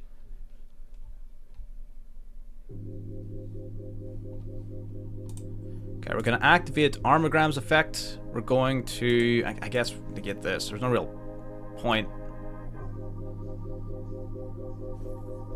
Tracer going to pop itself. Alright. Tracer, get tracing. Summoning Caliber from the deck. If you want me to burn through all of your resources, I'm quite happy to. I'll do it. You think I won't? I'll banish the last of my dragons. Bringing out Blaster. You can draw that pathetic card. It's not going to matter. I'm still going to wipe out everything.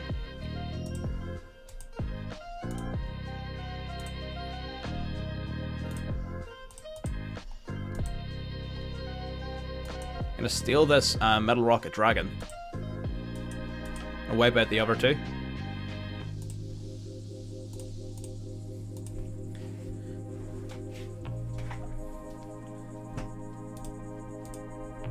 We could have went crazy there with that board. It's just that we're under Max C. We don't want to go too nuts under Max C. We're gonna give him 1,000,000 cards.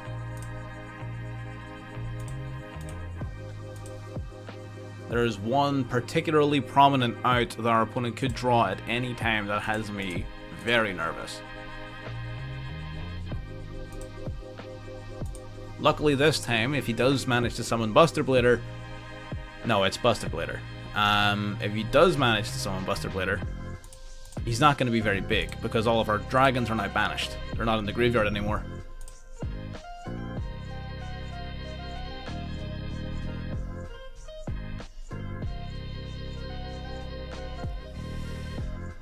There's no shot you drew Memories and DNA Surgery.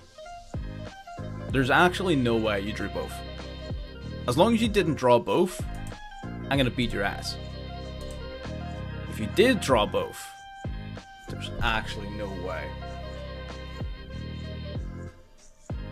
There's no way!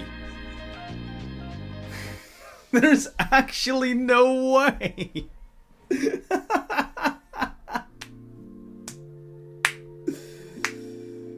Oh my god.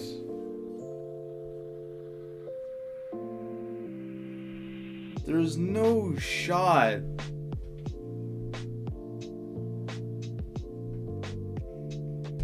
Oh.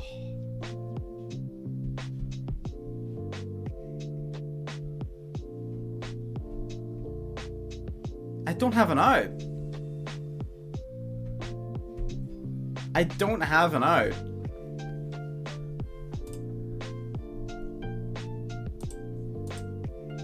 I literally cannot play the video game.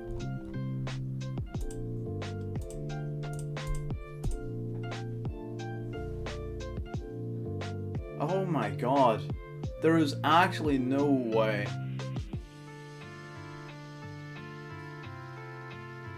He's actually that guy. Actually that guy. What the fuck? I simply do not understand.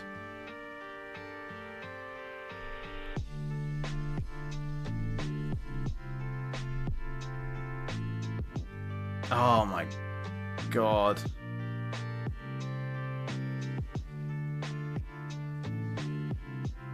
I literally have no out in my entire deck. I'm gonna... Oh my god.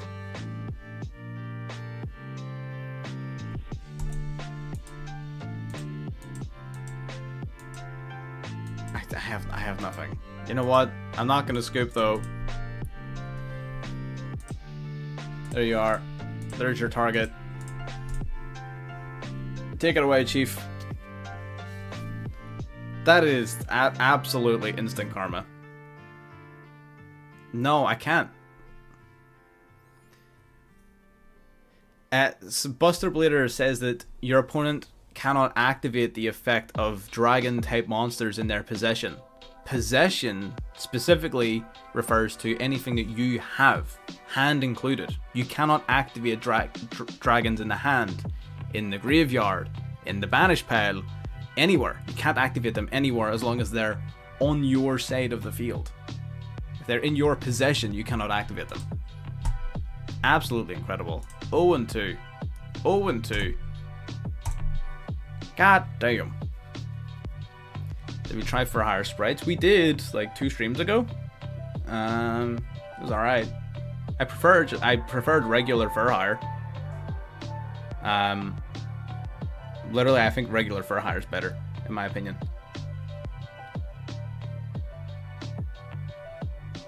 It's honestly, it's incredible that I'm just getting destroyed by my own deck.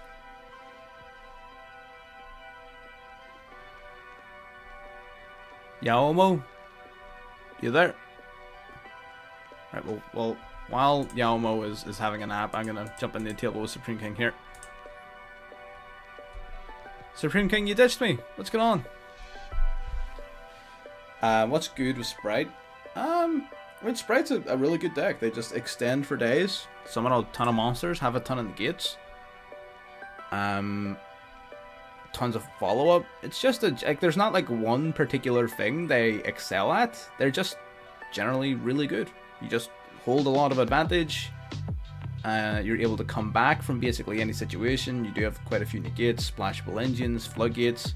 You typically have an answer for everything. So, yeah.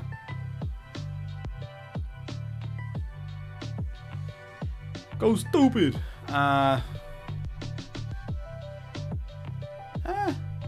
Depends. I mean, the amount of times I've stopped a tier 1 player from being able to play the game off of a single imperm is pretty hilarious. So, you know, let's maybe not throw dirt if our hands aren't clean. Okay, so what can we do here? We've got a few plays. We're going to start off by going for Lightning, Dragon, Ruler of Drafts. We're going to drop Armed Dragon level 5 to the graveyard. There's no way. God damn it. Right. I'm gonna summon Tempest in defense. Gonna trigger the effect of our Armed Dragon level 5. We're gonna get Search-in. Search in the deck. Do you have an Ash Blossom as well? God damn! Alright, chill. Shit.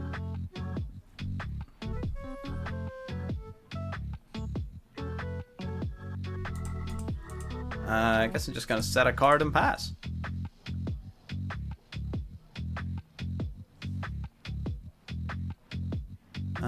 Let's see what happens. D-Shifter is pretty good. I mean, the sprites kind of play through D-Shifter. It's not their favorite thing to do in the world, but they can if they need to. It's usually just not ideal for them. Their sprite elf tends not to be as powerful. But in general, they can still do their Melty plays, they can still set up Herald, they can still use Lightning Storm. Fair enough.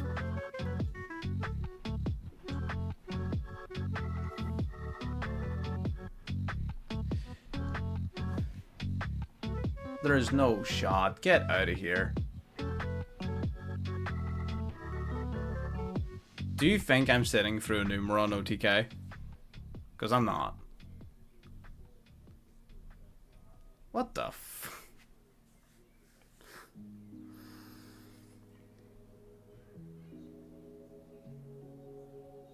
Is anybody else, like, watching the same games that I'm watching? Like... Did anyone else see that happen? Or is it just me? I don't get it.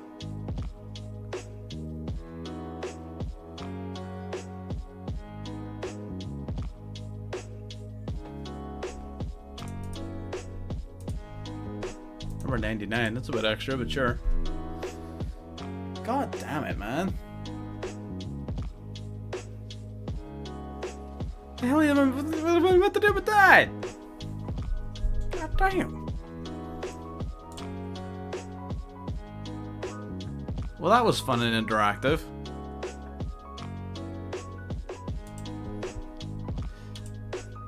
Yalmo, you there?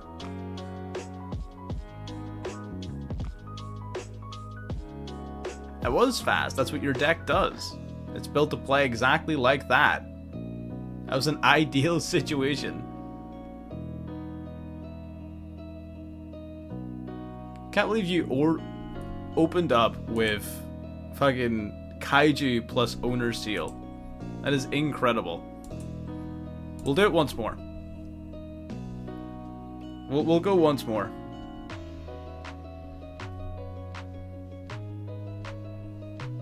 If you don't open up with Maxi, I'm finna beat your ass. Armed Dragons are not having fun today. I'm not having fun today.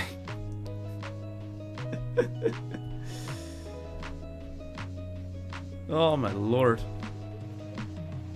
Run it back then, and I'll beat your ass. Come on.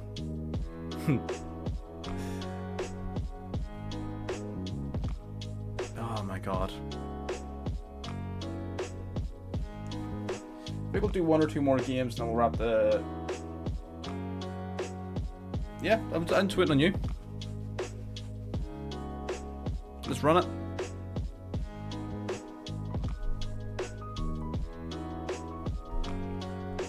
Do 1 or 2 more, and then we'll wrap up the stream. It's getting a bit late. I'm pretty tired. Okay. Hopefully, we might actually get to play the game. Right? Hopefully we'll actually get to play the game this time. Oh, we shall see, we shall see. Let's get into it. There's no way you've got Maxi. There's no way 2 games in a row you've got Maxi. Right, we're gonna go Armed Dragon Flash. No C, no C, no C. Oh, it's the Numeron Wall, isn't it? I know exactly what that card is. Alright, we're gonna drop Armed Dragon level 5. We're gonna basically rank up our Armed Dragon level 3 to a higher level.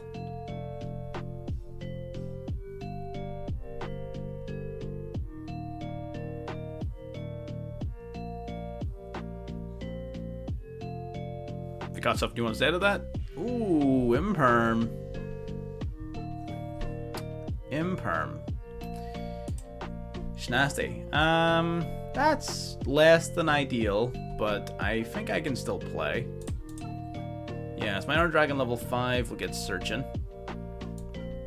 It'll search for...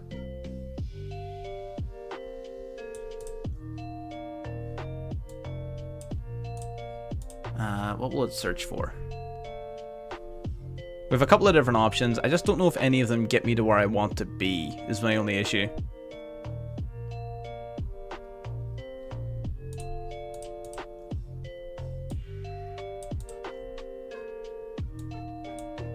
Right, so we're going to activate Dragon Ruler of Storms.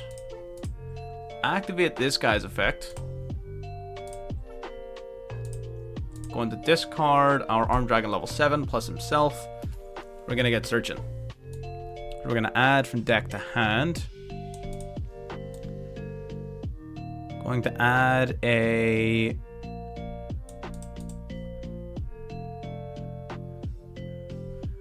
this, whatever this is. Noru, Ares. We're going to grab Ares here. That's going to trigger our Armed Dragon level 7. We're going to grab Pale Armed Dragon. Okay. Activating Pale Armed Dragon's effect here, we're going to drop this to the grave. We're going to summon the Pale Armed Dragon. We're going to activate its effect, and if we get lucky, we should, again, we would have to get lucky, but we might be able to make this work.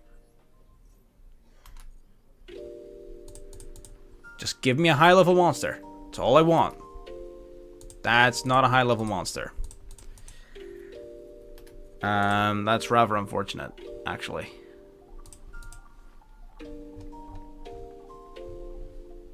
Okay, right.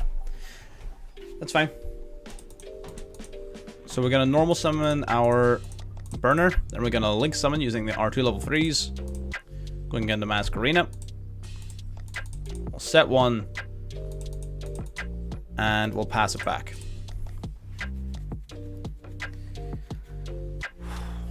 Unfortunate negate on the Armed Dragon level 3.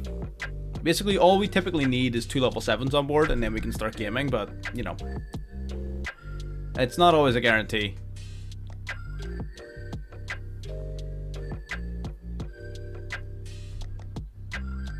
So, what are our options?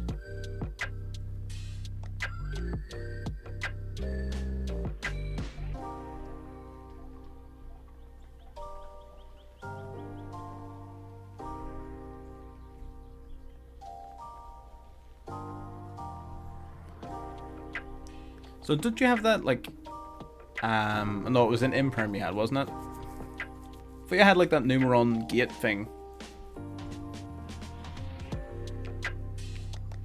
Hopefully not Kaiju time. Otherwise, I would be rather upset. I would be real. I would not be having a good time if it do be kaiju time. Before the end of Mian. Well, that's not a good start.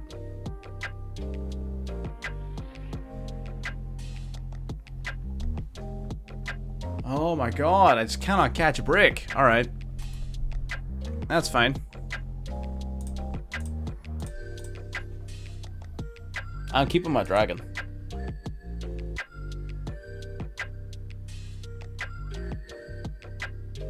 I'm keeping my dragon. You cannot get rid of my pale armed dragon.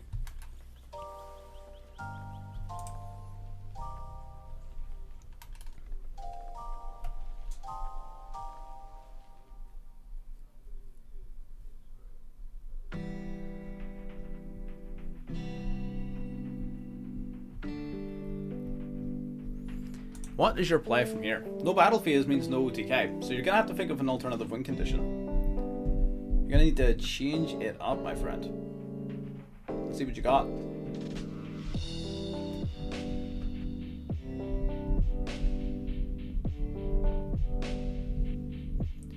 Does have a kaiju.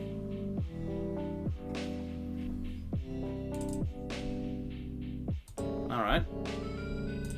Well, if you're planning on giving yourself one, you're going to be giving me some cards, paying some tax on those kaijus.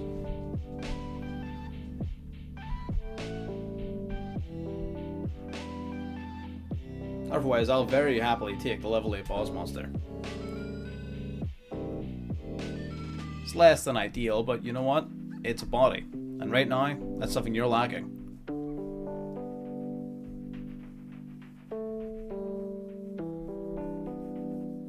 Evenly matched in the kaiju? Yeah, I know. Just cannot catch a break.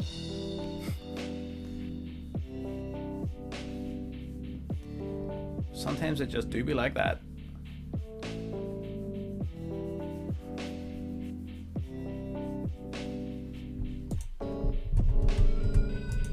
Okay.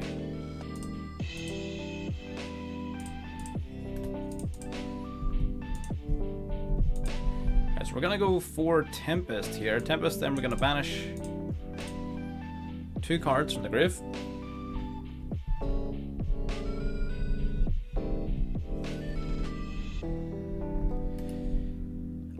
No. Typical armed dragons were usually able to normally put 2 level 7s on board, but we keep on getting destroyed. Ideally, you want 2 level 7s, because 2 level 7s let you go into your number 42 Galaxy Tomahawk, and then once you summon the Tomahawk, you start just going absolutely crazy.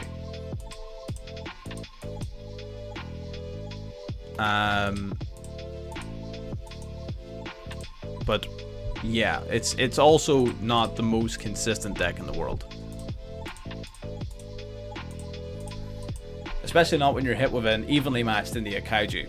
That's sort of pretty, you know, determinant. But we'll just have to make it work. We will just have to make it work.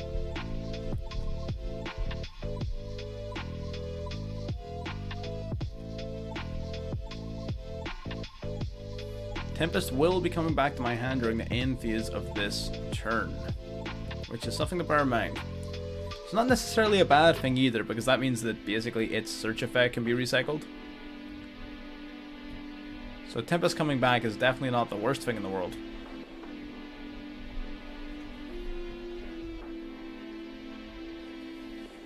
Bringing out the Limit Dragon. There's no way you have Owner Seal. But you could have Orochi.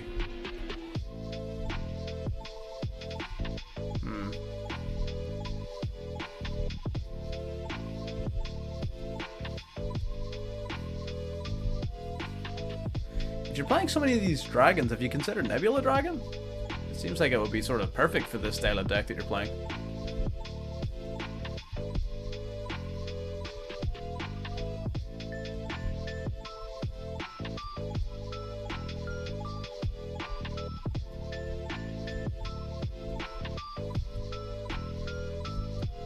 Alright.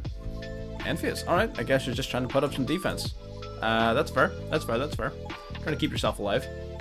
I'm with you. You are in a bit of a tough spot in terms of our offensive capabilities. That's not the card. Jesus Christ, man.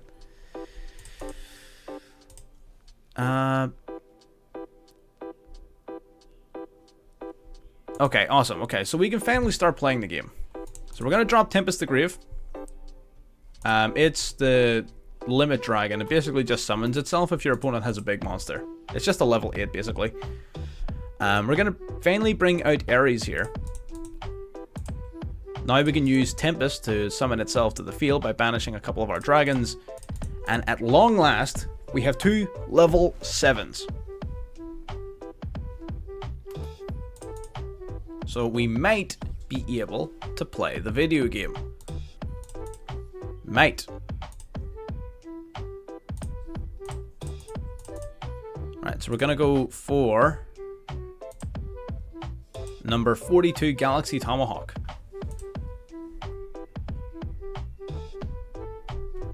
Gonna activate its effect. We're gonna detach 2 materials. Detaching them both. If you got something.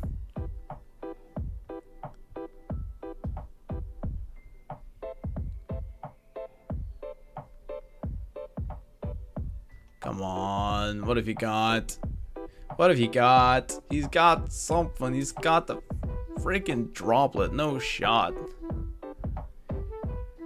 He's got the droplet. There's no way. There's no goddamn way. Dropping both cards to the grave.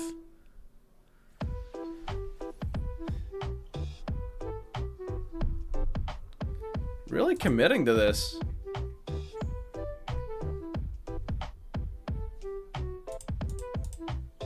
I mean, that is pretty unfortunate for us.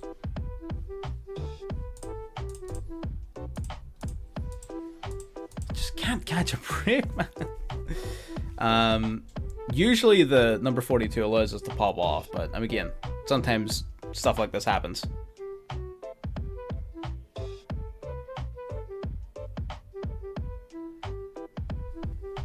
Right. Limit Dragon goes to defense. Depending on what we draw here, again, we should be able to... Yeah, I'll go through it today. I'm going through it. Absolutely going through it. But we should be able to hopefully put an end to this. It's not really a monster worth summoning at this moment. But it is worth pitching to the graveyard off of the effect of my Ares. Ares has 2,000 attack points. It's going to be more than enough, plus it triggers the effect of our Armed Dragon level 7. Thank God. Now we can finally play some freaking cards. Armed Dragon level 7 basically gets to add one of these cards from our deck to our hand. Not a lot of them are useful in the present circumstances. Basically none of them, but this one is the one we're going to grab. We're basically just going to tribute over the Galaxy Tomahawk, bring it out here. So the reason you don't do that is because after you summon Tomahawk, you go into Auroradon. For you to have, for you to summon tokens off of Auroradon, you need to have 3 open spots in your field. If you summon Tomahawk to the extra monster zone, you summon 5 tokens. So you've got 1 there, 5 tokens. If you link 3, you link off extra monster zone 1, 2. Well, 3 of your monster zones are occupied and only 2 are open, so Auroradon doesn't get its tokens. So you need to have 3 open spots, which is why you summon it in the main monster zone, so that when you do link off for Auroradon, you've got exactly 3 slots open. Well, I'll take 1 each. You know what? Oh my God, Thunder Dragons, Armed Dragons going through it, but you know what? I feel like I'm going through it as well. I feel like that's where we're going to wrap it up here for today, because again, we're already half an hour over basically. And yeah, a lot of fun. We had a lot of success when it came to our Synchro decks. Resonators was about what, 40-ish% win rate? I think that's fair. A lot of it was sort of luck, but it was really good games. Blackwings, phenomenal win rate. Synchro's phenomenal win rate. So there are some ideas. If you hadn't played those decks before, if you never even thought to use those types of decks before, there you go. A little bit of education, a little bit of ideas. Yeah. So I'm going to sign off here. So anyone currently watching, anyone who's watching this in the future as a video, if you've gotten this far into the video or the stream, like the stream, and I'll see you in the next one. Bye bye.